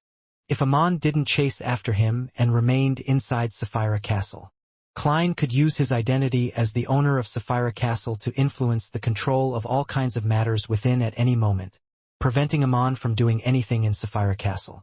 Even if he wanted to use the Crimson Star to deal with the Tarot Club members, it would be impossible. In short, it would be extremely difficult for either of them to use Sapphira Castle well, but destroying the other party's attempts was definitely simple.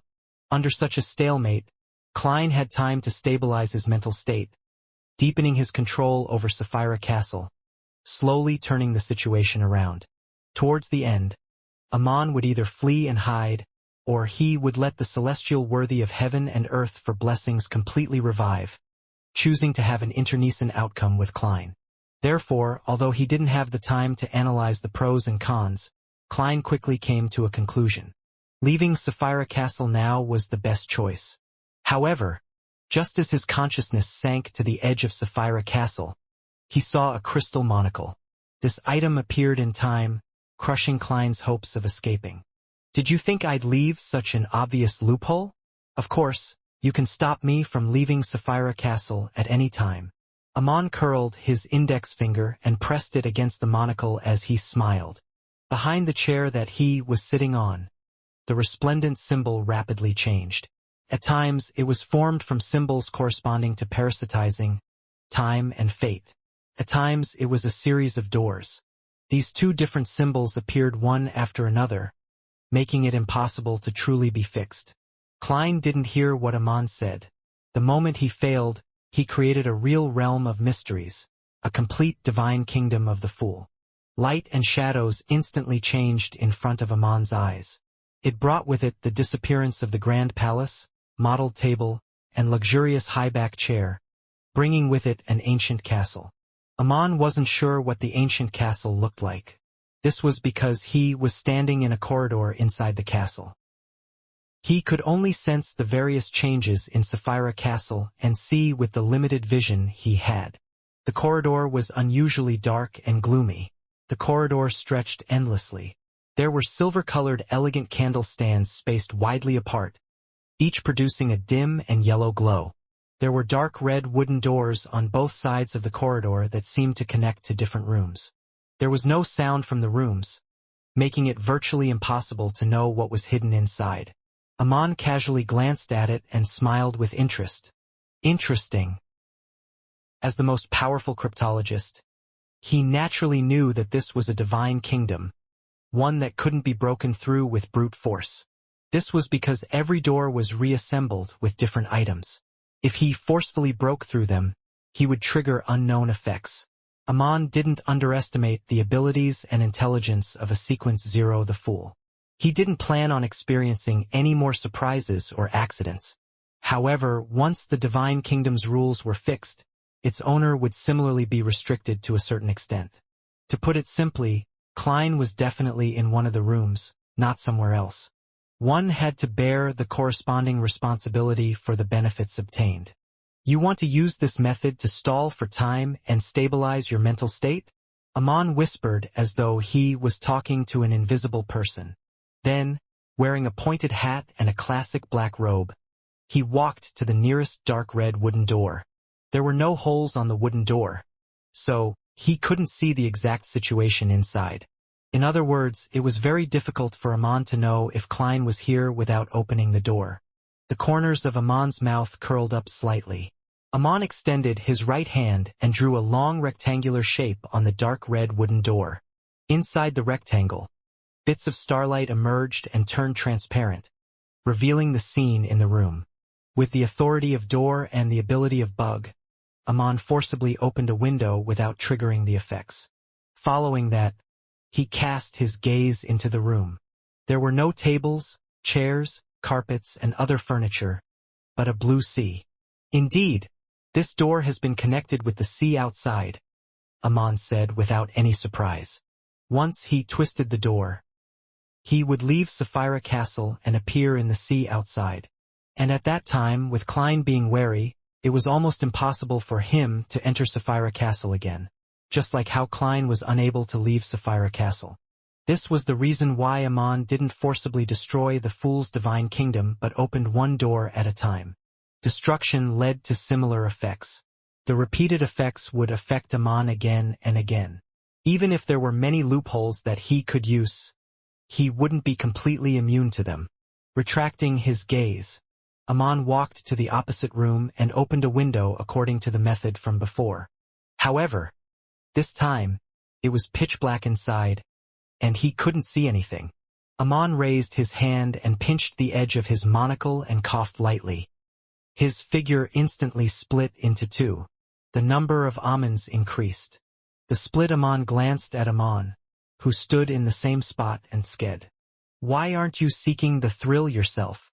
As he spoke, this Amon extended his right palm and grabbed the handle of the dark red wooden door.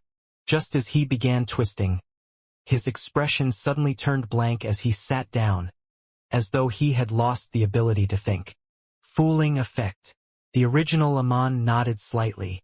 The retarded Amon immediately collapsed and turned into a transparent worm with 12 segments. Tiny bits of Beyonder characteristics seeped out and returned to Amon's body. He relied on using the loophole to avoid the negative effects of his avatars from acting on his actual body. After all the Beyonder characteristics returned, Amon released a flame that had been stolen and burned the corpse of the Worm of Time. After doing this leisurely, he looked up and adjusted the monocle on his right eye. On the crystal monocle, countless symbols, patterns, and labels appeared. They moved quickly, interweaving, reforming, or changing, as though they were making calculations.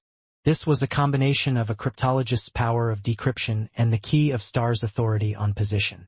The two attempts Amon made were mainly to gather intelligence, grasp the rules, and prepare for cracking the secrets of the Fool's divine kingdom. Soon, the symbols, patterns, and labels formed a scene on the monocle. Behind a dark red wooden door, a few slippery tentacles extended out from Klein's body. He sat on a high-back chair and calmly watched the entrance. The corners of Amon's mouth curled up. With a flash, he appeared in the room. However, everything before his eyes suddenly collapsed. Klein with the Fool's aura quickly turned thin, turning into a card. On the card, Roselle Gustav was wearing a gorgeous head accessory and colorful clothes, holding a stick with luggage hanging from it. His eyes were filled with longing. The Fool card. The Fool card from the Cards of Blasphemy. Klein knew that relying solely on paper figurine substitutes and adding the fooling effect and grafting his true aura onto it wouldn't be able to deceive a top-notch swindler like Amon. Therefore, he used the Fool card, which had some convergence powers, as his paper figurine. Although Sapphira Castle couldn't be used again, this was Klein's home ground after all. There was his junk pile, the various items he had gathered, and the newly obtained Trunsoist brass book and the borrowed magic wishing lamp. With the Klein in front of Amon turning into the Fool card, the room shrank and revealed its original appearance. It was an iron cigar case that had marks of being corroded slightly. It had fused with the aura of Sapphira Castle. Klein's figure appeared out of nowhere as the entire divine kingdom of the Fool collapsed. As the magnificent palace reappeared, he grabbed the vessel that carried the Fool card and Amon's true body and suddenly closed it. He didn't have hopes of using this item to seal Amon, who wielded the corresponding authority of the door pathway. All he wanted was to buy some time and find a chance to throw Amon out of Sapphira Castle and retrieve the initiative. But at that moment, Klein, who was wearing a black trench coat, paused. His other hand took out a crystal monocle from the void with his other hand and placed it in his right eye. Behind him, Amon, who was wearing a pointed hat and a classic black robe, quickly outlined his figure. His eyes were dark and wild as he laughed. "What made you think that I didn't use an avatar?" Before he finished his sentence, Klein's figure that had been parasitized rapidly turned thin, turning into a crude paper figurine. Klein was cautious and hadn't used his true form either. He relied on a paper figurine substitute that had spirit body threads grafted. He knew very well that he would rather give up an opportunity than make mistakes when fighting Amon. Once he made a mistake under the suppression effect of a bug, it would be very difficult for him to turn the tables. With regards to the situation of the prey turning into a paper figurine, Amon didn't seem to be surprised. All he did was raise his hand to touch the crystal monocle. At the other end of the Grand Palace, Klein, who was wearing a top hat and a trench coat, uncontrollably walked out of the Fool's automatic concealment. He raised his right hand and took out a crystal monocle from the void with great difficulty, slowly moving it towards his right eye. During this process, Klein's expression was filled with resistance and rather warped, as though he couldn't control his hand. The half-crazy Amon smiled leisurely. "You can use paper figurines to replace you, but so can paper figurines replace you. It being parasitized is equivalent to you being parasitized. Everything is relative, and all of them have loopholes. No beyonder power is uncrackable. They can be used in any suitable situation." He made use of the relationship of the paper figurine substitute and the main body to create a bug.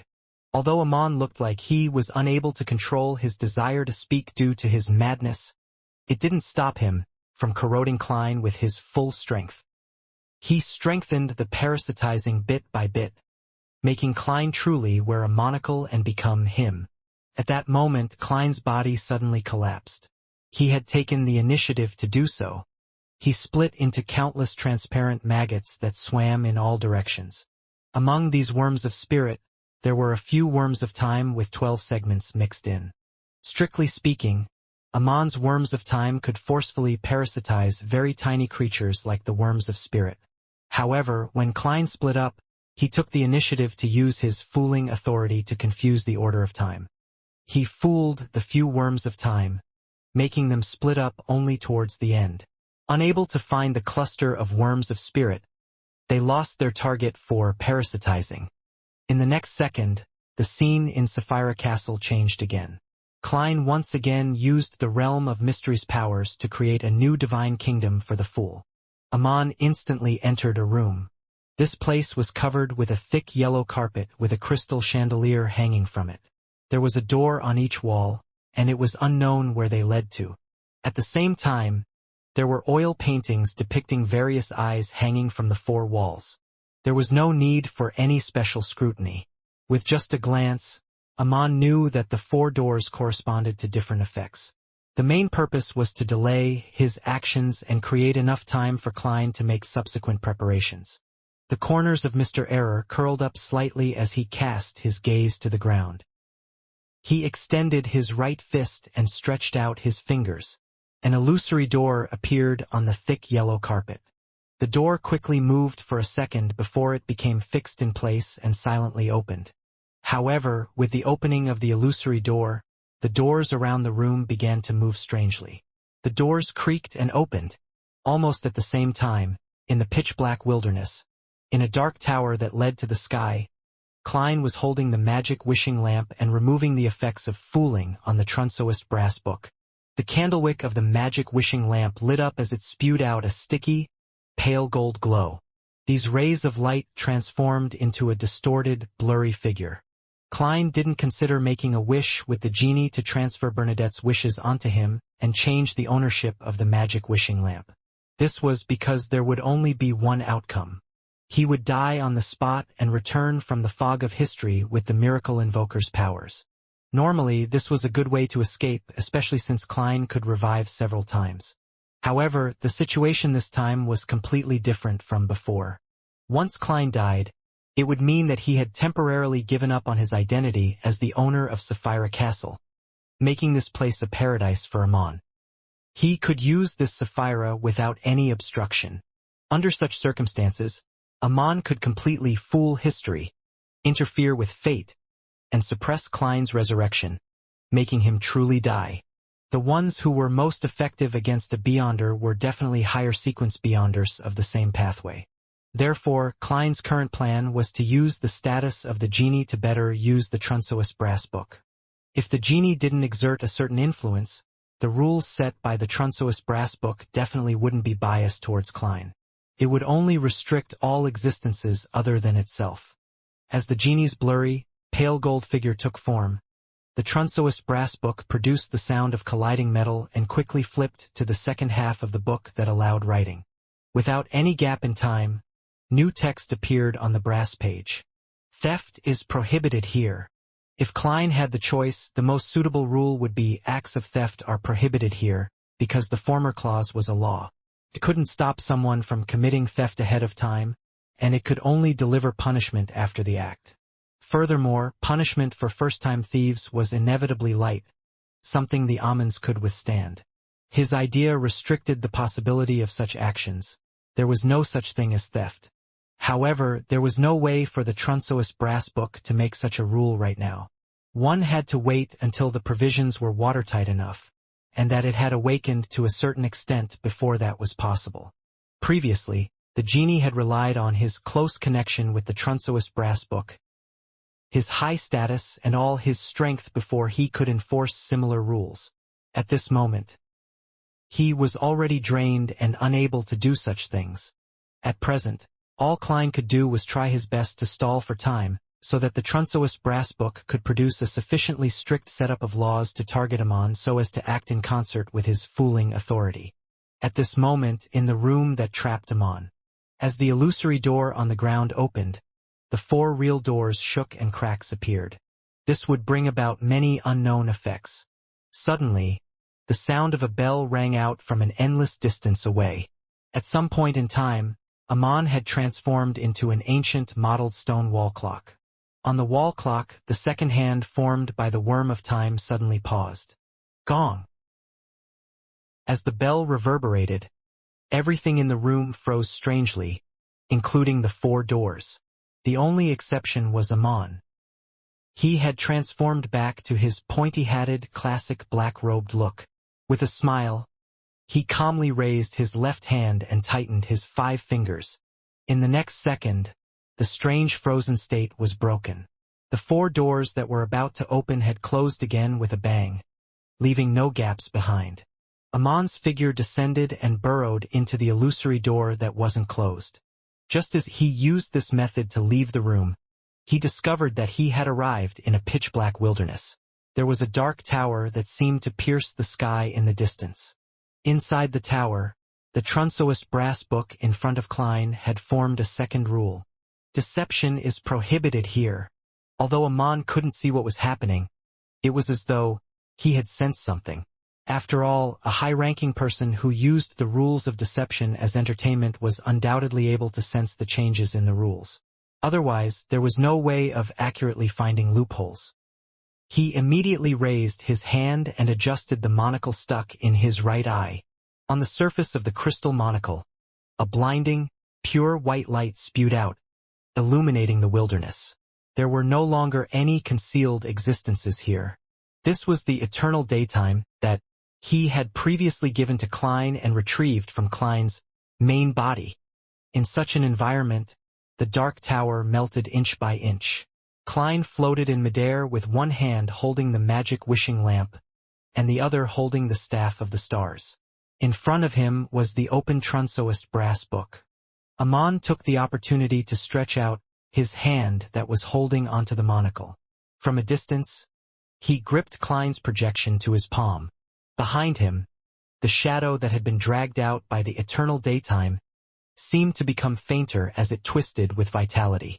Without a sound, Amon began stealing Klein's various Beyonder powers. He didn't deliberately seek out the fooling authority. Instead, he chose to be random to increase the success rate. However, with a flash of light, what fell into his palm was only a simple paper figurine. Grafting. Pa! The shadow behind Amon's back was lashed by an invisible whip, and he was completely unharmed. He created an error, letting his shadow replace him. Following that, Amon laughed as his voice resounded in Klein's ears. Genie, I can also promise to send you back to the cosmos. Look, I wasn't punished. This means that I'm not swindling you. Upon hearing Amon's words, Klein's heart sank. Before this, he wasn't worried that Amon would collude with Genie, because he was a top-notch swindler. No promises he made could be believed. As for Genie, he had encountered the former Lord of the Mysteries. He was considered a victim of such matters in a similar vein. Therefore, he would definitely use his most wary of approaches to deal with Mr. Error. This was the result of a lack of trust. Sometimes lying, cheating, and swindling could indeed increase the profits in the short term, but in the long term it was better to be honest. But now, the Trunsoist brass book had just formulated the rule of deception is prohibited here. And Amon didn't receive any punishment after making the promise. At the same time, Klein and Genie didn't notice him using any loopholes. This proved how true and effective Amon's words were. It was from the bottom of his heart and wasn't a scam. Genie could even rely on his own level and traits to distort the sentence from I can promise to I promise. It would make it impossible for Amon to go back on his word. If he did, he would suffer damage at the level of a great old one. This made Klein not help but wonder if the rule that deception is prohibited here was secretly guided by Amon or deliberately created by Genie, making any Lord of the Mysteries candidate to promise to return him to the cosmos. To Genie, he didn't suffer any losses in such a deal because Klein himself owed him a promise. If it were any other scene, Klein would still have the time to communicate with Genie and rebuild his trust. However, at this moment, Amon's threat was right before his eyes. He wouldn't give him the chance to resolve this problem. If he chose to continue to believe in Genie, Klein would be putting his life in the hands of this outer deity and be under his control. In the subsequent battle, as long as Genie was able to formulate a few rules that appeared to be fine but were biased towards Amon through the Transmigration brass book, Klein, who was already at a great disadvantage, would rapidly lose with no way to reverse the situation. As his thoughts raced, Klein made the choice of this gamble. A translucent dark-colored cloak instantly appeared around him. His face was covered with a strange and distorted mask. The fool! Invisible rings rippled from his body and instantly enveloped Genie, the Transmigration brass book, and the entire wilderness, as well as Amon. Blind stupidity authority. Amon's monocle temporarily lost its luster, as though he had lost his vision. His gaze also turned dull. The speed of text being written on the Transmigration brass book clearly slowed down, as though it would take 15 minutes or even hours to think up the next rule. Genie's blurry and distorted golden figure shook as it suddenly shrank back into the golden magic lamp that looked like a water flask. It was unknown if it was escaping or if it was purely an instinctual reaction. Seizing this opportunity, Klein attempted to escape Sapphira Castle as he prepared to graft something to himself. Just as his consciousness sank, the crystal monocle appeared at the edge of Sapphira Castle, blocking his path. Even though his intelligence had been reduced briefly, Amon still seemed to remember to stop Klein from leaving Sapphira Castle. His eyes quickly regained clarity as they were still dyed black. His mouth slowly opened as he laughed uncontrollably. I've written this matter into my instinct. This is a good way to resist the effects of blind stupidity. Clearly, he had cheated the rules and lied to himself, making his instincts believe that this was what he wanted. Klein wasn't depressed. He immediately completed the grafting he had prepared long ago. In the cosmos, a giant star that emitted light and heat suddenly dimmed. In the wilderness with the effects of eternal daylight, an orange sun with a destructive aura and a heavy feeling descended from the sky. The entire wilderness collapsed and curled up as though it was going to charge straight into the star. At the same time, everything here was ignited, including Amon. In the next second, the surrounding void began to shrink as they revolved around the real sun. Everything in the world either disintegrated or vaporized. All that was left was the magic wishing lamp and the Transmigration brass book, which were still struggling to withstand the flames, barely suffering any damage. Klein, who was floating in midair, had long disappeared. He had grafted himself to that star. Of course, his grafting was only with the concept of a star, not a physical entity.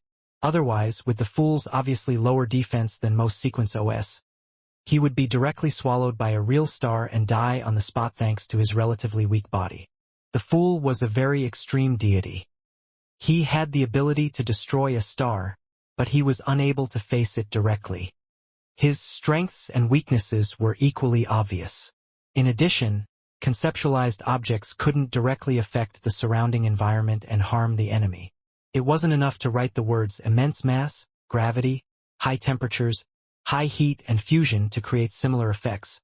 But as Mr. Fool, Klein held the authority of fooling. He made his surroundings change according to the concept of a star. This was an intense change and also a type of fooling. Amon, who was wearing a pointed hat and a classic black robe, was completely ignited under the illumination of the star. He began to vaporize. At this moment, his figure distorted as he was instantly dyed with resplendent starlight. He turned extremely illusory, as though he had transformed into an astral door.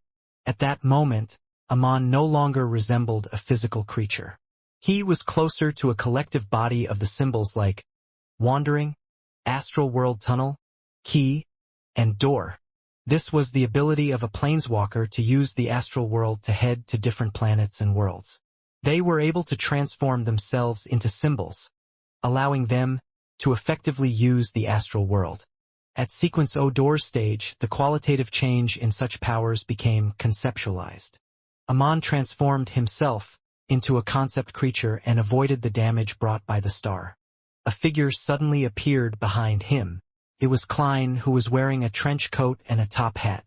Almost at the same time, Amon's thoughts slowed down a little. His spirit body threads were grabbed by Klein. Using the chaos brought by the star, Klein dispelled the combination he had with the corresponding concepts, and he secretly grafted the location of both parties and arrived behind Amon. Originally, without the concept of reassembly, the star's influence on the surroundings would immediately stop. However, Klein had fooled time, allowing the effects of the first 2 seconds to linger until now, allowing him to fool Amon. If possible, what Klein wished to do now was to deepen the control of Amon's spirit body threads and turn him into his marionette. However, he knew very well that in the present situation, the probability of success was very low. On the one hand, Amon could withstand damage and steal the spirit body threads back.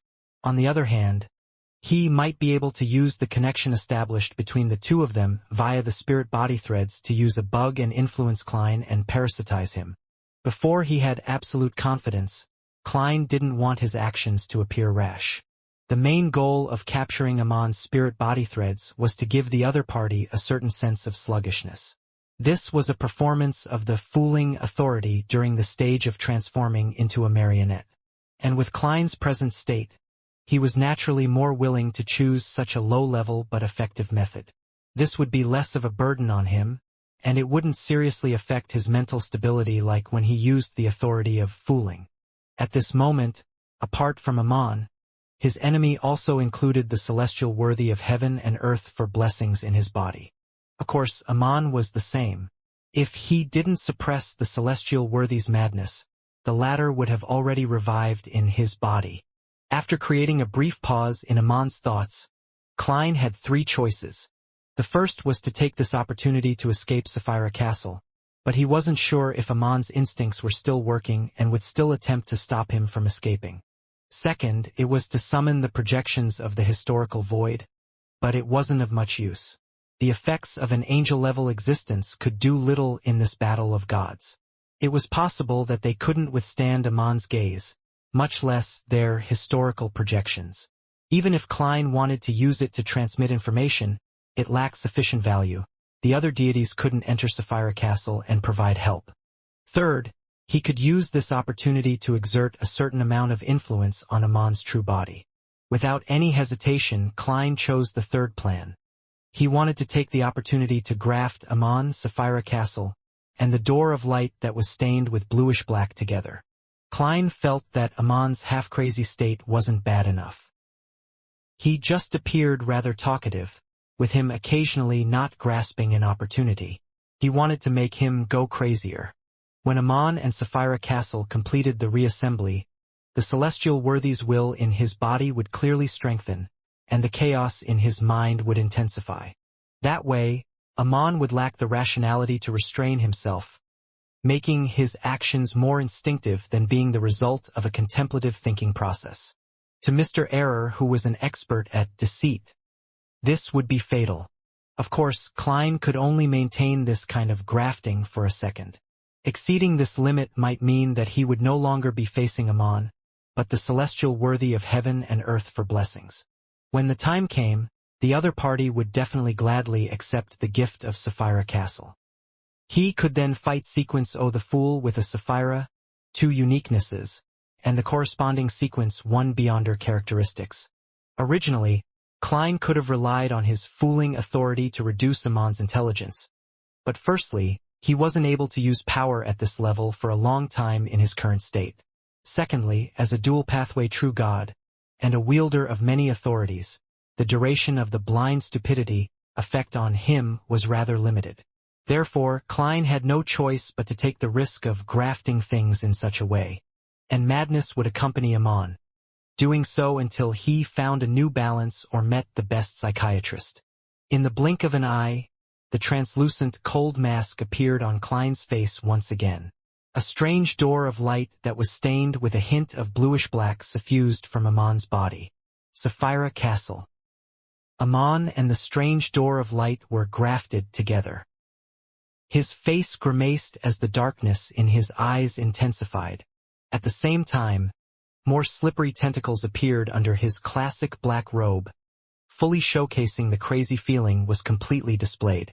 Just as Klein was preparing to sever the connection between Amon and Sapphira Castle and make him maintain his madness, the corners of Amon's mouth curled up. It was as if he was saying, "Congratulations, you have fallen into a trap." His face was immediately covered with a translucent mask that was similar to the fool's uniqueness, but one that was even more illusory. Klein's mind tensed up, and without a second thought, he immediately used the authority of fooling, without any regard for the consequences. But before he could react, his thoughts slowed down. He was in a dazed state that he didn't know what to do. Fooling. Amon actually used the temporary reassembly between him and Sapphira Castle to escape Klein's interference and activate the power of the fool's domain. Such an action completely exceeded his instincts and was more like a meticulous trap. Amon didn't seem to be crazy enough. This true god of the error and door pathways immediately removed the grafting of himself to Sapphira Castle, allowing the mysterious door that was tainted with hints of bluish-black to quickly fade away to prevent him from being tainted further. After dealing with this latent danger, Amon raised both hands, his thumbs and index fingers touching each other to form an oval. In the oval, starlight lit up, perfectly embracing Klein's figure. Right on the heels of that, Amon's hands suddenly parted to the side as though they were tearing something apart. This seemed to be a heavy task. With the tearing sounds of paper, the area where Klein's body was in seemed to turn into glass. Under the intense impact, countless cracks appeared as they shattered bit by bit. This was a form of regression and the destruction of space. Unable to withstand it at all, Klein's body could only turn into paper fragments that flew in the air as the surrounding void collapsed and shattered. These bits of paper were instantly swallowed up by the darkness. By the time the space collapsed, Klein's paper figurines were almost exhausted. Of course, he also relied on the level and traits of the fool to forcefully escape the effects of blind stupidity. And at this moment, Amon had already split into countless figures. Some of them were purely avatars, some were replicas on the level of symbolism, while others were left behind from constantly blinking. At that moment, the sky above Klein's head and the surrounding wilderness were occupied by Amons. They wore pointed hats and monocles, blocking every single loophole. Some of these Amons transformed into old, mottled, bluish-black wall clocks. Some of them turned into pure starlight, as though they were trying to create a cage. Some extended their hands, doing different levels of theft. Some of the monocles glowed as they used various items that they had stolen from the past. Some simulated various abilities, either exerting limitations, interference, or attacks. In the Marauder pathway, theft was a core skill, one of its main symbols. The difference between it and a seer's control of spirit body threads was that, as one advanced through the sequences, not only did its effects and success rate increase, it also obtained a deeper level of conceptualization. At sequence 9 to sequence 7, theft happened on items. At sequence 6, theft happened on Beyonder powers. After advancing to sequence 5, theft happened on thoughts and ideas. At sequence 4 and sequence 3, theft became life, including parasitic theft at the physical level. And at sequence 2 level, the range of theft broadened to fate, identity, self-awareness, and Beyonder characteristics. As for sequence 1, theft could temporarily happen on time, anchors, and authorities. Therefore, when an error faced a true deity, he could also use theft that had reached the level of authority. With a gong, the ancient wall clocks paused in unison. This caused the surrounding environment to freeze, causing the destroyed wilderness from the sun's blast to become extremely quiet. Even the destruction was frozen. At that moment, Klein seemed to lose his body. All that was left was a translucent dark-colored cloak and a bizarre ice-cold mask. Under the cloak and mask was rich darkness. Nothing could be seen other than the slippery and sinister tentacles that extended out. In such a state, Klein seemed to escape the limitations of time. In a frozen environment, he moved like a fish. Through various cracks in reality or concept, he emerged from the encirclement of the Amons. He once again used his fooling authority. This time he fooled time. The ancient wall clocks vanished, and in the desolate wilderness that had almost completely collapsed, time returned to its normal flow.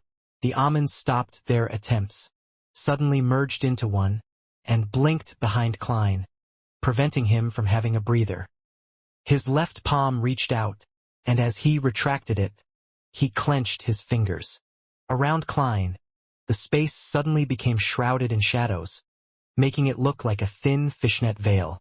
The fishnet veil began to twist and reassemble, as though they formed a sufficiently strong cage that trapped Klein inside. An illusory door appeared above the cage as it moved quickly without being fixed in place. However, Klein's figure suddenly appeared outside the cell, as though he had never been sealed by Amon's door authority. He had fooled history and had split his previous and future self. Hence, the one imprisoned in the cell became his historical projection. This was the scholar of yours powers deepening under the fooling authority.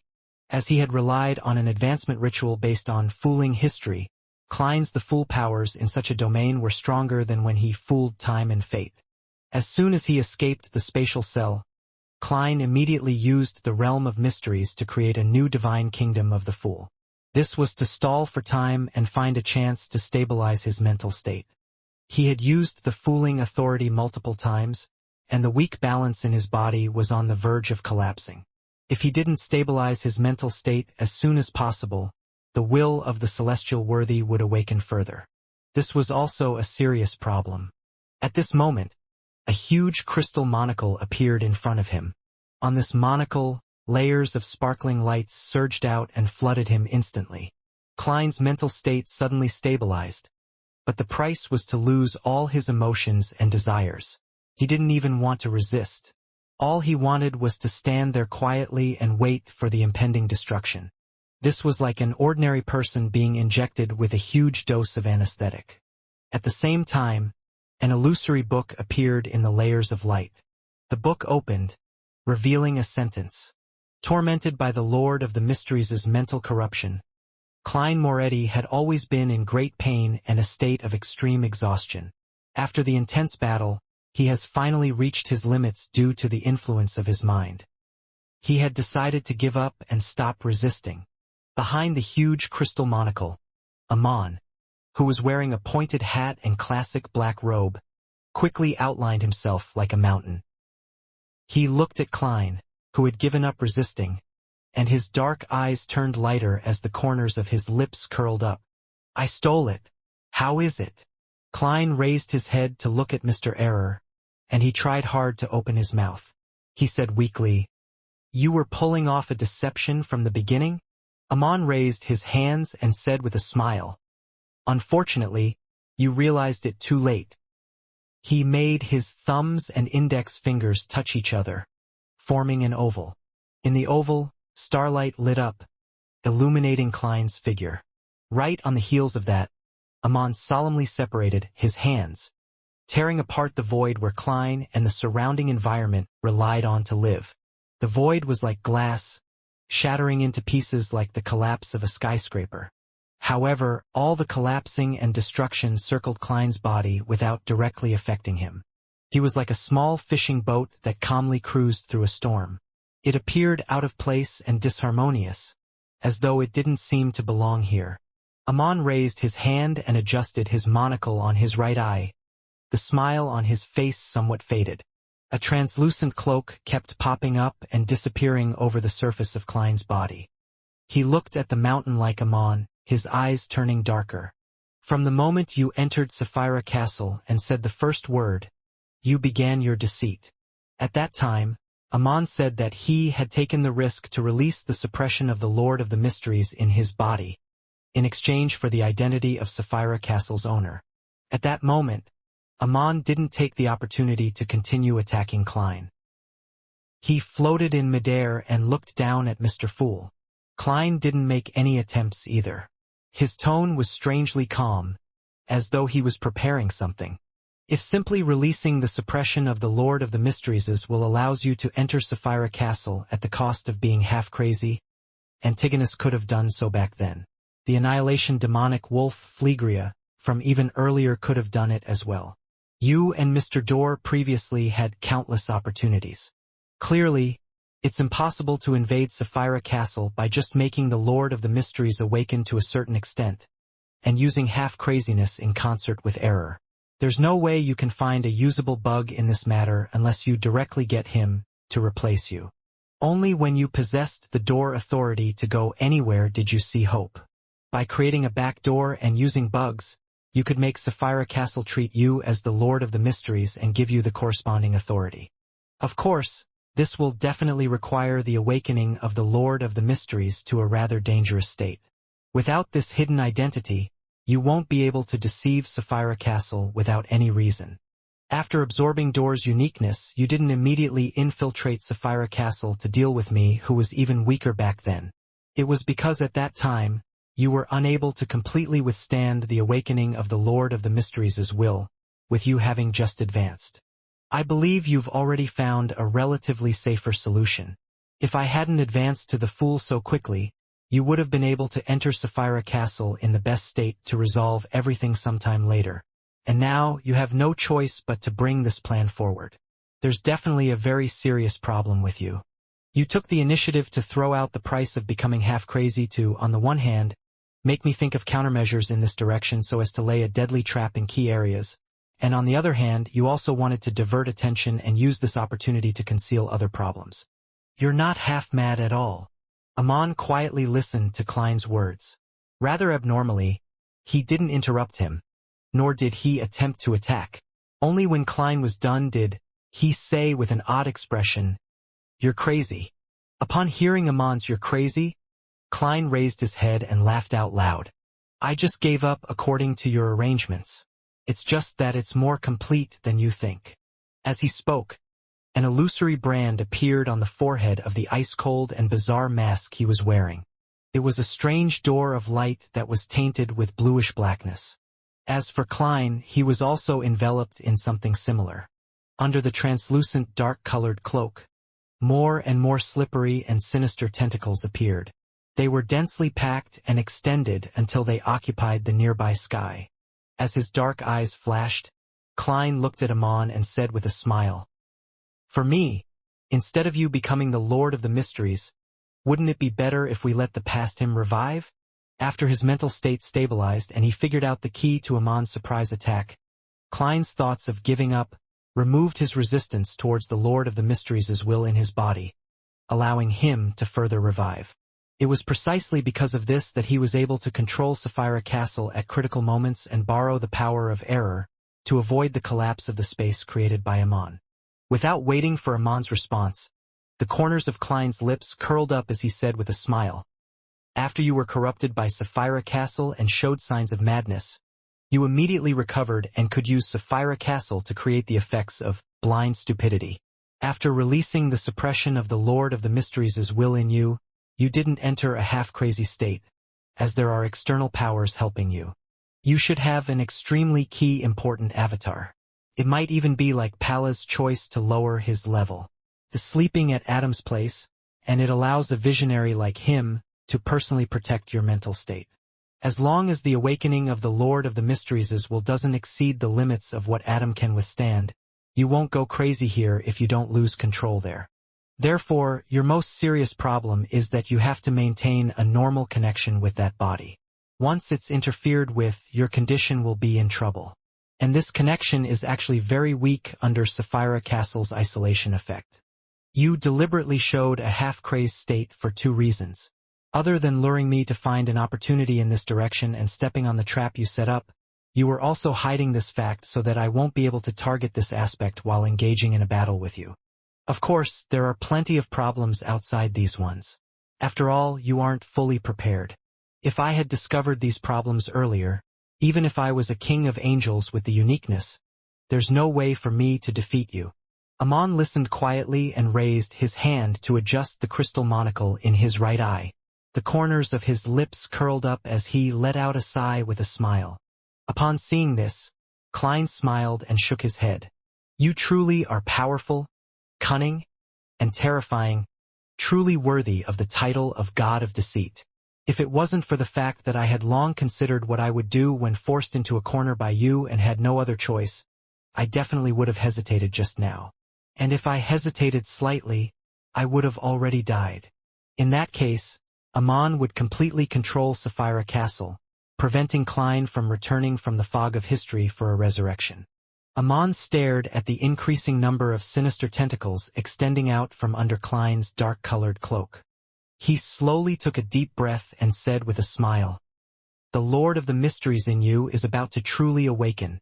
Klein's smile had a nerve-wracking feeling to it. "You can also compete with me on this point. Our next battle is very simple. It's a competition of who awakens the Lord of the Mysteries' will to a greater extent. A competition of whose control over Sapphira Castle is deeper. 50%, 70%, 90% until we reach 100%. Then, with a bang, we explode and he returns. What do you think? Are you going to take the bet? Let's see who can't hold on any longer first." It's very thrilling, very interesting, and very suited to your preferences. It's like the roulette that's popular in FASAC. 2 people, each having a revolver and a bullet inside. They take turns pulling the trigger at their temples. Whoever gives up first results in his opponent winning. And if no one gives up and persists until the end, there won't be a winner. He will be the winner. Amon's brows pricked up as he smiled without saying a word. Klein looked at him and said with a smile, "Although you've always been pursuing thrills and are known to be a risk-taker, you achieve your goals most of the time. Not only do you not lose much, you often gain a lot. And in the few failures that you do experience, you only lose some of your avatars and some items. You've never suffered any serious injuries or been placed in a desperate situation. Your every action is a product of meticulous planning.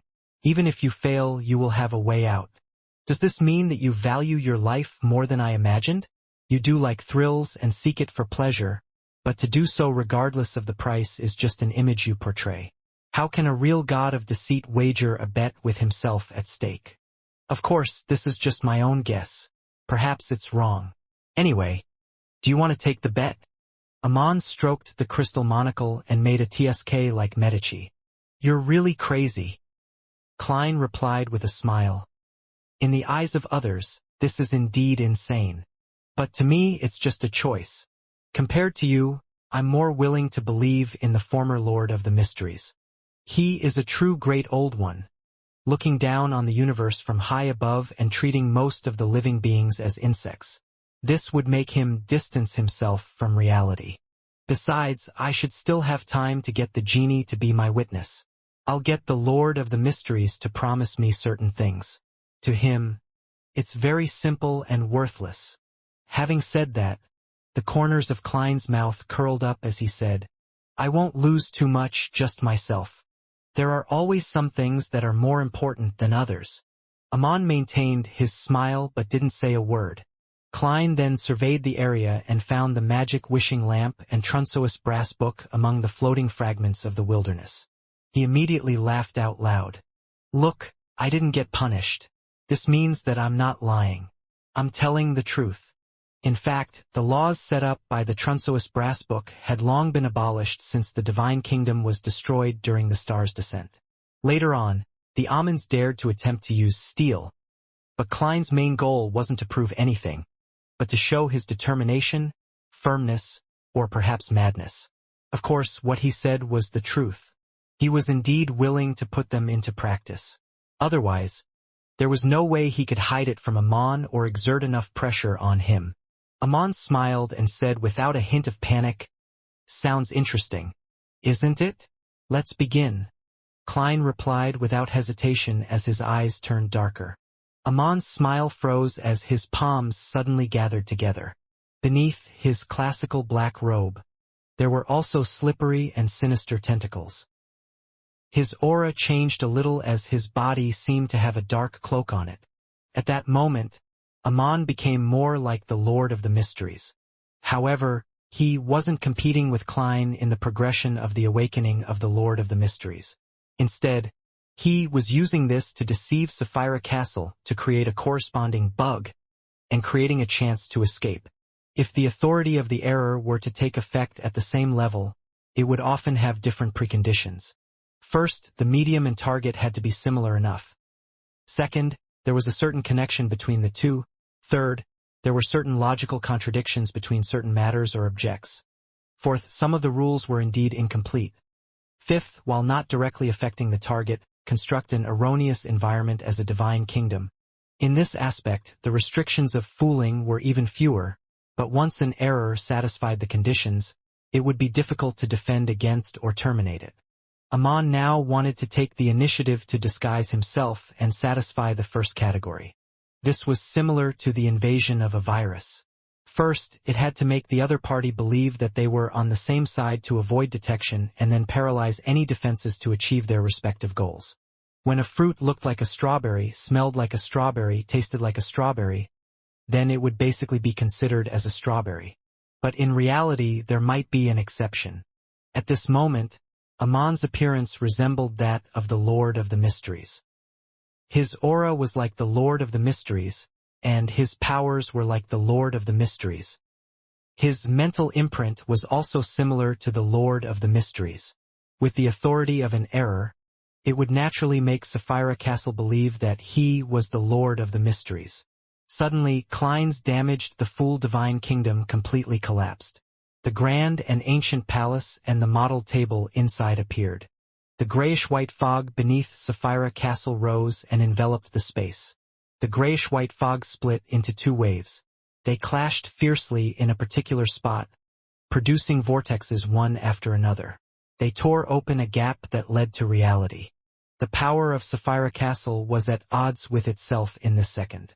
It was as though it didn't know which Lord of the Mysteries to obey. Amon's figure immediately vanished, using Dor's authority to rush out of Sapphira Castle. Just as he touched the edge, his body paused before being sent flying backward. At the Fool's seat, the corners of Klein's lips curled up as he sat there. His glabella and the strange door of light around him became more obvious, as though they were corporeal. This released an immense convergence force that reached an unimaginable level. It was like an invisible hand that pulled Amon back. Amon's body suddenly split apart, transforming into countless selves. And in front of every Amon, an illusory astral door appeared. Silently, the astral doors opened at the same time, but in the endless darkness behind the doors, slippery and sinister tentacles appeared, blocking Amon's escape. At the tip of the tentacles, resplendent starlight lit up as they instantly enveloped the almonds. The almonds couldn't help but gather together, turning into a conceptual cluster.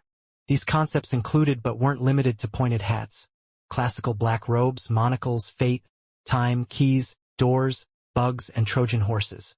Klein slowly stood up and smiled at the conceptualized Amon, who was now in a passive state. You can also awaken the Lord of the Mysteries as well further, but this is different from death. It'll definitely affect the body at Adam's side. A conceptualized Amon rapidly gained a physical form. He relied on the door authority to escape from his current state. The corners of his mouth curled into a smile, but he didn't respond to Klein. He seized this opportunity to use the error authority to deceive. Using an avatar outside that he had prepared ahead of time, it could be used to replace him and swap places with him. This was similar to the swapping of marionettes in the seer domain, but at this level the principles were different. It wouldn't be affected in most situations. However, Amon still failed.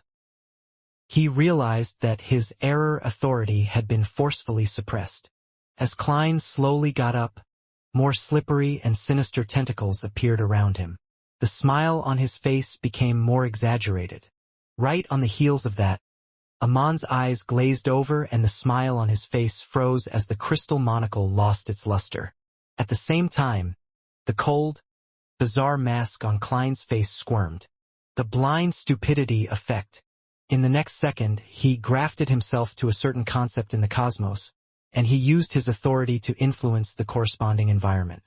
The surrounding slippery tentacles aimed at Amon, like revolvers. In Amon's eyes that were still glazed over, a supernova exploded. An unimaginable sea of scorching light surged out, shattering his monocle and drowning his body. Behind the endless curtain of darkness, in the darkness with aqueous light ebbing gently, a young man with black hair, black eyes, a broad forehead, and a thin face suddenly sat up as though he had experienced a nightmare. Dressed in a classic black robe, he stretched out his right hand, attempting to take out a crystal monocle from the void and wear it over his right eye. But this time, he didn't obtain anything. His right hand paused in midair for 2 seconds before he retracted it and pinched the right eye rim. At this moment, he heard a gentle but emotionless voice. To him, there's something more important than life. To you, apart from yourself, there's nothing worth caring about. When the matter develops to a point where one's life is put on the line, it would imply your loss. The corners of Amon's mouth curled up as though he wanted to smile and reply, but he ultimately didn't say anything. The voice continued. Born as a mythical creature, your lack of normal anchors is also a problem. This makes you know what courage and sacrifice are, but it's hard for you to understand. Amon's expression changed as he stood up from the slightly glistening darkness. He looked at the human-skinned glove that was thrown to the side before but seemed to be very happy. He retracted his gaze and curled the corners of his lips. This seems very interesting. I plan to leave this place and enter the cosmos. That place is much more exciting than the real world. Perhaps I'll understand the 2 things you mentioned as a result of this. That's very dangerous. Once you enter the cosmos, and before I succeed, I won't be able to provide any help. However, this will let you avoid him at least. The calm and indifferent voice replied without any emotion. Amon didn't say another word. He raised his hand and pinched his right eye rim and vanished from the endless shadow screen. In the ancient palace above the fog, as Amon was completely obliterated under the power of a supernova, Klein couldn't help but heave a sigh of relief. If he had a choice, he naturally didn't want to sacrifice himself to revive the celestial worthy of heaven and earth for blessings. He hoped to personally protect this world and seek out the meaning of life again. Of course, if he didn't have a choice, he wouldn't hesitate to awaken the celestial worthy. He was certain that he could do this, and Amon was also aware of this. Therefore, he didn't force him, and only attempted to escape. In the battle just now, it had developed into a battle of courage towards the end. The one who wasn't afraid of true death would yield the absolute advantage. Clearly, Amon wasn't prepared to sacrifice himself for this matter. After heaving a sigh of relief, Klein's face under the cold and bizarre mask suddenly grimaced. Under his translucent dark-colored cloak, the slippery and sinister tentacles that extended out were either hitting the ground or rising up high. It was completely out of his control. He could feel that the celestial worthy of heaven and earth for blessings in his body was rapidly waking up, and it seemed like he couldn't stop it. Even if Klein directly died with his will and relied on the powers of a miracle invoker to revive, he wouldn't be able to escape, as the Lord of the Mysteries also wielded the authority of miracles. At that moment, Klein recalled the words of Dark Angel Sasrer, which was also from the ancient sun god. The primordial one had awoken in my body. In the next second, at the spot where Amon's body had shattered, beams of light were pulled by a vague, invisible form of gravity as they charged towards Klein. Some were worms of time with 12 rings, some were insects made of resplendent starlight, while some were just large numbers of light dots.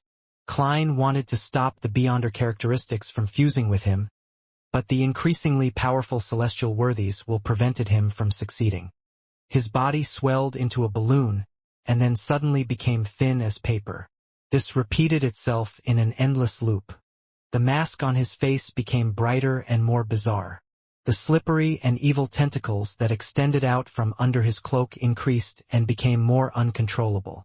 One worm of time Beyonder characteristic, one key of star Beyonder characteristic, and one. Klein's mind felt like he was being devoured by an invisible monster, producing excruciating pain. Finally, a pair of eyes, which seemed to be formed from pure starlight, formed from layers of illusory doors and crystal monocles, rushed towards Klein's face, straight for the mask's eye sockets. Almost at the same time, the strange door of light that was tainted with bluish blackness appeared on Klein's body again. Sapphira Castle. At that moment, Klein, Sapphira Castle, Door's uniqueness, and Error's uniqueness, all had a strong inclination to congregate. Once they fused together, the Lord of the Mysteries would completely awaken and complete his resurrection process. Klein suddenly used his right hand to cover half of his face. His entire body bent down as if he was fighting with another self.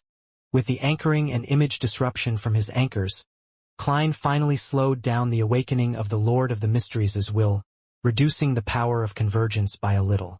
The starlight eyes and the crystal monocle stopped in front of Klein's face, floating only a few centimeters in the air like planets revolving around the sun. Klein believed that he couldn't maintain this extreme imbalance for too long. Perhaps a few minutes or even dozens of seconds later, the convergence would continue without restraint, bringing about an unbearable change. Haha! This can be considered a form of fusion. Klein laughed in an unstable manner. Then he fooled the Trunsoist brass book, allowing it to enter a sealed state and fly into the junk pile. Right on the heels of that, Klein left Sapphira Castle and arrived in the astral world formed from symbolism and authority. This place seemed similar to the cosmos. It was dark and vast, but in fact, there were many unique aspects to it. For example, even though there was a sun-like star hanging in the distance, emitting normal light and heat, if one tried to get close to it without getting injured, one would realize that the astral world there was like a black curtain. The sun was directly painted with pastel colors, and there were a bunch of concepts and symbols surrounding it. Furthermore, the drawing of the sun wasn't that nice. Like a child without any foundation in art casually scrawled about. It was both comical and frightening. From another perspective, this might be a manifestation of the chaos and madness that underlay everything. As soon as Klein entered, he immediately sensed invisible gazes. Some of them came from areas protected by the world barrier, while others came from broader areas with obvious malice. The corners of Klein's mouth couldn't help but curl up. He suddenly turned his head and looked outside the world barrier, raising his slippery and sinister tentacles. This pair of eyes that seemed forged from starlight and the crystal monocle also moved. All of a sudden, all the attention from the cosmos shrank back. Only the hand-drawn crimson moon was left hanging there as it flashed with light. Ha ha! Klein laughed as he came to a dark kingdom filled with night vanilla and slumber flowers. At the same time, the Evernight goddess appeared at the borders of the divine kingdom in a layered, star-speckled dress. Her face was covered in a translucent black veil. She didn't transform into her giant form as she looked at him at eye level before raising her right hand and revealing the bird-shaped, golden accessory. At the head of the bird-shaped, golden accessory, a series of illusory doors appeared in the bronze-like eyes, allowing a drop of colorless water that had a strong aura of eternal stillness to land on Klein's cold and bizarre mask. The will of the celestial worthy of heaven and earth for blessings entered a state of eternal slumber. Likewise for a majority of Klein's consciousness. All he had was a tiny bit of lucidity. Under such circumstances, he made the mask retract, and he transformed the cloak into a black windbreaker. Then, he made the crystal monocle turn into a pair of black gloves, making the eyes forged from starlight to turn into a cane inlaid with star speckles. This was only a change in appearance, but it didn't change anything in reality. Once the two items were separated from Klein, they would return to their original state. Of course, if Klein stabilized himself, he could accommodate them and change their corresponding concepts and symbols over and over again, allowing them to change their forms forever. This can't be sustained for too long. It just delays the matter for a while. The Evernight goddess gently reminded him. If the river of eternal darkness's water is used repeatedly, the Lord of the Mysteries will awaken even faster. This is because he will trigger some unknown changes and adjust his condition. Similarly, the specialness of Sapphira Castle and my blessing will gradually be erased, allowing you to enter a state of eternal slumber. It was as though Klein wasn't discussing his own matters. He smiled and nodded. Got it. The Evernight goddess said in a tone that seemed to be comforting Klein's psyche. Regarding this matter, the method Amon used, and the actions he did had exceeded my expectations. He is indeed the true god of deceit. It's not that you have no chance at all in what comes next. You can first try to completely control Sapphira Castle and pull the will of the Lord of the Mysteries to enter a state of eternal slumber. In the dream, you can resist and fuse with him. I can bless you, but the most important thing is still left to you. Becoming a great old one doesn't have any rituals involved. No ritual can change the awakening of the primordial one's will, but the ancient sun god believes that the order to accommodate them can increase one's self-awareness to a certain extent, increasing the success rate of the matter. First become a sequence 0 of a pathway, then control and fuse with the Sapphira. Only then do you accommodate the other uniquenesses. That's the best order. Become a dual pathway true god, and then controlling and fusing with a Sapphira is an order that isn't good or bad. Only fusing with the Sapphira at the final step will be the worst choice. Klein smiled and said, "That's a good idea. As long as one wakes up, a Lord of the Mysteries will be born. This might be him, or me. Yes, after completely controlling Sapphira Castle and entering a state of eternal slumber, I should be able to weaken the seal of the Western continent, creating a weak spot that allows one to enter and exit." The Evernight goddess didn't say a word when she heard Klein's words. Klein continued smiling. "This is my choice. I had anticipated this day a long time ago. I will finally face him." The Evernight goddess nodded and didn't say anything else. She reached out her palm and grabbed a corner of the void and tugged lightly. A thin layer of a night curtain gently floated down, covering Klein's body as it silently seeped in. Klein silently took in the blessings from the dream for 2 seconds. He pressed his hand to his chest and bowed. He took 2 steps back and left the astral world. The Evernight goddess stood at the borders of the divine kingdom as she watched him leave. In the next second, Klein landed in the projection of the giant king's court in the ruins of the Battle of Gods. Then, like Amon, he walked to the edge of the grayish-blue door and raised his hand to create a blue illusory door. Through the door, Klein entered the forsaken land of the gods. Following the guidance of fate, he wandered straight to the peak of a mountain range. There was a huge crucifix erected there, one covered with a faint shadow.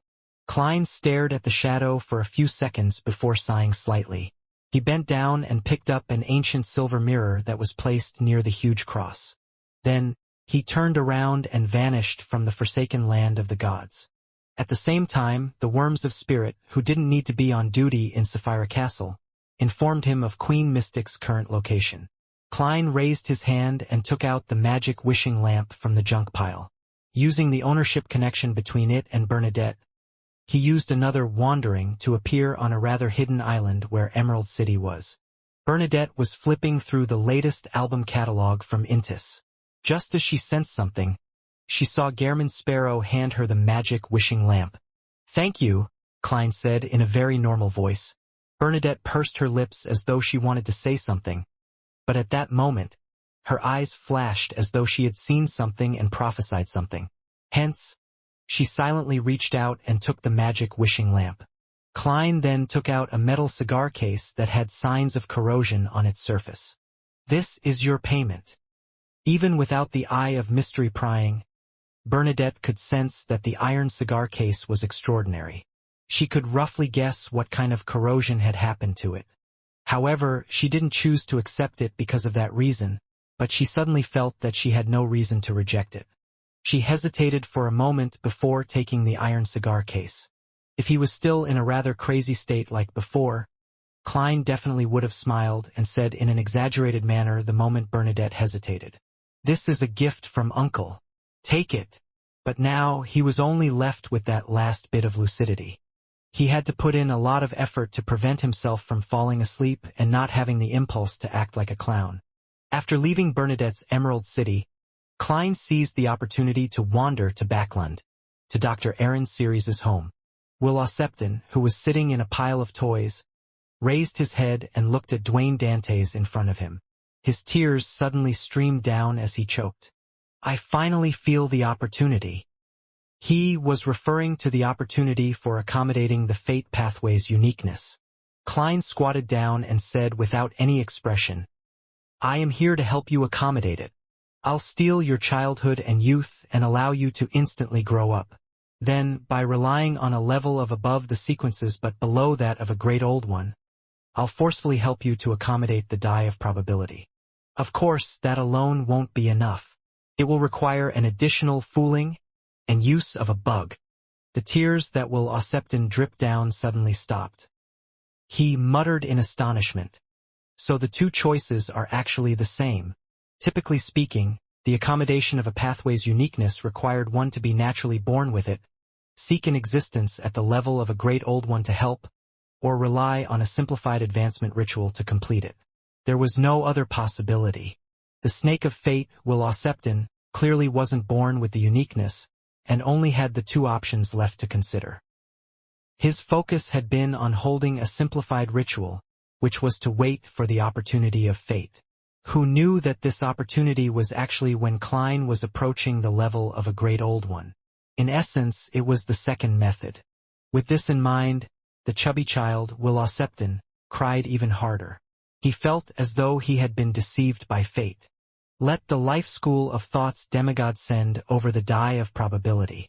Normally, with your luck, the die of probability should be by your side. Klein ignored Will's crying. Let's begin as soon as possible. I don't have much time left. Will stopped and looked at Klein for a moment before he said, slightly choking, forget it. Let's wait for the next opportunity. Given your current state, it would be a huge burden for you to forcibly help me accommodate it. Perhaps you would lose control on the spot. I don't want to face the Lord of the Mysteries. Okay, next time. I have a premonition. With that said, Will looked into Klein's eyes and said, I have a feeling that the next opportunity will be better. Klein maintained his reverie-like expression as he said in a low voice, Is this a prophecy? Will Ausepton's tears flowed again. No, it's a blessing. Klein nodded slightly, stood up, and took a step back. During this process, his figure gradually faded away and soon disappeared. He returned to Sapphira Castle and sat on the high-back chair, allowing the grayish-white fog to envelop him. After surveying the area and confirming the states of the crimson stars, Klein leaned back in his chair in exhaustion and slightly raised his right hand. This time, he didn't create the fake world again. On the two sides of the long modeled table, crimson beams of light shot out at the same time, freezing into the members of the Tarot Club, the Hanged Man, the Sun, the Hermit, the Magician, and the rest. This sudden gathering was clearly beyond Audrey's and company's expectations. It left them surprised and alarmed. Before that, although they had come to Mr. Fool's divine kingdom on occasions that weren't a Monday afternoon, it was all planned. They knew in advance that they would be dragged here. They would have either applied for a mini-gathering in advance, avoid the full moon ravings, or treat Mr. World with psychological problems. It could be said that, apart from the first time, this was the second time they were summoned by Mr. Fool without any warning. This made even the slowest members of the club catch the hint of uneasiness and feel the air freeze. Thinking back to the World Gairman Sparrow's visit and the words of Mr. Fool's blessed, Audrey, Alger, and Zio simultaneously had similar thoughts. Is it finally here? Audrey subconsciously turned her head and looked down at the bottom end of the long modeled table. There was no one there. Although she was already mentally prepared, Audrey couldn't help but be stunned as emotions of uncontrollable sadness surged within her. In her heart, the World Gairman Sparrow's image had long since turned from a crazy adventurer and an extremely dangerous beyonder to a person who wore a cold and tough facade but was a gentle, powerful, loving, mysterious, and lonely man who was burdened with many friends on his back. She believed that amongst the Tarot Club members, she knew the world the best apart from Mr. Star. And now, this friend seemed to have encountered some misfortune, leaving behind only an empty seat. The Tarot Club lost its first official member. Where did Klein go? Leonard suddenly felt a little flustered. In this world, he was the only one he could befriend. Previously, when Klein suddenly appeared in the southern continent and threw the gold coin into the cathedral's donation box, Leonard had already had a strange premonition. He had the feeling that Klein was about to receive the judgment of fate and was bidding farewell to the past. This was the same as the time back in Tingen when they decided to step out together and face Megos. Old man's recent silence has been a little bizarre. Could something really have happened to Klein? With Mr. Fool's level and status, as long as there's a chance, he should be able to be saved. Leonard's heart tightened as he suddenly turned his body and cast his gaze at Mr. Fool at the top end of the long mottled table. This mighty existence was still enveloped by the grayish-white fog, preventing others from seeing his condition. At this moment, Emlyn, Katlia, and Derek also discovered Mr. World's absence. Coupled with the suddenness of this gathering, they were both shocked and puzzled.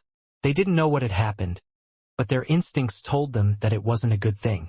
As a clairvoyant who had recently advanced, Katlia even felt that there was a certain problem with Mr. Fool. Mr. World isn't here. Zio had previously mentioned that Mr. Fool and his few blessed were about to face a major challenge, and it's very likely that they would suffer a bad fate. Furs was also somewhat alarmed, inevitably having a strong fear due to some unknown change. She had once thought that she would sigh in relief because of Mr. World's disappearance, but from the looks of it, it wasn't like that. Instead, she found her heart heavy and a little horrified. Only then did she realize that at some point in time, the world had become the pillar of support for the tarot club outside of Mr. Fool. It made everyone feel at ease when they saw him. Of course, some fear was unavoidable. As Justice Audrey and company turned around and looked at the top end of the long mottled table, Klein, who was already the real fool, said in a low voice, "This is a last-minute gathering. Mr. Fool is very exhausted." Audrey, who sensed this, felt her heart tighten. She looked around and stood up as usual. After the members of the tarot club stood up one after another, Audrey lifted the ends of her skirt with a heavy heart and curtsied at the end of the long mottled table. "Good afternoon, Mr. Fool." "Good afternoon, Mr. Fool." The other members of the tarot club appeared rather solemn as they followed Miss Justice's usual greeting. After they sat down again, the Fool Klein surveyed the area and slowly said, "I will be entering a state of slumber." Upon hearing this, Alger, Audrey, Zio, and Furs felt like their speculations had finally been confirmed. Leonard, Emlyn, Derek, and the other tarot club members felt their hearts sink as they became increasingly flustered and filled with puzzlement. Of course, they weren't that surprised. The abnormal last-minute gathering and the abnormality of the world's absence seemed to indicate that something important had happened today. Klein maintained his last bit of clarity and said in his previous tone, "This involves a war that's at the level of above the sequences. It has something to do with the apocalypse to a certain extent." Indeed, Alger acutely caught the words, "above the sequences." He had long suspected that there was another level above sequence 0, the one occupied by the ancient sun god when he had 8 kings of angels. Now, Mr. Fool had finally confirmed his guess and resolved many of his doubts. Katlia and company also noticed the hidden message in Mr. Fool's words. Those who had similar guesses like the Hanged Man felt enlightened, while the ones who had never had such guesses were inevitably surprised and confused when they heard it. However, they quickly combined what they had learned from the past and came to a realization. The Fool Klein continued, "Only after you become an angel do you have the right to know the exact situation. Otherwise, just understanding it will bring corruption." This made the tarot club members think of the words underground and cosmos. They were momentarily unable to contain their thoughts. Klein looked at the end of the long mottled table and said, "My blessed, the world, has entered a deep slumber. It's unknown when he will wake up. Then what should be done?" Leonard nearly blurted out, but he could clearly sense that Mr. Fool hadn't finished his sentence. Therefore, he forcefully held back his urge. The Fool Klein swept his gaze across him. "Next is a long-term commission for all members. Spread my name more widely, but don't clash with the Orthodox churches. When necessary, you can choose to use a more concealed method to proselytize. This will aid in my awakening. Also, spread the news of the world being my blessed, and record it in the church's Holy Bible. Of course, do not include information that involves his personal information. Remember one sentence. The awakening of the world spells the fool's return." Klein wanted to increase his number of anchors. This might be useful in the battle with the Lord of the Mysteries in his dream. At the same time, he wanted to mold the world into a saint of the Church of the Fool, an angel beside the divine throne, so that this image could also greatly share an image with the believers and obtain his own anchors. To put it simply, Klein planned on having a believer contribute 2 sets of anchors. After all, to him, be it the fool or the world, all of them were just an identity of his. Furthermore, the image created by anchors wouldn't be uniform. They were different and wouldn't affect him. At the level of the fool, the church would spread the name of the deity, the fool's sacred emblem, and all kinds of religious teachings without any concrete images. As for the world, he had quite a number of identities, such as Gehrman Sparrow, Dwayne Dantes, and Merlin Hermes. It wouldn't fixate on a single image. The reward is the convenience you have enjoyed in the past, the responses you received, and the corresponding help given to your future prayers. The fool, Klein said without a change in tone. After I begin my slumber, I can still respond to my prayers in a certain way, but not every time. If there's something very important that needs help, pray a few more times. He could tell from Antigonus's state of eternal slumber that dreams could be projected outside. As long as the correct method was used, a sleeping deity could make use of the dream to a certain extent to respond to prayers. Regarding this situation, the members of the Tarot Club weren't stumped by it at all. On the one hand, most of them were either openly or secretly spreading the faith of the fool. On the other hand, it was very common to pray to deities without receiving a response. Mr. Fool's responses from before were considered extremely rare. They had almost never heard of anything like this happening elsewhere. To be able to receive a response through repeated prayers on important matters was better than most of the clergymen of the Orthodox churches. Yes, Mr. Fool. The Tarot Club members didn't hesitate at all as they accepted the long-term commission. Among them, Leonard was the one that answered from the bottom of his heart. He was most eager and impatient. To him, spreading the faith and biblical canon of Mr. Fool was to awaken Klein. This made him instantly find the motivation to do something else other than his usual work. At this moment, the fool Klein nodded slightly and cast his gaze at Katlia. The previous commission, to gather all the information regarding the hidden sage suddenly coming to life, is still effective. If you wish to take the risk, then go further and investigate the present state of the hidden sage. This will be very dangerous. You can reject it, and the reward is a wish.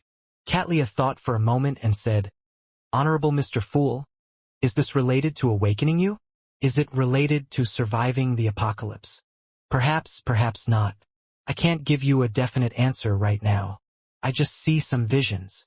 This time, Klein didn't deliberately create a high-level persona of the fool, because he was already the fool. Also, watch over all your subordinates that are beyonders of the Earth and Moon pathway. Katlia fell silent for a moment before slowly saying, I'll accept this commission.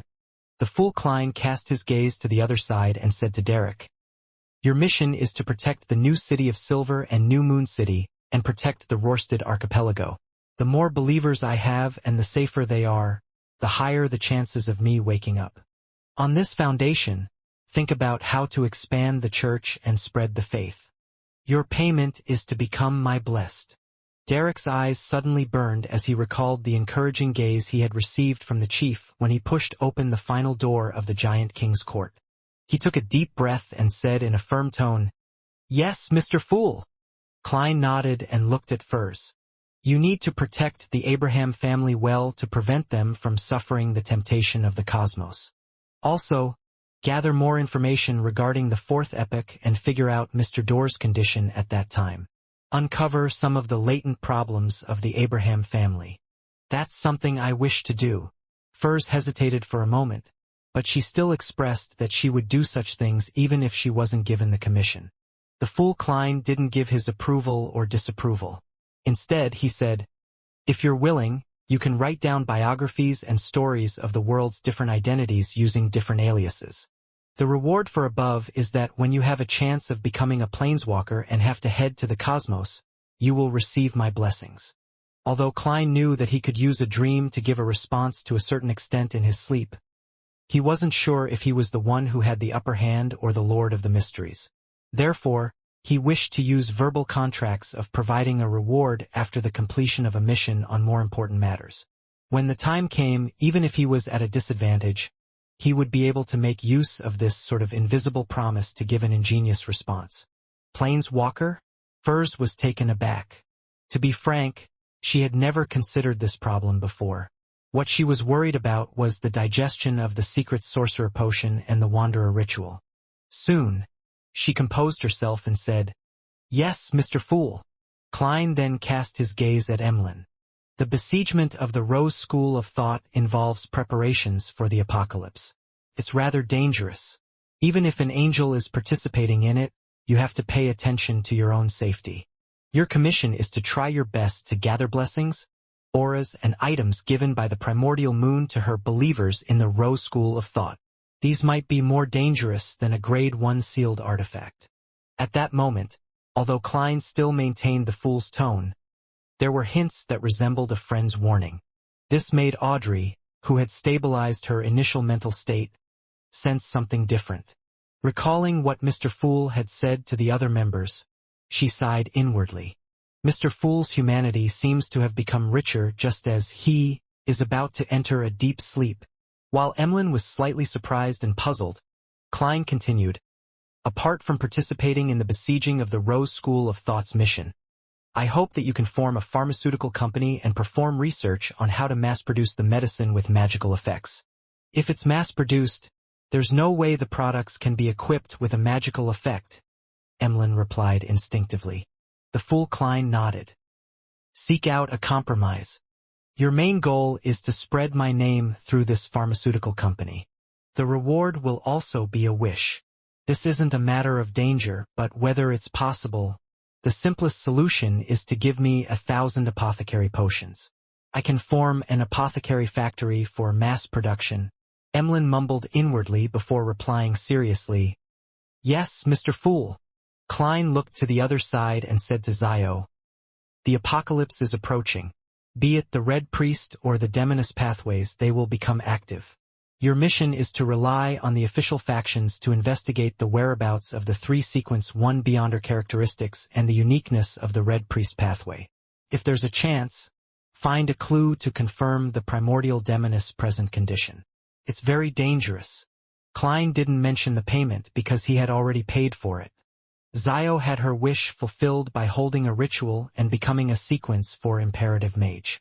As for the 3 sequence 1 Conqueror Beyonder characteristics of the Red Priest pathway, Klein had previously learned that one was in the hands of the Sauron family, the former Intis royal family, the other in the hands of the Phasax Einhorn royal family, and the other was in the hands of the Loans Augustus royal family. Later, as a reward, it was given to the Demoness sect. Of course, this was only a preliminary answer.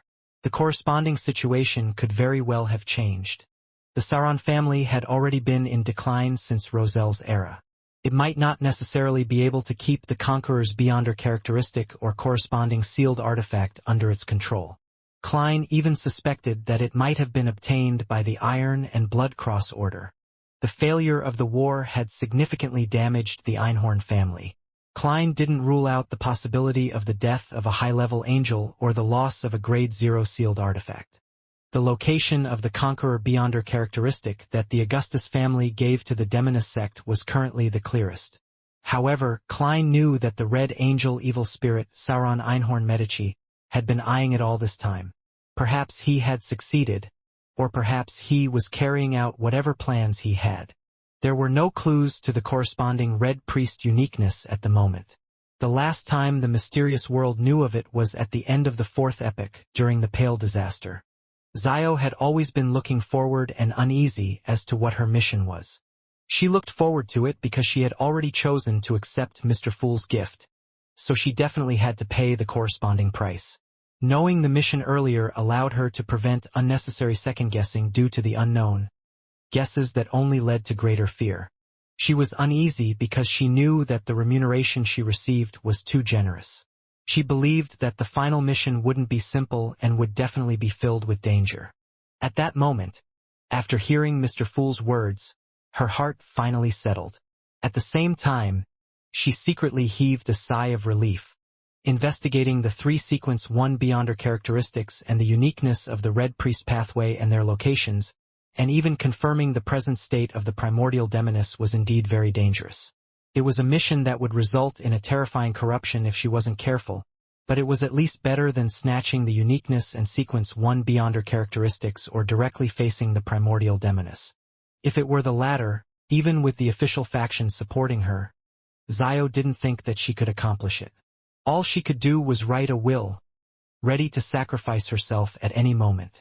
And if it was just the former, she could use a more roundabout method to obtain the information. She didn't need to encounter powerful existences with high statuses. As a sequence 4 demigod, Zio was confident. Without any hesitation, she immediately replied, "Yes, Mr. Fool." The Fool Klein had planned on looking to the other side. After some consideration, he added, "Be careful of Bansi." Without waiting for the Tarot Club members to start making connections, Klein said to Leonard, "Your mission is similar to the moon's. During the besiegement of the Rose School of Thought, gather blessings, auras, and items from the Mother Tree of Desire from their members. It's equally dangerous." He only gave a single warning, without saying as much as he did like when he gave Emlyn the mission. This was because Leonard had a senior angel from the Marauder pathway parasitizing him. He knew many secrets and knew how dangerous the outer deities were. He wouldn't allow Leonard to act recklessly. Seeing that Leonard was about to nod, the Fool Klein maintained his tone and continued, "You don't have to do too much in promoting my name. You can even choose not to do it. As one of the 22 high-ranking members of the Church of Evernight, as one of the few high-ranking deacons of the Nighthawks, it was very easy for something to happen if Leonard spread the faith of the Fool in private. He would be misunderstood by his colleagues and cause unnecessary conflicts. Miraculously, to Klein, the Moon Emlyn's actions didn't seem to be misunderstood in the same way. To the people and sanguine around him, anything he did wasn't too strange. That's right. Leonard had already recovered from his previous eagerness and realized the cruelty of reality. However, he still wanted to do something. At this moment, the Fool Klein added, "You can share the stories of the world with songs and poetry." Songs and poetry. Leonard instinctively frowned. He didn't immediately respond to Mr. Fool. Klein then said, "Other than that, try your best to raise your own level to prepare for the apocalypse. The reward for all the missions is a wish." Although many Beyonder characteristics had fallen into the real world when the god of combat died, bringing with them a batch of Beyonder creatures, mutated monsters, and abnormal lands, Klein didn't know how many Sequence 1 Beyonder characteristics the Evernight goddess had obtained from the warrior pathway other than the uniqueness, but at the very least, a number of the Sequence 2 angels of the Church of Evernight had the possibility of becoming a Sequence 1 angel. At the same time, if they had obtained additional Beyonder characteristics, they could still switch to the corresponding sequence of the death pathway. This would open a path for the saints to advance, not limiting them to just one pathway. Of course, not every Sequence 3 saint wished to become an angel, but Leonard was currently only a Sequence 4 Night Watcher. Furthermore, if the corresponding Sequence 3 Horror Bishop position was limited, he could consider Silver Knight and Ferryman. Klein had one set of the former. Leonard fell silent for 2 seconds before he slowly exhaled. "Yes, Mr. Fool." The Fool Klein immediately cast his gaze at Miss Justice, who had been waiting. "Apart from promoting my name, you have 2 missions. One is to assist judgment and investigate the whereabouts of the Red Priest pathway's uniqueness and Sequence 1 Beyonder characteristics, confirming the present state of the primordial demoness. The other is to work hard to raise your level. One of the missions is to increase my sequence." Audrey was somewhat puzzled about this mission. In her opinion, this seemed to be telling an ordinary person, "Your mission is to earn even more money." Furthermore, this isn't of any value to Mr. Fool. Could it be that he wants me to treat Mr. World? Just as this thought flashed across Audrey's mind, the Fool Klein added, "The higher your sequence, the more opportunities you have to awaken the world. In this aspect, you can make use of external forces to help. The psychology alchemists that Hermes rebuilds will be one of the choices, but you need to be careful and take precautions. You have to pay a certain price for this. You can give up the reward you received before. This depends on your will and thoughts. Audrey no longer had any doubts. After a moment of silence, she nodded solemnly. Yes, Mr. Fool. Klein's gaze landed on Alger. You will know what your mission is in time to come. Klein had already foreseen the corresponding scene. Without waiting for Alger to speak, he continued, You can bring the sea god scepter, but during this period of time, all the prayers of the sea god believers will be transferred to the sun, directly pointing at me. Although Alger still couldn't accurately guess what his mission was, he already had a vague premonition. After a moment of thought, he replied in an upright manner, Yes, Mr. Fool. Klein retracted his gaze and looked around before slowly saying, After this, on the first Monday afternoon of every month, you can still gather here, but there will be no convener. If you need to do a private, mini-discussion, pray in advance and wait for a response. At this point, the fool Klein closed his eyes and said, Let us end today's gathering here. The Tarot Club members couldn't help but feel a baffling sense of sorrow. It was as though a grand ball was coming to an end. They stood up at the same time and solemnly bowed towards the end of the long, mottled table. Your will is our will. Klein waited until they finished speaking before he dispelled his control of them. He watched as the crimson starlight scattered and quickly fell. After staring at the scene for a few seconds, he conjured a yellowish parchment and a dark red fountain pen. After some thought, Klein simply wrote, Dear Mr. Azek, due to some complicated reasons, I might be sleeping for a long time. I'm sorry, but I might not be able to write a letter to you for a long time. With just that sentence, Klein stopped and made the pen disappear. Although he had conjured that piece of paper with his current status, level, and strength, he could sustain it for more than 100 years, even if it was brought to the outside world. He closed his eyes again, summoned Azek's copper whistle, and blew it. At the same time, he released some of the restrictions that came from Sci-Fi Castle. The skeleton messenger appeared, and every bone in its body trembled intensely as if it would collapse at any moment. If not for the letter that Klein had handed over, it might have prostrated itself. After the skeleton messenger received the letter and left Sci-Fi Castle in a hurry, Klein rubbed his temples. This wasn't because the will of the celestial worthy had already escaped from his state of eternal slumber, nor was it because of the pain from maintaining his lucidity. It was just a habit. Klein slowly leaned back into his chair and sighed. On both sides of the long model table, Justice Audrey, the hangman Alger, the sun Derek, the magician Furs, the moon Emlyn, the hermit Catlia, the star Leonard, and Judgment Zio appeared in the order they joined the Tarot Club. But this time they weren't real. They were only projections. They no longer appeared blurry, revealing their images from Klein's memory. Soon after, more figures appeared. They were a mature man with a receding hairline with deep eyes, a beautiful witch with blue eyeshadow and red blush, a middle-aged man with black hair mixed with silver hair, his voice unusually loud and sonorous, a woman in her late 40s with ear-length short hair, a youth that gamed on his phone while eating delicacies, a happy young lady who kept giggling, a civil servant who looked old than his age with a high hairline, a young girl dressed in an old-fashioned skirt who focused on machinery, doll-like lady with a pale face, a teacher with soft facial features and bronze skin, a child licking on ice cream, a madam holding 4 heads, and an elder looking all serious at a bill. They either sat or stood, gathering beside the people they knew. In the flickering candlelight on the long table, they discussed different things, followed the music, and danced. Klein silently watched the lively scene as his expression gradually softened. After an unknown period of time, he stood up, passed through them, and walked into the depths of the space. Behind him, the figures, the candlelight, and the music faded away and disappeared. When he saw the strange door of light above the grayish-white cloud, Klein beckoned for the magic mirror, a Rhodes. At that moment, the transparent or opaque worms and insects that clustered together to form spherical lights in the strange door of light turned bluish-black. It was like a thick layer of fog that made one unable to see what was behind the door. After Klein arrived, he didn't immediately enter. He felt as though there was an extremely terrifying monster behind the door, waiting to devour him. He raised his head and looked at the transparent cocoons hanging above the door of light. He looked at the modern humans with different skin colors inside the cocoons. Closing his eyes to sense them, Klein raised his right hand and closed his 5 fingers. The cocoons cracked open as the people inside transformed into specks of light. They flew out of Sapphira Castle and landed in the real world, into the bodies of those who had just died. After doing this, Klein lowered his head and looked at the magic mirror in his hand. "Are you scared?"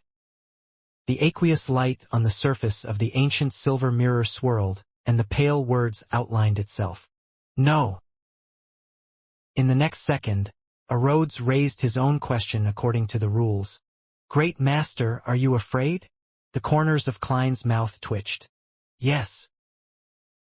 With that said, he took a step forward with the magic mirror in hand and walked towards the bluish-black fog in the middle of the strange door of light, passing through it. His figure disappeared behind the door that had the unknown hidden behind. The cracked cocoons were still gently swaying. In the dark blue waves that seemed to never stop in the berserk sea, the future was like a leaf, being thrown high up at times and smacking down at other times. In these waters there were still some pirate ships that were cruising. They were used to such situations and felt that it was as natural as the sun rising. After Katlia returned to the real world, she pondered for a moment before spreading open a piece of paper and writing. She wanted to ask the Queen what happened recently.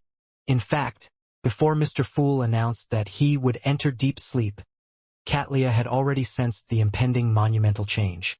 Whether it was the sudden closing of the doors or the meteor shower streaking across the sky to illuminate the world, it gave her some inspiration as a clairvoyant, allowing her to see some blurry visions. Of course, she was limited by her own level, position, and status. She didn't have enough knowledge of what had happened, and she was unable to grasp what exactly had caused Mr. Fool to choose to sleep. All she could do was ask Queen Mystic Bernadette, who had long advanced to the level of an angel and led a mysterious organization while being in control of many powerful sealed artifacts. Just as Katlia summoned the messenger and took out the letter she had written, she was taken aback.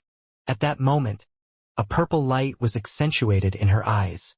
It became extremely saturated and slowly flowed like a river. She felt that Mr. Fool had entered a deep sleep. Unconcealable hesitation, confusion, and sadness arose in the Admiral of Star's heart. For some reason, she felt an inexplicable palpitation, and 2 drops of tears unknowingly slid down her face. She seemed to understand something, yet nothing. She only knew that it was unknown how much time it would take for Mr. Fool to wake up from his slumber. Taking off the heavy glasses on her nose bridge, Katlia wiped the corners of her eyes, allowing her emotions to return to normal. She walked to the window and looked at the deck. Frank Lee warmly invited the crew to taste his newly brewed beer, but none of the pirates dared to try it. Thankfully, I sent Sealf to the Queen ahead of time. Now all I need to do is watch over Frank. Without Mr. Fool's watch, I have to be more careful and pay more attention to him. Yes, I have to find something for Frank to do other than research. He's a first mate, so he can't always be working on something else. Katlia thought with a heavy expression. After considering how to deal with Frank, as well as how to reorganize the small number of pirates from the Earth and Moon pathway onto other ships, and not frequently interact with Frank, Katlia focused her focus on the Hidden Sage. Although she was already one of the 10 pillars of the Moses Ascetic Order, due to her background and the influence of the Hidden Sage, she had never received the trust of the president and the other higher-ups. She could only be an ostracized person who teetered on the periphery of the organization who had her own circle and respective faction. From a certain perspective, her relationship with the Moses Ascetic Order was closer to that of a partner. On the one hand, she needed a faction and a powerhouse to project her will over the 5 seas. On the other hand, she yearned to obtain corresponding knowledge and materials, and to obtain the information regarding the hidden sage that represented a deity suddenly coming to life and confirming his current state would necessarily require her to become a core member of the Moses Ascetic Order. With my present identity, there's no problem with me participating in the internal decisions of the Moses Ascetic Order. Only by truly participating in these will I be able to come into contact with more information and elevate my own status. However, this will be rather dangerous.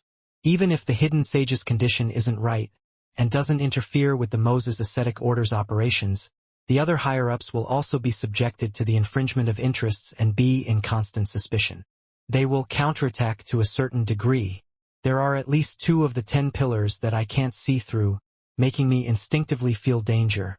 And confirming the state of the hidden sage will be even more dangerous. If anything goes wrong, I'll immediately be corrupted and eroded by him. The more Katlia thought about it, the more she felt that the mission given by Mr. Fool was difficult. She had always been teetering at the periphery of the Moses ascetic order with her identity as a pirate. In fact, she had her worries about this matter. She was afraid that if she went too deep into the organization's internal affairs, it would expose the fact that she was still in contact with Queen Mystic. She was afraid that the other 10 pillars would one day suddenly point her out as a spy and eliminate her on the spot. At that moment, Katlia even wanted to abandon Mr. Fool's mission and identity as one of the 10 pillars of the Moses ascetic order. She wished to return to the dawn and returned to the Queen's side. That way, she wouldn't need to worry about this matter anymore. If there were any problems, the Queen would be able to stop them. Ever since she left the dawn, she had to shoulder everything by herself. Katlia had always felt exhausted as her shoulders remained heavy. However, this thought was quickly given up by Katlia. She sighed softly. She understood that she would never be able to return to the time when she was a little girl without worries. She wasn't only responsible for her own life, but also the fate of Frank, Heath, Nina, and the other crew members. Furthermore, she had predicted the arrival of the apocalypse. She hoped that she could become the Queen's most powerful helper and do something for this world. Katlia closed her eyes and muttered to herself, "Then face it." To truly integrate into the Moses ascetic order and gather the relevant information. After making this decision, Katlia no longer concealed her strength. She raised her hands and used a fairy tale magic. In the eyes of the surrounding pirate ship crew, the future and its fleet became illusory at the same time, turning into countless bubbles. The bubbles reflected a dreamy color under the light's illumination. Then they slowly melted into the sea. Just like that, the future and its fleet disappeared from everyone's eyes. Many knowledgeable pirates were first shocked and stunned. Then they had a thought. A new queen over the seas has been born. Queen of Stars. Backlund in a particular house. Zio, who had yet to sort out her thoughts after returning to the real world, saw Furz's figure appear in front of her as she shouted, "That mission of yours is too dangerous." Zio was taken aback as she instinctively pointed out a problem. "You didn't knock." This was the worst part of living together with a demigod of the apprentice pathway.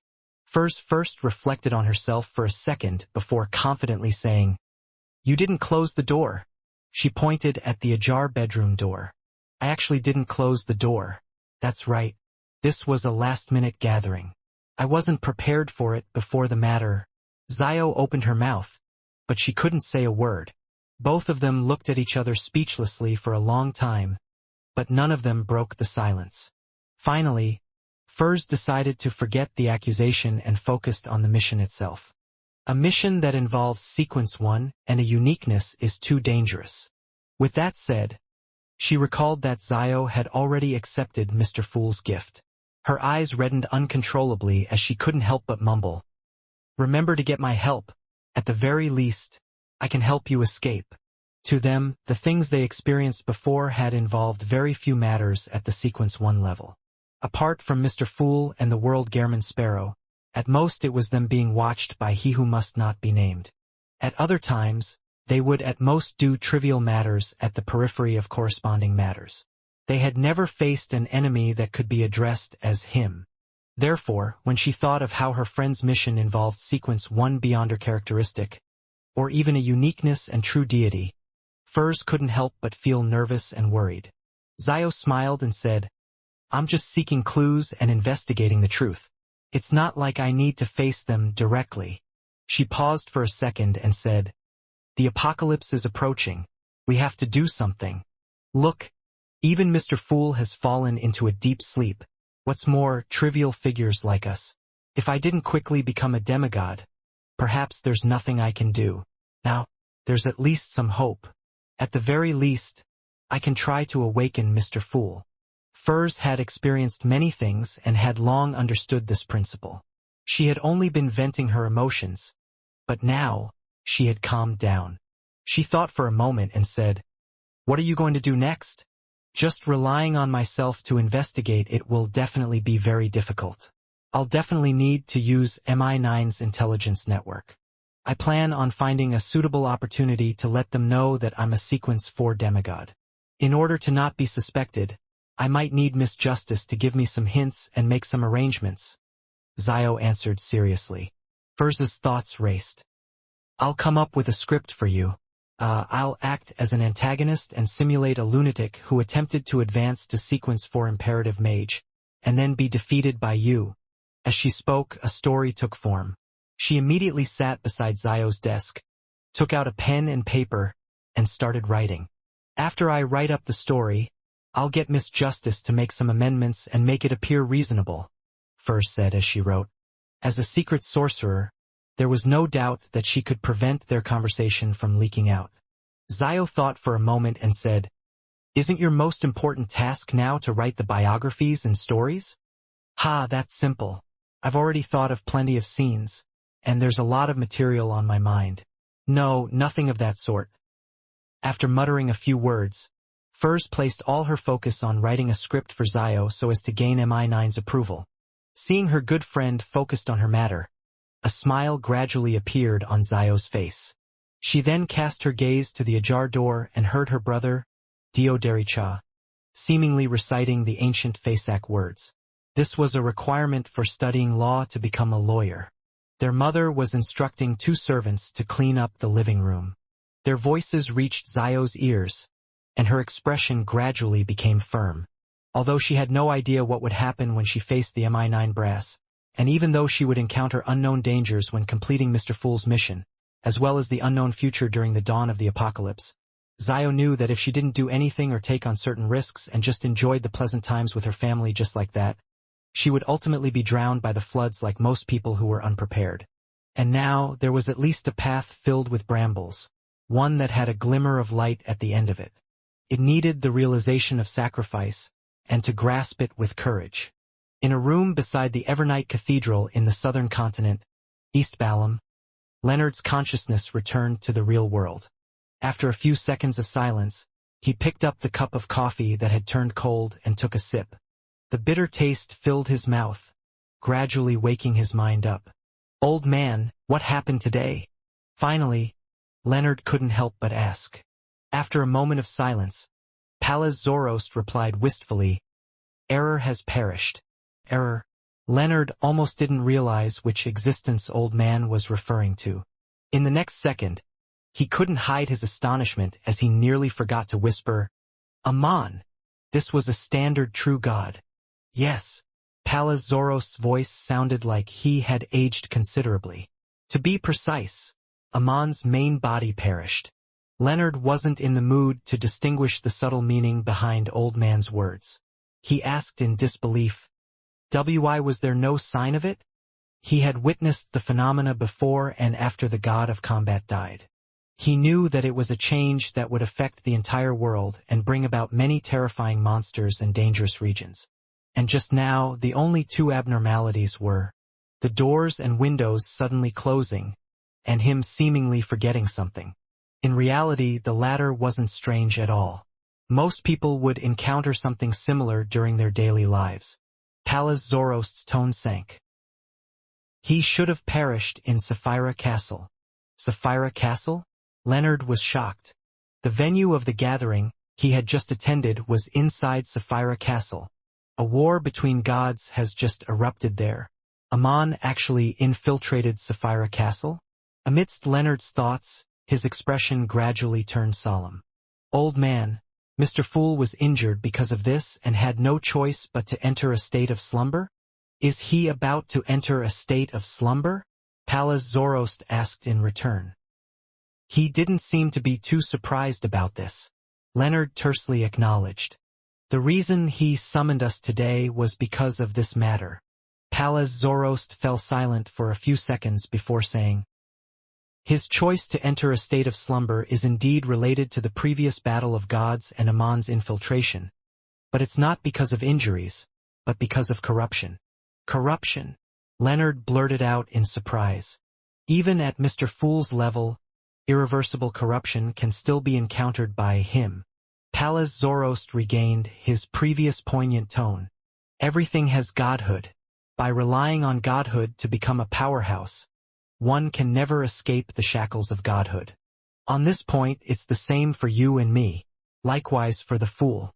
Perhaps he shouldn't be called the fool anymore. He is equivalent to half a Lord of the Mysteries. Lord of the Mysteries. Regarding the problem of the mental imprint in a beyonder characteristic, Leonard indeed had a deeper understanding of it than demigods at his level. However, he still had several holes in the knowledge on this matter. Even though he had heard Old Man mention the term Lord of the Mysteries, he didn't understand what it meant. However, at present, he could confirm that Mr. Fool's level had transcended sequence 0 according to Mr. Fool's words during the gathering, and what Old Man had just said. His strength was enough to kill a true god. Leonard cleverly didn't probe further. He changed the topic in a deep voice. Old Man, why is Klein sleeping as well? Are you able to wake him up as soon as possible? Pallas Zoroast's tone was somewhat odd. How could an old and weak angel like me know about matters at the level of gods? As for the awakening, even the fool has no better solution, much less me? Leonard remained silent for a moment. He picked up his coffee cup and took another sip. After a while, he asked hesitantly, Old Man, do you have any way of stealing the artistic flair of others? Pallas Zoroast scoffed. The definition of artistic flair is vague with no clear categorization. There's no way to steal it. However, if you change it to natural talent, there's a way. Forget it.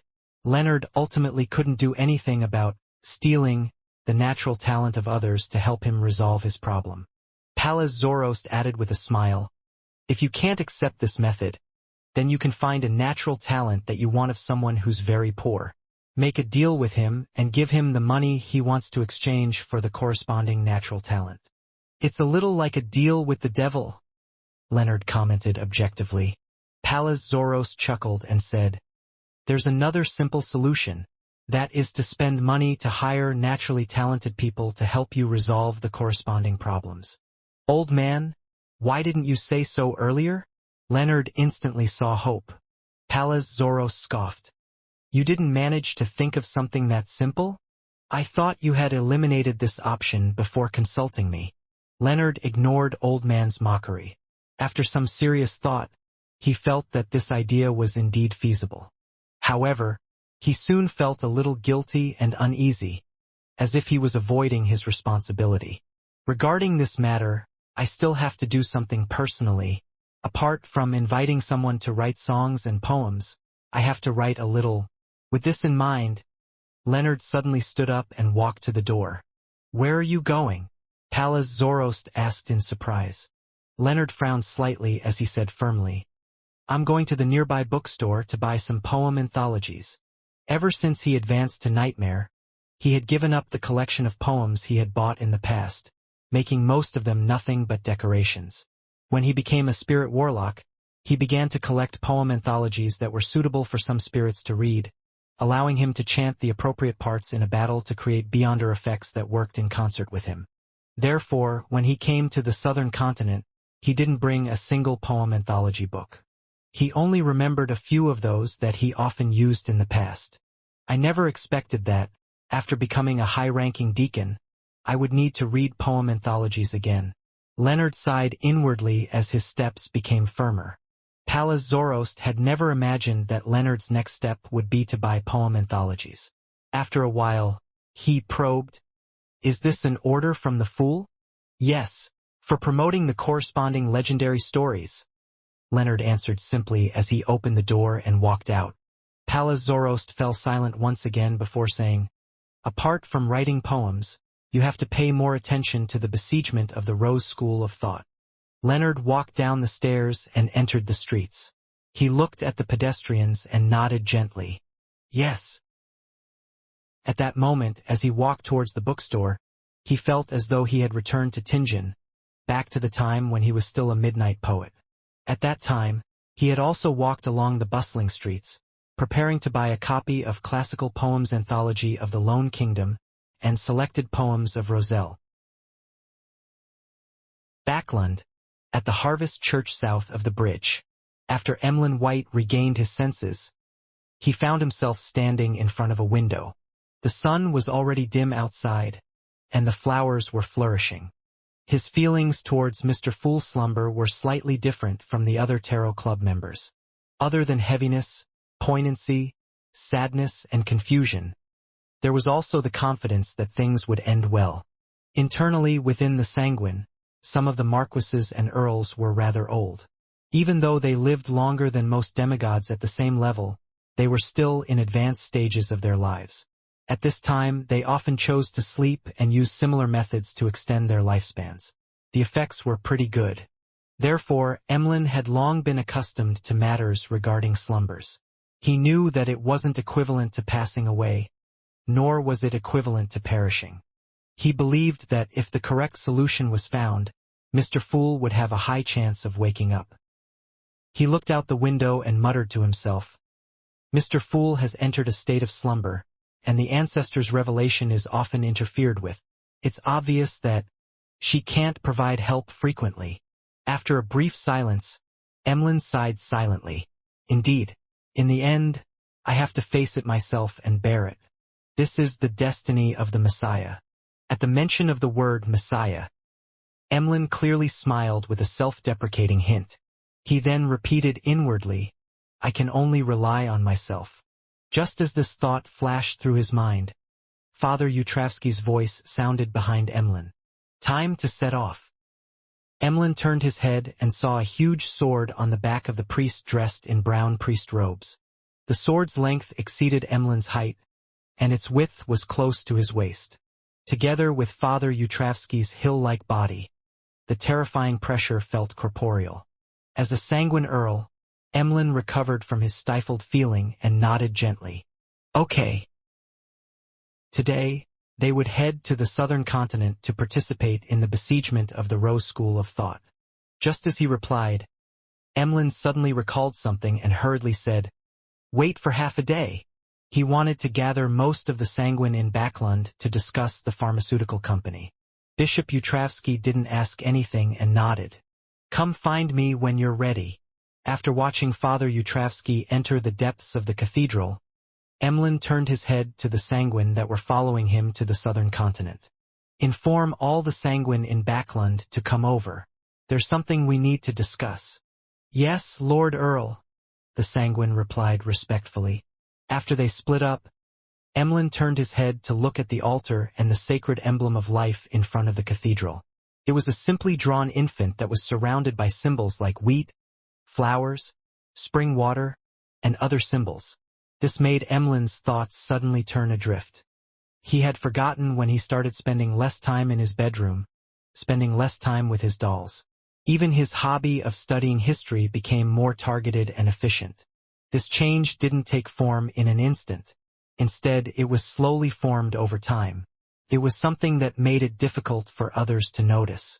By the time Emlyn discovered it, he had already adapted to this new life. Emlyn retracted his gaze, raised his chin slightly, and shook his head with a smile. This is the destiny of the Messiah. After returning to the real world, Alger patiently waited for the mission Mr. Fool had mentioned. On this day, he, wearing the pontiff's clothes and the silver-black mask, was discussing the internal affairs of the Church of the Sea God with Oracle Danitz when he suddenly saw a bishop enter. "Your Holiness, the Church of Storms has sent 2 gifts to congratulate you on becoming a proxy of God." The bishop held a tin box and bowed respectfully. Danitz, who had been secretly rejoicing over the malfunction of Byam's telegram, blurted out in surprise, "Where's that messenger?" "He left after leaving the present," the bishop at the door answered helplessly. Although the members of the Church of Storms often had impulsive moments, such behavior was still quite rare. Alger nodded slightly and said, "If they don't view us as enemies, sending a messenger to deliver a gift is enough." With that said, He raised his right hand and gently made the tin box in the bishop's hand fly over. After catching the small box, Alger's actions suddenly slowed down as though he found it heavy. He slowly opened the container and saw a book made of yellowish-brown goatskin. On the surface of the book, there was a line of words written in Elven. Book of Calamity. Book of Calamity. After seeing the words clearly, Alger felt a little dazed as though he was dreaming. But very quickly, he understood what the mission Mr. Fool was talking about was. Alger sighed silently and looked at the bishop at the door.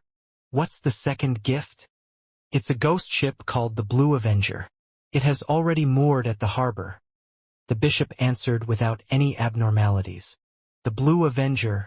When Danitz heard the name, he instinctively cast his gaze at the pontiff, Alger. He remembered very clearly that this was the ship Alger used back when he was a pirate. This meant that the Church of the Lord of Storms knew that the pontiff Church of the Sea God was once their cardinal. Is this a congratulation gift, or a challenge to war?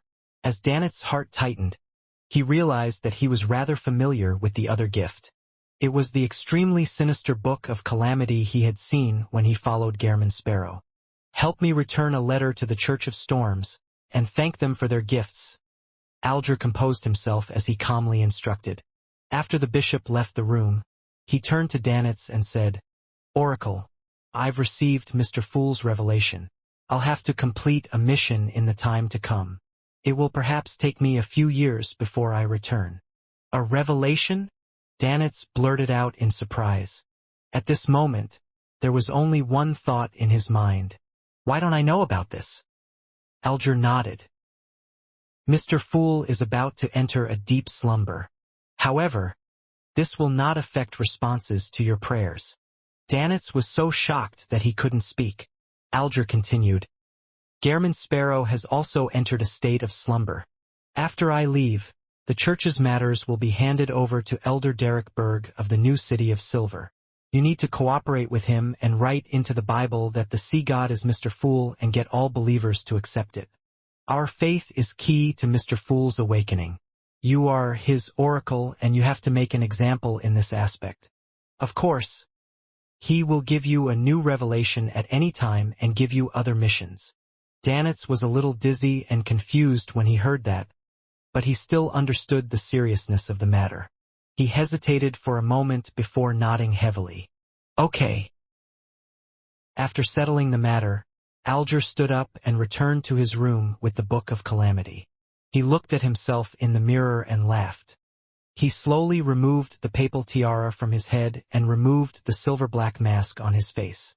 A few days later, at the crowded Byam harbor, Alger raised his head and looked at Derek, who was taller than him, and said with a smile, You've been doing very well recently.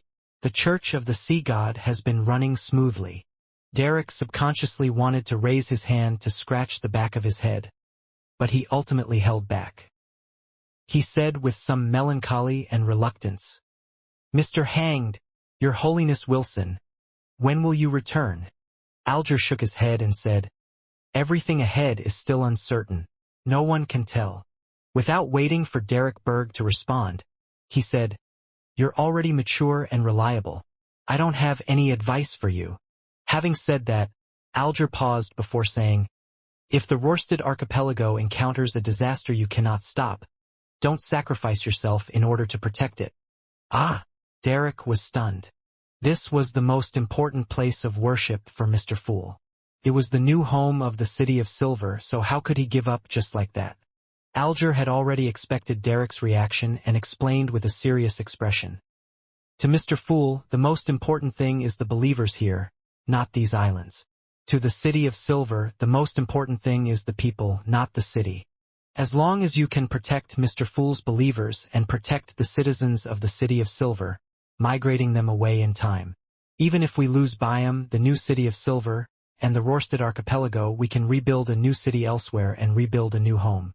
Remember, don't lose sight of the forest for the trees. Derek was deeply moved when he heard that. He grasped the crux of the problem. He replied sincerely, I understand. Thank you, Mr. Hanged, Your Holiness Wilson. I will protect Mr. Fool's believers and the citizens well. Alger didn't say a word as he turned around and walked towards the Blue Avenger that was moored at the dock. The ghost ship was a three-masted sailboat that was still behind the present era, no different from before. Alger looked at it and looked at the crew members on the deck. He suddenly felt something and looked down at himself. He was wearing a linen shirt, brown jacket, and trendy pantaloons. He had a custom-made belt around his waist. Attached to it were a dagger and a scepter made of bone. The corners of Alger's lips curled up as he took a step forward and landed on the deck of the Blue Avenger. He then turned his head to look at the boundless blue sea, raised his right hand and said in a deep voice, "Set sail." Backlund, Empress Borough, inside the Hall family's luxurious mansion. Audrey sat on a comfortable sofa and watched her father, Earl Hall, her brothers, Hibbert and Alfred, discuss the recent developments of the kingdom. She watched as her mother, Lady Caitlin, constantly convened the butler and footmen to make final preparations for the ball. She didn't say a word. She wore a faint smile as she quietly observed this common scene in her daily life. After some time, Earl Hall smiled and looked over. "What is our little princess thinking about?" Audrey pursed her lips and replied with a faint smile, "Guess. I'm guessing you're thinking about which dress you'll be wearing today, and what kind of hair and makeup you'll be matching it with," Hibbert said casually on behalf of his father. Audrey smiled and said, "Correct, but there are no rewards." She slowly stood up and said to her parents and brothers, "I'm going upstairs to change into my gown." Earl Hall smiled and nodded. "There's no hurry. Everyone believes that you're worth the wait." Audrey bit her lower lip and maintained her smile as she walked towards the door. When she was about to leave the room, she paused and looked back. Her parents and her two brothers continued with their discussion or arrangements. Audrey's gaze froze as she slowly retracted her gaze. She walked out of the room and went upstairs to the bedroom. Susie was already waiting there.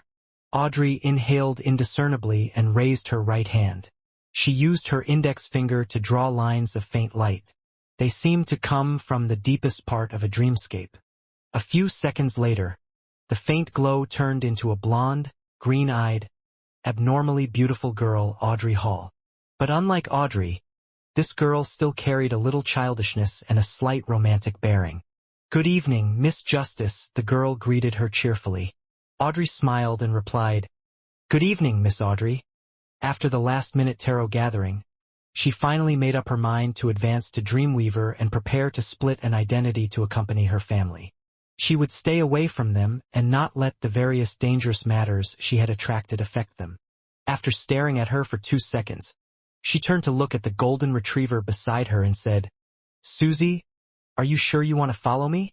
"Yes, we are friends forever," Susie replied seriously. Audrey didn't say another word. She split off a virtual person and entered Susie's body of heart and mind, which she opened up for Audrey. Then, she raised her hand again and outlined another Susie in midair. The moment Susie formed, she opened her mouth and let out a woof. Audrey retracted her gaze and looked at herself. After a moment of silence, although she knew that their thoughts and ideas were synced, she couldn't help but say to the blonde girl in front of her, "I'll leave it to you in the future. Remember to wheedle to father often and get him to not be so busy. He's not young anymore, so he needs to be mindful of his health. He can hand over many things to Hibbert and Alfred or the butlers. Also, slowly counsel mother and tell her that she doesn't have to pay too much attention to the opinions of others. She doesn't have to maintain a perfect image at social events. It would be very tiring. Yes, don't forget about Hibbert. Cheer him up often and don't let him be so gloomy. He shouldn't complicate matters too much from overthinking things. Alfred won't threaten his position. Alfred. He needs a good wife to stop him from taking any more risks. Oh, why are you crying? We've already grown up. We can't be little girls anymore." Audrey lowered her eyes slightly and smiled at her crying self. I know. After Audrey said that, she pursed her lips tightly and nodded heavily with a sad expression. Audrey retracted her gaze, picked up her cloak, and draped it over her. Then, she led Susie out of the bedroom and into the corridor. The hall below was lit with lights, and the guests came one after another to attend the ball. Lord Hall, Lady Caitlin, Hibbert, and Alfred were already at the door. Audrey stood behind the railing and watched silently for a while. She then lifted the ends of her skirt and slowly and solemnly bowed to her parents and brother from a distance away. After maintaining such a posture for 2 seconds, she straightened her body and raised the hood from her dark blue cloak to cover her face. To her side, behind her, there were bright lights and a bustling din. In front of her, many dark lights formed a sea of collective subconscious. "Let's go," Audrey said hoarsely to Susie. With that said, she walked into the dark illusory sea. Audrey rushed out from the bedroom and cried out with a sobbing tone, "You must come back!" Audrey didn't turn back. She raised her right hand and waved it, indicating that she understood. The figure wearing a blue cloak gradually disappeared into the distance amidst the deep, silent darkness. In a room of an abandoned castle, sunlight shone through the gaps in the thick curtains, illuminating a pitch-black coffin. Suddenly, the lid of the coffin creaked and slowly moved to the side. With a thud, it fell to the ground. A few seconds later, Isaac Eggers sat up, looking rather lost. At that moment, he was wearing loose pajamas that had been popular in Lone years ago. He resembled a noble who had woken up in his manor. After a while, Isaac narrowed his eyes slightly. He looked around in confusion as though he didn't know who he was. He then saw the brilliant sunlight that penetrated through the cracks and saw the dust dancing in the sunlight. He saw letters scattered on the table, ground, and coffin lid around him. They were like giant snowflakes that blanketed half the area. Isaac got out of the coffin. With a puzzled expression, he bent down to pick up a letter and began reading. As he read, the confusion on his face disappeared a little, as if he had remembered many things from the past. Isaac immediately found a chair and sat down, allowing all the letters to fly in front of him to stack up like a mountain. He opened the letters one by one, reading them one after another.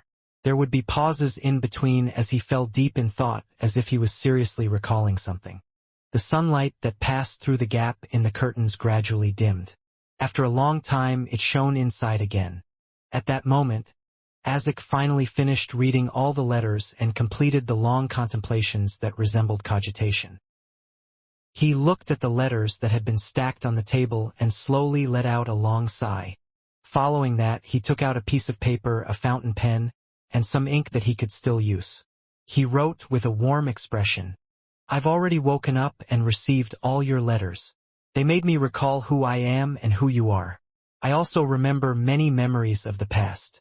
Your experiences, no matter how complicated and exciting, have exceeded my imagination. It also makes me understand some of the problems that previously plagued me. I can feel your joy, your exhaustion, your faith in life, and the heavy responsibility that you have borne from your letters. I can roughly guess why you ultimately made that choice. If it were me, I might not even be able to make such a decision. From the beginning, you've been a guardian. You mimicked others until you were mimicked by others. Next, I will begin a journey to pursue the past and witness the changes in this world. You seem to still be asleep, but it doesn't matter. I'll write to tell you about the interesting things that I've encountered, the interesting traditions and interesting people. I think I should be able to send these letters to you via sacrifice." The tip of the golden pen reflected the sunlight as it rustled on the white piece of paper, continuously penning down more content. Backlund, in a solarium of a terrace house. Melissa walked in with a girl who was clearly less than 10 years old. "Aunt Melissa, why here?" the little girl asked, puzzled. "All the stories I heard had mysterious rituals held in the basement." With her hair tied up, the bespectacled Melissa smiled and said, "Those are unconventional mysticism rituals." She pointed at the altar that had been set up and the unlit candles and said, "You may begin." "Really?" The little girl tilted her head to look at the bright sunshine outside the window. "Do we need to draw the curtains?" "There's no need. It's pretty good this way." After Melissa answered, she smiled at the little girl, while she awkwardly mimicked her usual method of holding rituals in a clumsy and unfamiliar manner. During this process, She would instruct her from time to time and even personally help her to complete the pre-ritual preparations. "All right, repeat after me." Melissa took a deep breath as her expression gradually turned staid. "Yes, yes." The little girl tried her best to appear stern. Melissa looked at the candle flames on the altar for a few seconds before slowly reciting in ancient Hermes. "The fool that doesn't belong to this era, the pool that done belong to dis Ella." The little girl had never learned ancient Hermes before. Although she tried her best to imitate her aunt, she still didn't know what she was saying.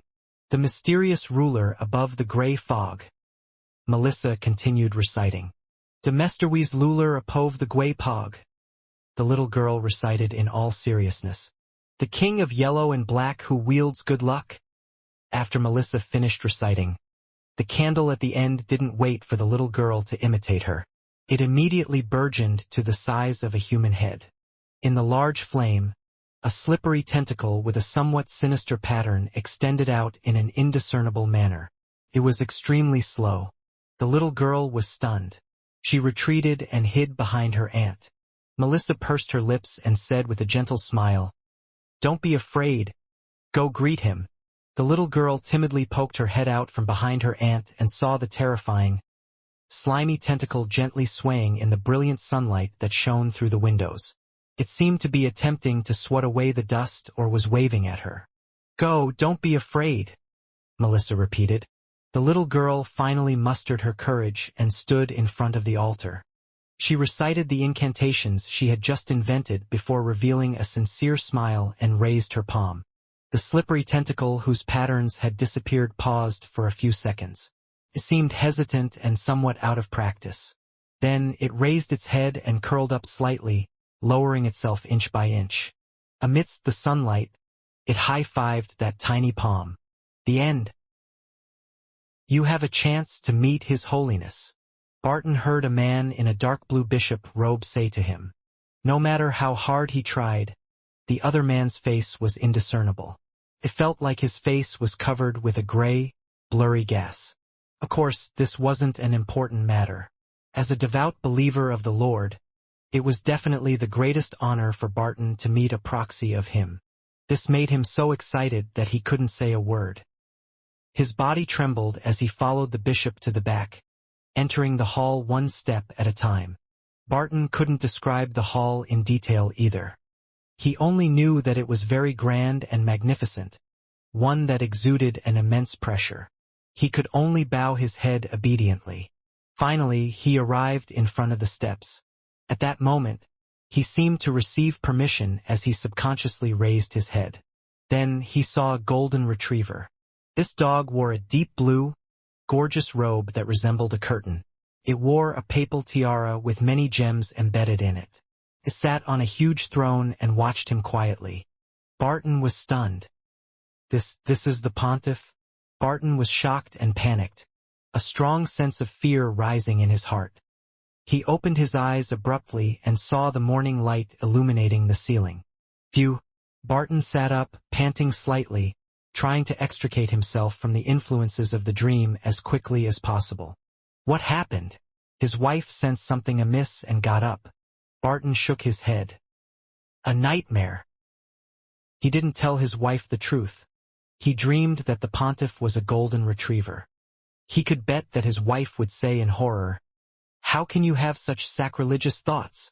If that were to happen, he could only shrug his shoulders and say, "Just kidding.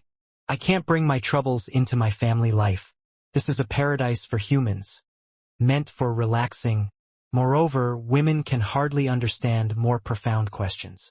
They have traits in being perceptive to thoughts and love. Barton didn't dwell on the contents of his dream anymore. He got out of bed and went to the bathroom to brush his teeth. After breakfast, he kissed his wife and children before leaving his residence and taking a trackless public carriage to the working district at the edge of the city. He was under the employment of the Lone Relic Search and Preservation Foundation with a sizable salary.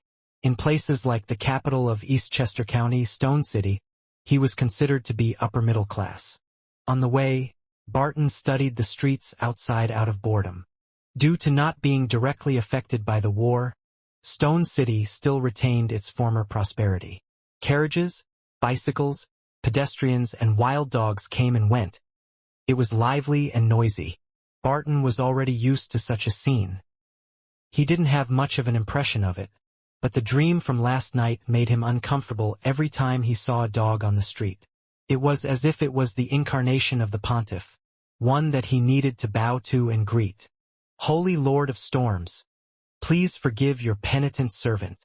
Barton raised his right hand, clenched his fist, and gently struck his left chest. After a while, he arrived at the Lone Relic Search and Preservation Foundation. As he greeted his colleagues, he walked into his office. After hanging up his hat and coat, Barton relaxed and leisurely prepared some special black tea for himself. He was almost middle-aged, and his energy was dropping. He always hoped to use a simpler method to supplement his body without suffering any hardship. After preparing the black tea, Barton picked up a few newspapers on the desk and wanted to prep himself before starting work. The economic situation in Backlund last season has greatly improved. Another pirate at the level of king has appeared in the Sonia Sea and the Berserk Sea, Queen of Stars, Desi Bay Fruits Trade Fair. After reading the newspaper slowly, Barton took a sip of black tea and started his work. A letter from Vernal? Barton found a letter from an old friend as he examined the documents on his table. He was an archaeologist who had a close relationship with the Lone Relic Search and Preservation Foundation. Barton immediately took out a letter cutter, took out the letter, and read it seriously. "My dear friend, my students and I found some interesting ruins in the mountains of Sivalaus County. Perhaps they originated from refugees from the Fourth Epoch. In that period of history that we don't know much about, they left the city for reasons unbeknown to us. They entered the forests and stopped interacting with the outside world again. They existed in the form of a tribe. They might still be guarding something, but it has long been drowned out by time, leaving behind only ruins and corpses. My students and I will excavate this place while employing conservation practices. We hope to find something more useful that can help us restore the history of the Fourth Epoch. I wonder if your foundation is interested in this. Here, I solemnly invite you to send a team over to confirm if our work is real and effective." Going into the mountains, the first thing that surfaced in Barton's mind was not the relics or the history, but the buzzing mosquitoes, the humid, dark environment, and the camp that became a temptation to the wild beasts. He shook his head and picked up a pen and paper. He prepared to file this letter and send it to his superiors. After drafting the document's header, Barton was preparing to add some details into the document when he realized that Vernal hadn't submitted any supporting information. Does he think that he can apply for funding with just a letter by simply relying on his relationship with the foundation? Barton looked around the table and muttered to himself in puzzlement. In his opinion, Vernal wasn't an arrogant archaeologist. Apart from being feisty and impatient, he was considered a typical lone gentleman in all other aspects. Under normal circumstances, when one requested funding from the Lone Relic Search and Preservation Foundation, they had to provide a lot of information, such as photos, ancient supplementary documents, and other related information other than a cover letter that described the project. Otherwise, the foundation wouldn't be able to do a review and make a decision, much less spend large amounts of gold pounds to send a team to the project location for inspection. Or rather, could it be that Vernal Fnar was just too careless and forgot to send the information out as well? Of course, with the relationship between Vernal and the Foundation, it's entirely possible the upper management will send a person or two to arrange a meeting to verify the information when they see it. Yes, as a friend, I should still help him. Barton shook his head and didn't think further. He stood up and walked to the bookshelf. He then stretched out his right palm and used his fingers to stroke the back of a book spine, selecting the information he needed. Finally, he took out a few books and journals, and combined his various viewpoints to give a detailed description of the history of the Sivalaus mountain range in the document he was about to submit. In the scientific community, there's a common viewpoint. In a period that's unknown to be long or short, the Solomon Empire and the Tudor dynasty coexisted in the northern continent, and their border could very likely be situated where the Hornacis mountain range and the Fanapotter highlands are today. There's a high chance that the Hornacis mountain range's extension in Sivalaus County was a contested ground between both parties. Barton didn't endorse Vernal. He only provided references to show that there were indeed possible ruins of the fourth epoch in the mountains of Civilaus County. This way, if it was proven that Vernal was lying, no one would hold him responsible because all of the descriptions came from famous historians. Barton had only extracted snippets in a selective fashion. At the end of the document, he listed out his references. Private Historical Research of Civilaus County, Isaac Eggers, Koei University's Department of History lecturer. After completing this document, Barton read through it from top to bottom and modified his choice of words and certain sentences. Then he took the draft and entered the clerk's room next door. He asked them to type up a formal document with mechanical typewriters. The Lone Relic Search and Preservation Foundation had always hired plenty of female employees. From the lowest level of ordinary clerks to the deputy director of the upper echelons, at least half of them were female. Barton actually had some things to say about this, but he didn't, nor did he dare to object. He could only choose to accept the state of things. Of course, he had to admit that when he needed to wait, it was quite nice watching these young female clerks busying themselves. At least it enriches the colors here. As Barton listened to the tapping sounds, he mumbled silently. Once the documents were done, he signed and submitted them. Then, just like before, he continued with his work as usual. This included but wasn't limited to the trial projects, providing professional opinions and gathering research materials for the Foundation's papers and commentary. A day quickly passed, and Barton left the company at 6 in the evening. He took a public carriage and returned home after an hour. This was a common occurrence in all the major cities in Lone. That was why high tea became a trend. After lunchtime from 12 to 1, it would be 7:30 or 8 in the evening before people reached home. If not for high tea sessions, most people would definitely be abnormally hungry. Of course, this was only limited to the middle class and above. Many poor people might only eat 2 meals a day. Moreover, couples with the conditions to work would both be working. They would have to prepare dinner after returning home at around 8 in the evening. And the food wasn't for their enjoyment. "Vernal came to visit you in the afternoon," Barton's wife said casually as she helped him take off his coat and hat. Vernal. Barton was taken aback momentarily. The archaeologist who discovered a fourth epoch ruins in Civilaus County had returned to Eastchester County? As soon as he said that, Barton frowned and muttered to himself, he really did forget to send the information, so he came back personally? No, there's no need to go through so much trouble. The Royal Mail is rather reliable. Besides, he should know that I'll definitely be at the Foundation if it's not a weekend. Yes, I might have been sent elsewhere for an inspection review. With this in mind, Barton asked, "Where is he?" "He only waited in your study for 15 minutes before he left," Barton's wife said. Barton pressed, "Did he say which hotel he's living in? When will he come again?" The archaeologist, Vernal, was from Eastchester County, but he wasn't a Stone resident. He didn't have a place here. He didn't say. He seemed to be in a hurry. Barton's wife paused for a moment before continuing. He looked very impatient. Barton touched his receding hairline and nodded gently. "I'll be in the study." His study was on the second floor, and there were many bookshelves and some porcelain placed there. He wasn't too passionate about porcelain, but he actively searched for unique items. After some searching, Barton didn't find any note or letter left behind by Vernal. He quickly threw the matter to the back of his mind. This was his usual rule. He tried not to be troubled by work once he got home.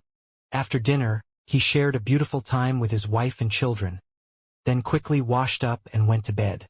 In the dead of night, he suddenly woke up and opened his eyes. Ever since the danger he encountered during an archaeological excavation 10 years ago, Barton had gained a sense of awareness, spiritual perception, that exceeded what ordinary people had. He could always sense some movements that others couldn't detect.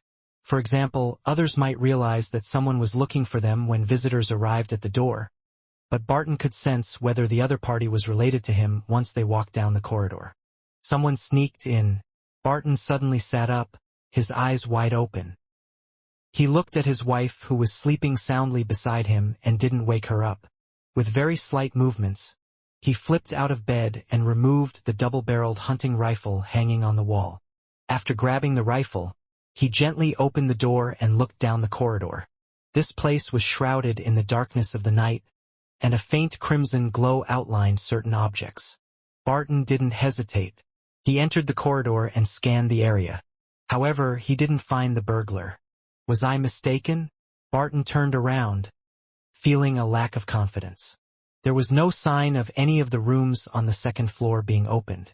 After thinking for a while, Barton came to the door of the study, grabbed the handle and gently twisted it. The door opened silently. Everything inside was immersed in the darkness, resembling all kinds of monsters. After drawing the curtains, Barton carefully examined the interior with the aid of the moonlight, and he confirmed that the interior was exactly the same as he remembered. I really am too sensitive. An after effect of the nightmare yesterday? Barton exhaled and left the study quickly. Behind him, the curtains that were drawn lightly swayed, as if a gust of wind was blowing. The next day, Barton continued his daily routine. He kissed his wife and children, took a rental carriage, read newspapers, brewed black tea, read letters, and there's another letter from Vernal. Barton felt relieved and opened the letter. However, there was nothing in the letter. The sender seemed to have forgotten to stuff the letter into the envelope. Has Vernal been suffering from absent-mindedness recently? Barton glanced at the envelope in his hand and suddenly realized that the pattern on it was a little strange. This was an envelope with a commemorative sense. According to what Barton knew, many high-end hotels in Backlund and Stone City would provide special envelopes and paper to their guests. It was equivalent to a tourist souvenir. Which hotel is this? Barton put the envelope to his nose and prepared to smell the fragrance on it. It was also unique and recognizable. In the next second, he smelled a faint scent of blood. Instantly, Barton's hair stood on end. Although he couldn't be sure that he smelled blood, his spiritual perception told him that this was the smell of blood. Vernal encountered some misfortune? Just like the archaeological team that I was in back then? No, there's no blood on the envelope. How can it emit the smell of blood? After a brief, extreme fright, Barton stood up immediately. As an ordinary person, he had only one reaction when facing such a situation. That was to call the police. As Barton took the envelope and left his seat, he suddenly remembered something. There were clear rules of how to deal with such situations within the Lone Relic Search and Preservation Foundation. If a project were to produce a phenomenon that was terrifying or incomprehensible, employees were to immediately halt everything and report to the compliance department. They would be responsible for the follow-up. Barton didn't understand why he needed to go to the compliance department. From what he knew, this was a department that handled provisions and audit projections for any violations of the rules. It had nothing to do with handling unknown dangers. However, the founder of the foundation, Miss Audrey Hall, didn't make many changes during the internal auditing of the departments. She only added this one clause. Therefore, the higher-ups didn't wish to argue with her over this. And obviously I'd prefer to meet the head of security, Barton muttered as he walked out of his office, heading straight for the compliance department at the end of the corridor. Knock, knock, knock. He tried his best to compose himself and knocked on the door 3 times in a gentlemanly manner. Come on in. A voice without any uniqueness came from inside. To be frank, Barton didn't know much about his colleagues at the compliance department. He only knew that they were cold and heartless. They acted quickly and easily caught any parasites within the foundation who tried to cheat the foundation for funding. Taking a deep breath, Barton turned the doorknob and pushed open the door. In his mind, the compliance department likely worked in an abnormally dark environment. Everyone maintained their silence and exchanged a few words from time to time, deciding the fate of a project and its principal investigator. However, the first thing that entered his eyes was bright sunlight, colorful decorations, and an open and bright setting. What's the matter? A black-haired, brown-eyed employee with no special features from the compliance department greeted him. He was wearing a thick black coat, which didn't seem to be able to withstand the cold winter weather in Eastchester. In addition, Barton sensed that the voice of this compliance department employee had a Backlund accent to it. Either he was born there or he had stayed there for quite some time. He isn't cold, mechanical, and difficult to get along with. He even feels friendly. As such thoughts flashed through Barton's mind, he said hurriedly, "A partner of ours seems to have encountered a situation." The letter he sent only consisted of an envelope. There's no content inside, and there's the smell of blood coming from it. The employee from the compliance department didn't show any change in expression. He nodded and said, "Show me the envelope." Barton passed archaeologist Vernal's letter. Only then did he realize that he was being rude. He hurriedly asked, "I'm sorry. How should I address you?" The employee from the compliance department raised the envelope and carefully looked at it against the sunlight. He then casually replied, "Pacheco Duane, Deputy Director of the Compliance Department, an experienced solicitor. Just call me Pacheco." Without waiting for Barton's reply, Pacheco lowered his arm and said with a serious expression, "Indeed, there are some abnormalities. A preliminary conclusion is that this letter is from the Clough Hotel in the city. I once lived there for some time, and I know that they like to emboss Lavender Castle on their envelopes and paper. Do we need to call the police?" Barton blurted out. Pacheco shook his head. "Not for now. Let's go to the venue to confirm the situation. This requires your assistance. I don't know that partner." "All right, I'll go with you." Barton hesitated.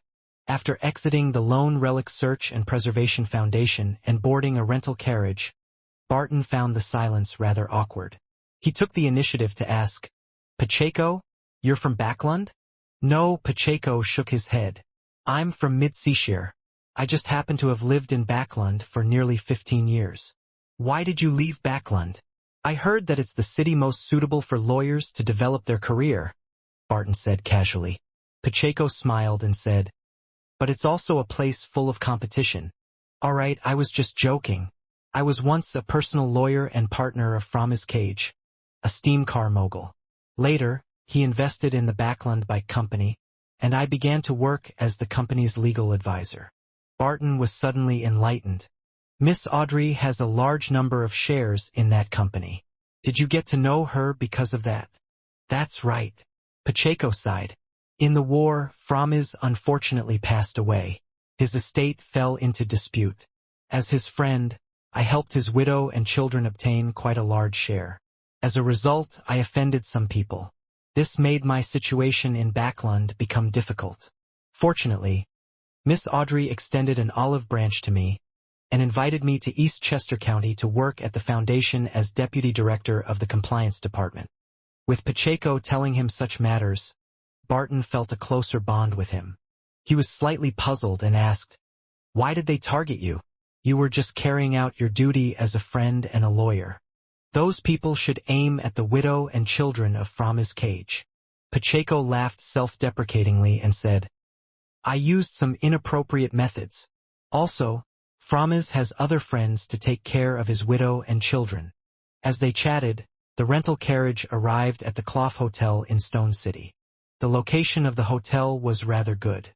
The street was beautiful and quiet, and they only needed to walk for 10 minutes to reach the most bustling streets in the city. After entering the hotel and finding the boss, Pacheco asked directly, "We've come to find a friend named Vernal." Through their casual conversation, he had already grasped the general situation of the target. The boss frowned in puzzlement. "If I remember correctly, there shouldn't be any customer here named Vernal." Barton quickly added, "He's a little taller than me, and he looks very well built.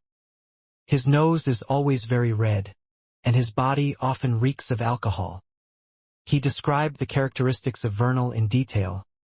The boss recalled and looked at the attendant beside him. "There's a guest like that," the attendant replied immediately. "He lives in room 309. Under the attendant's lead, Barton and Pacheco arrived outside the room and knocked on the door. The knocking echoed, but there was no movement inside. Just as Barton was about to suggest calling the police again, Pacheco suddenly bent down and picked up a white, soft tuft of hair from the crack at the bottom of the door. No, it wasn't hair. It resembled the condensation of fog. With Pacheco's fingers touching it, it spread out and merged into the air. At the same time, Barton, whose spiritual perception was slightly different from ordinary people, vaguely heard a faint male voice. Tamara, Tamara, Tamara. Barton ruminated over the name and wondered what it meant. He was no longer the same person who realized that he could hear sounds that others couldn't. He didn't look around in panic, hoping to find someone who was hiding and speaking in a dark corner. There were no signs of him constantly being prepared to grab a wooden pole and rushing over to strike the person. He stood on the spot calmly, observing the reaction of the deputy director of the compliance department, Pacheco. Pacheco glanced at him and said, "Have you done any research in the history of the Fourth Epoch?" "A little," Barton replied modestly. At this moment, he didn't pretend that he didn't know anything about the history of the Fourth Epoch. Firstly, his character didn't allow for that. Secondly, his position was a direct result of his academic background in history. If he had any major flaws in this field, he might be fired by the Foundation tomorrow. Pacheco looked at the door and said, "Have you heard of the name Tamara before?" "I've heard of it." Barton instinctively turned his head to glance at Pacheco. In the little-known history of the Fourth Epoch, the name Tamara has appeared several times, and its frequency is only second to Tudor, Solomon, and Trunsoist. From this, it can be determined that this represents a great noble of some empire in the Fourth Epoch. After saying this, Barton paused and said, "Vernal recently discovered some ruins from the Fourth Epoch." As the hotel waiter was by his side, he didn't directly mention that the name Tamara might have something to do with the current abnormality Vernal was facing. Pacheco didn't respond. He turned to the hotel attendant and said, "I'm a police officer in charge of a criminal investigation. I suspect that the tenant in this room has encountered some misfortune. Please open the door immediately." As he spoke, he took out an identification document and showed it to the other party. The hotel attendant was shocked and looked at the identification carefully. Okay, I'll get the keys." As he spoke, he turned around and ran towards the staircase. "You're a policeman?" Barton, who was watching from the sidelines, blurted out in shock. Pacheco looked down at the identification in his hand and chuckled. "This document is 100% real. It was obtained through legal channels. Why do you need to make it sound so complicated?" Barton habitually replied, "I don't care about its authenticity. I just want to know if you're a police officer." Pacheco laughed. "That depends on how you view it." This answer left Barton rather irritated, but as a typical lone gentleman, he knew that the other party was unwilling to give him an answer directly, so he politely shut his mouth. Of course, one of the reasons included the other party being one of the deputy directors of the compliance department. The two of them remained silent as the hotel owner and the attendant returned to the third floor. After carefully inspecting the identification document in Pacheco's hands and matching it to the face, the hotel owner took out his keys and opened the door. He grumbled, "How did something happen?" Nothing was heard. If a high-end hotel was involved in a murder case, it would definitely affect their image and reputation. They might even go bankrupt. "Don't worry too much. Perhaps it's just a small problem." Pacheco gave him some friendly consolation. "I hope so. May the goddess bless me."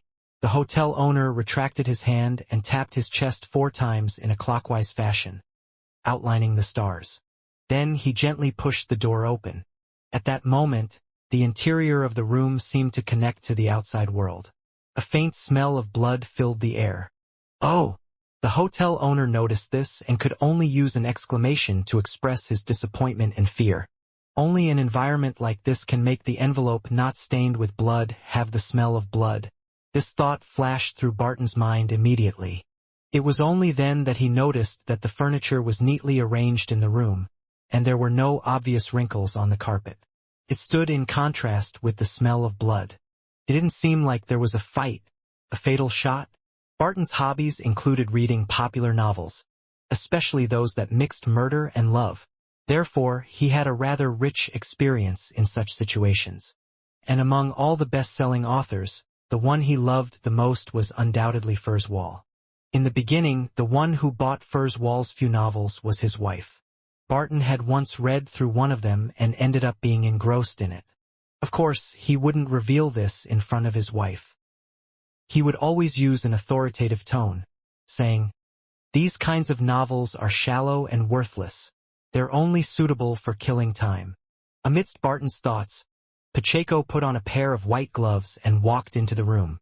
After surveying the area, this experienced solicitor walked to the desk and picked up the stack of letters with the lavender castle pattern embossed on it. He said to the hotel owner and waiter, "Do you know how many pieces there were originally? We don't replenish them every day." The attendant looked at his boss and stuttered. What he was trying to say was that after having the guests living in this room rotate out a few times, he had no idea how many letters were left when Vernal moved in. Pacheco scoffed and shook his head.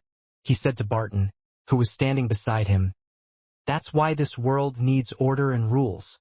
If they used a set of strict rules, replenishing the number of letters to a set number every time a customer checks out, we could have used this to find some clues."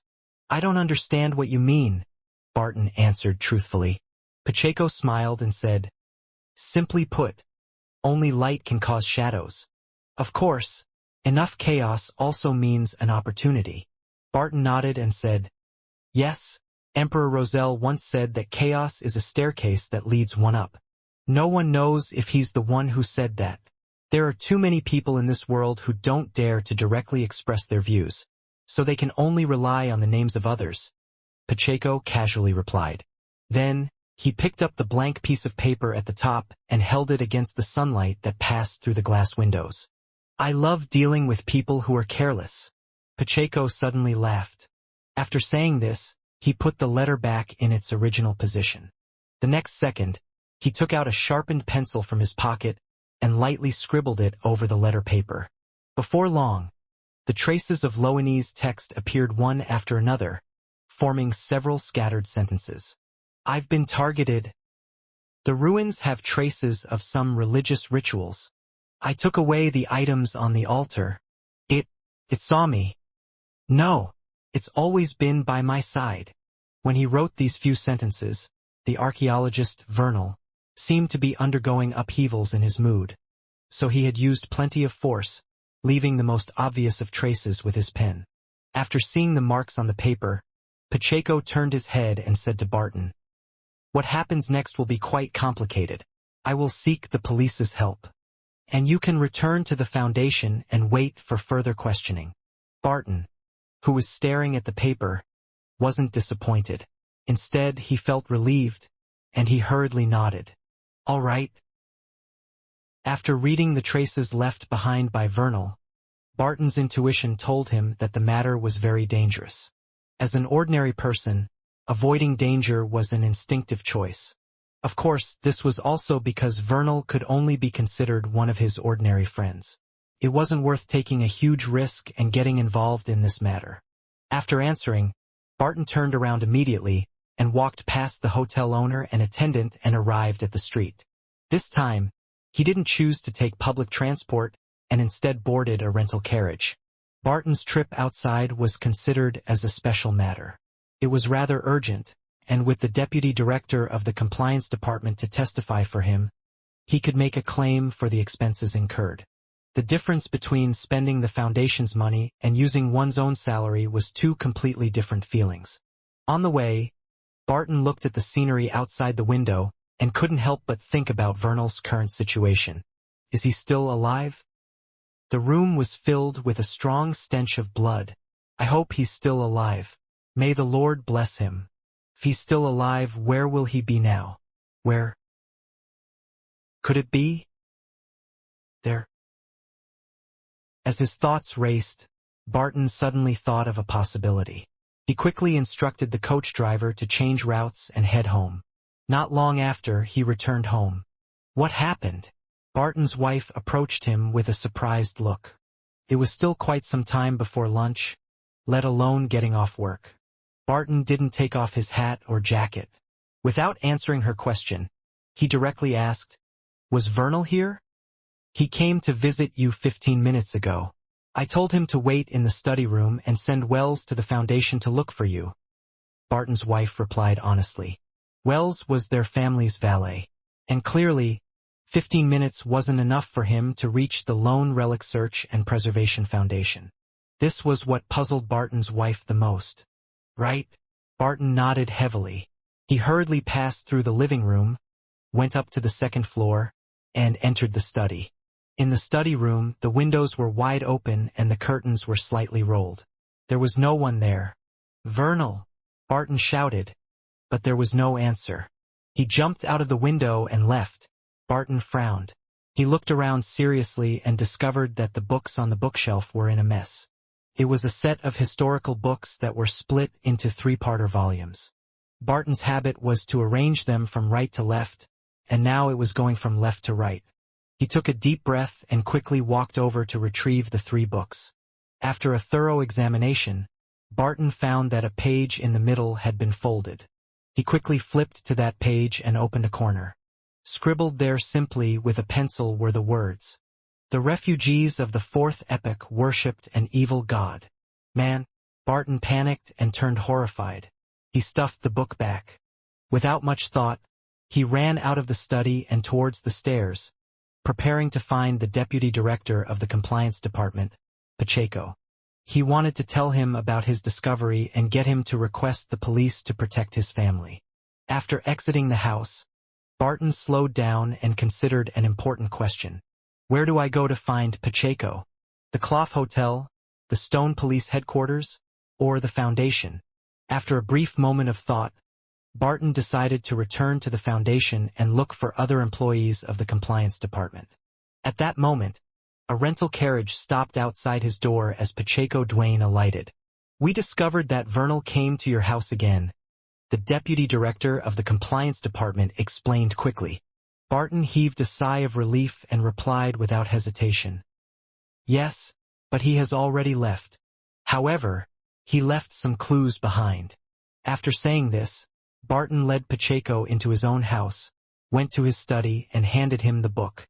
Pacheco looked at it for a while, then gently slid his finger across the surface of the text. Right on the heels of that, he took out the pencil he had used previously and wrote beside Vernal's comment, "Call the police." After doing all of this, Pacheco stuffed the book back to its original position. However, he didn't push the book in completely. This way, the entire row of books had one book bulging out. "All right, let's return to the Foundation and have lunch. We'll wait for the good news from the police." Pacheco clapped his hands. Barton didn't understand the reason behind the senior lawyer's actions, but he didn't ask why. He really didn't want to get involved in this matter. He felt that he couldn't bear it at all. Barton then fabricated a few reasons to his wife before returning to the Foundation with Pacheco to begin his daily work. When it was tea time, he had just finished an ancient book's appraisal when he heard someone knocking on the door. "We've got some clues. We need to go to your place," said Pacheco, who was wrapped in a gray scarf and standing by the door. "Clues?" Barton rose in surprise. Pacheco didn't give a direct answer. He spread out his hands and made an inviting gesture. Barton couldn't refuse and went home with the other party. Vernal came again. His wife clearly sensed that something was amiss and went to the door in horror. "It's fine. Just some minor problems." Barton maintained his image as a man and consoled his wife. When he arrived at the study, he and Pacheco discovered that, yet again, Vernal had escaped. "Damn it! Can't he just wait for a while?" Barton couldn't help but grumble. "It's all right." Pacheco walked up to the bookshelf and pulled out the book. Clearly, Vernal had read his suggestion, as the book was completely stuffed into the bookshelf. "I guess I know where Vernal is." Pacheco closed his eyes, smiling. Barton was stunned. "How do you know?" Pacheco opened his eyes and replied with a smile. "He accepted my bribe, no, a gift, but that isn't right either. The most accurate description should be a suggestion. Of course, he might not accept it." With that said, the deputy director of the compliance department walked past Barton and out of the study. Barton followed behind him subconsciously, leaving his own burrow and turning into a nearby street. At the end of the street, there was a house that had collapsed due to a fire. "They actually haven't started reconstruction efforts," Barton whispered. Pacheco put on a pair of white gloves again, and his expression became a little stern. Through the rather intact main door, he entered the half-collapsed hall. Black pieces of wood were strewn across the ground, blocking the lower half of a person's body. The figure was wearing a brown jacket with a red nose. He looked very stocky and was none other than the archaeologist, Vernal. Barton secretly exhaled and asked anxiously, "Why didn't you call the police?" "They're monitoring the police station," Vernal replied without a change in expression. Barton blurted out, "Why didn't you leave Stone and go to other cities to report to the police?" "They're monitoring the steam locomotive station," Vernal replied in the same tone. Barton thought for a moment and frowned. "You have many ways to leave Stone. They can't seal off a city." Upon hearing this question, Vernal's expression gradually changed as he said with a slightly ethereal tone, "I sensed the will of that great existence." Great existence. As soon as Barton heard Vernal, certain memories hidden deep within his heart surged out. This made it difficult for him to contain his fear. His feet unconsciously took a few steps back. In the archaeological expedition many years ago, all the nightmares had started with similar descriptions. Just as Barton's body trembled and was about to turn around and run away, the deputy director of the compliance department, Pacheco Duane, brought up a question. "Since you've already sensed the will of that great existence, why didn't you reconcile with the fourth epic refugees who are pursuing you?" Vernal's breathing suddenly became heavier, as if a faint white fog had spewed out. His voice also became louder. Their faith wasn't accepted with their whole body and mind. They still had some reservations. As Vernal spoke, a faint white fog spread out from the half-collapsed house, emitting a strong smell of blood. Barton seemed to come to a realization, but he wasn't in the mood to think. He only wanted to leave this place and escape the danger that was about to erupt. However, Pacheco was rather calm. He looked at Vernal and asked warmly, "You've been visiting Mr. Barton all this while and writing letters to the Foundation. What kind of help do you want us to provide?" Upon hearing this, Barton was taken aback. If it were another occasion, he would definitely imagine that Pacheco was asking what kind of legal advice Vernal needed. At a time like this, didn't he only have two options? He could either escape and report this to the police, or take out his weapon and fire a bullet at Vernal or smack him in the head with a pole. Barton was full of doubts about Pacheco's way of handling things. With faint white fog lingering at the tip of his nose, and with his eyes that were glowing with gray light, Vernal didn't show any resistance to this kind of exchange. His expression became solemn as he replied in a dignified tone. "Two things. First, bring this item to the suburbs and return in the evening." While speaking, Vernal threw a glass bottle with a slender neck. The glass bottle seemed to be very sturdy. Even when it fell to the ground, it didn't seem damaged at all despite hitting a rock. Its interior was filled with pale white, thin, almost illusory fog. At that moment, Barton acutely sensed that the body of this deputy director of the compliance department had stiffened a little, as though he had sensed something unusual. Vernal didn't observe their reactions and continued, "Secondly, when you were searching for ancient artifacts, help me find similar items."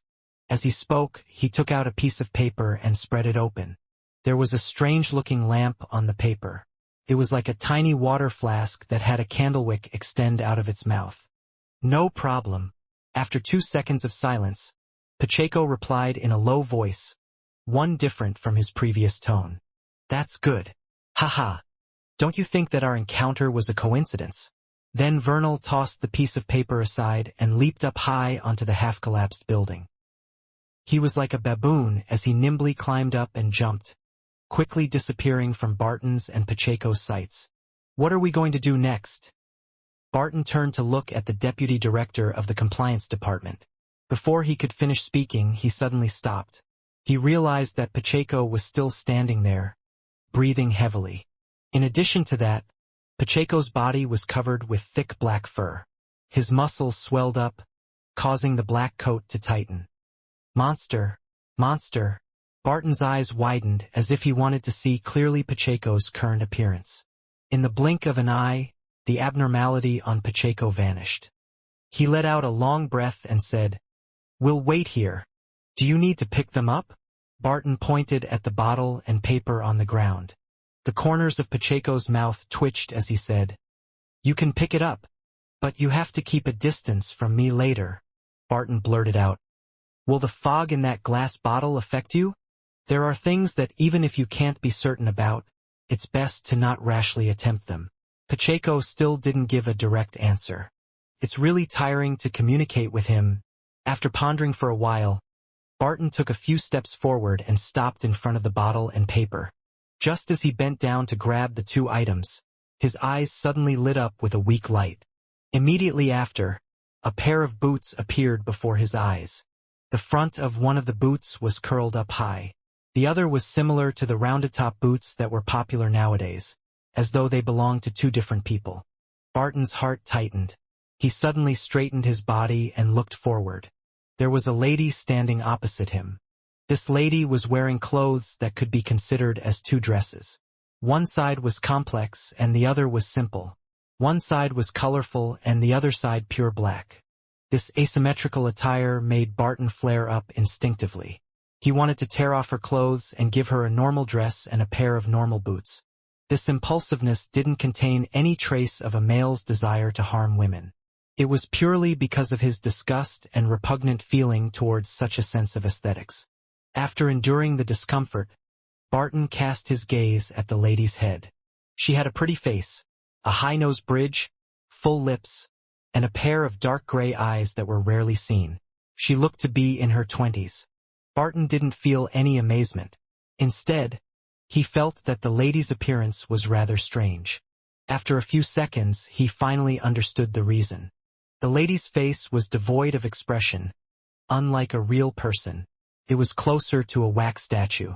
Vernal has already left. The deputy director of the compliance department, Pacheco, seemed to have completely recovered and took the initiative to speak. The lady's gaze swept across the bottle and paper in Barton's hand. What does he want you to do? Bring this bottle to the suburbs and return only in the evening. Also, we are to help him find the item drawn on the paper. Pacheco answered frankly, putting on an attitude as though he was unwilling to be the lady's enemy. The lady nodded and said, "Give me the bottle." As soon as she finished speaking, Barton seemed to have heard an order that couldn't be disobeyed. He instinctively threw the thin-necked bottle in his hand at the other party.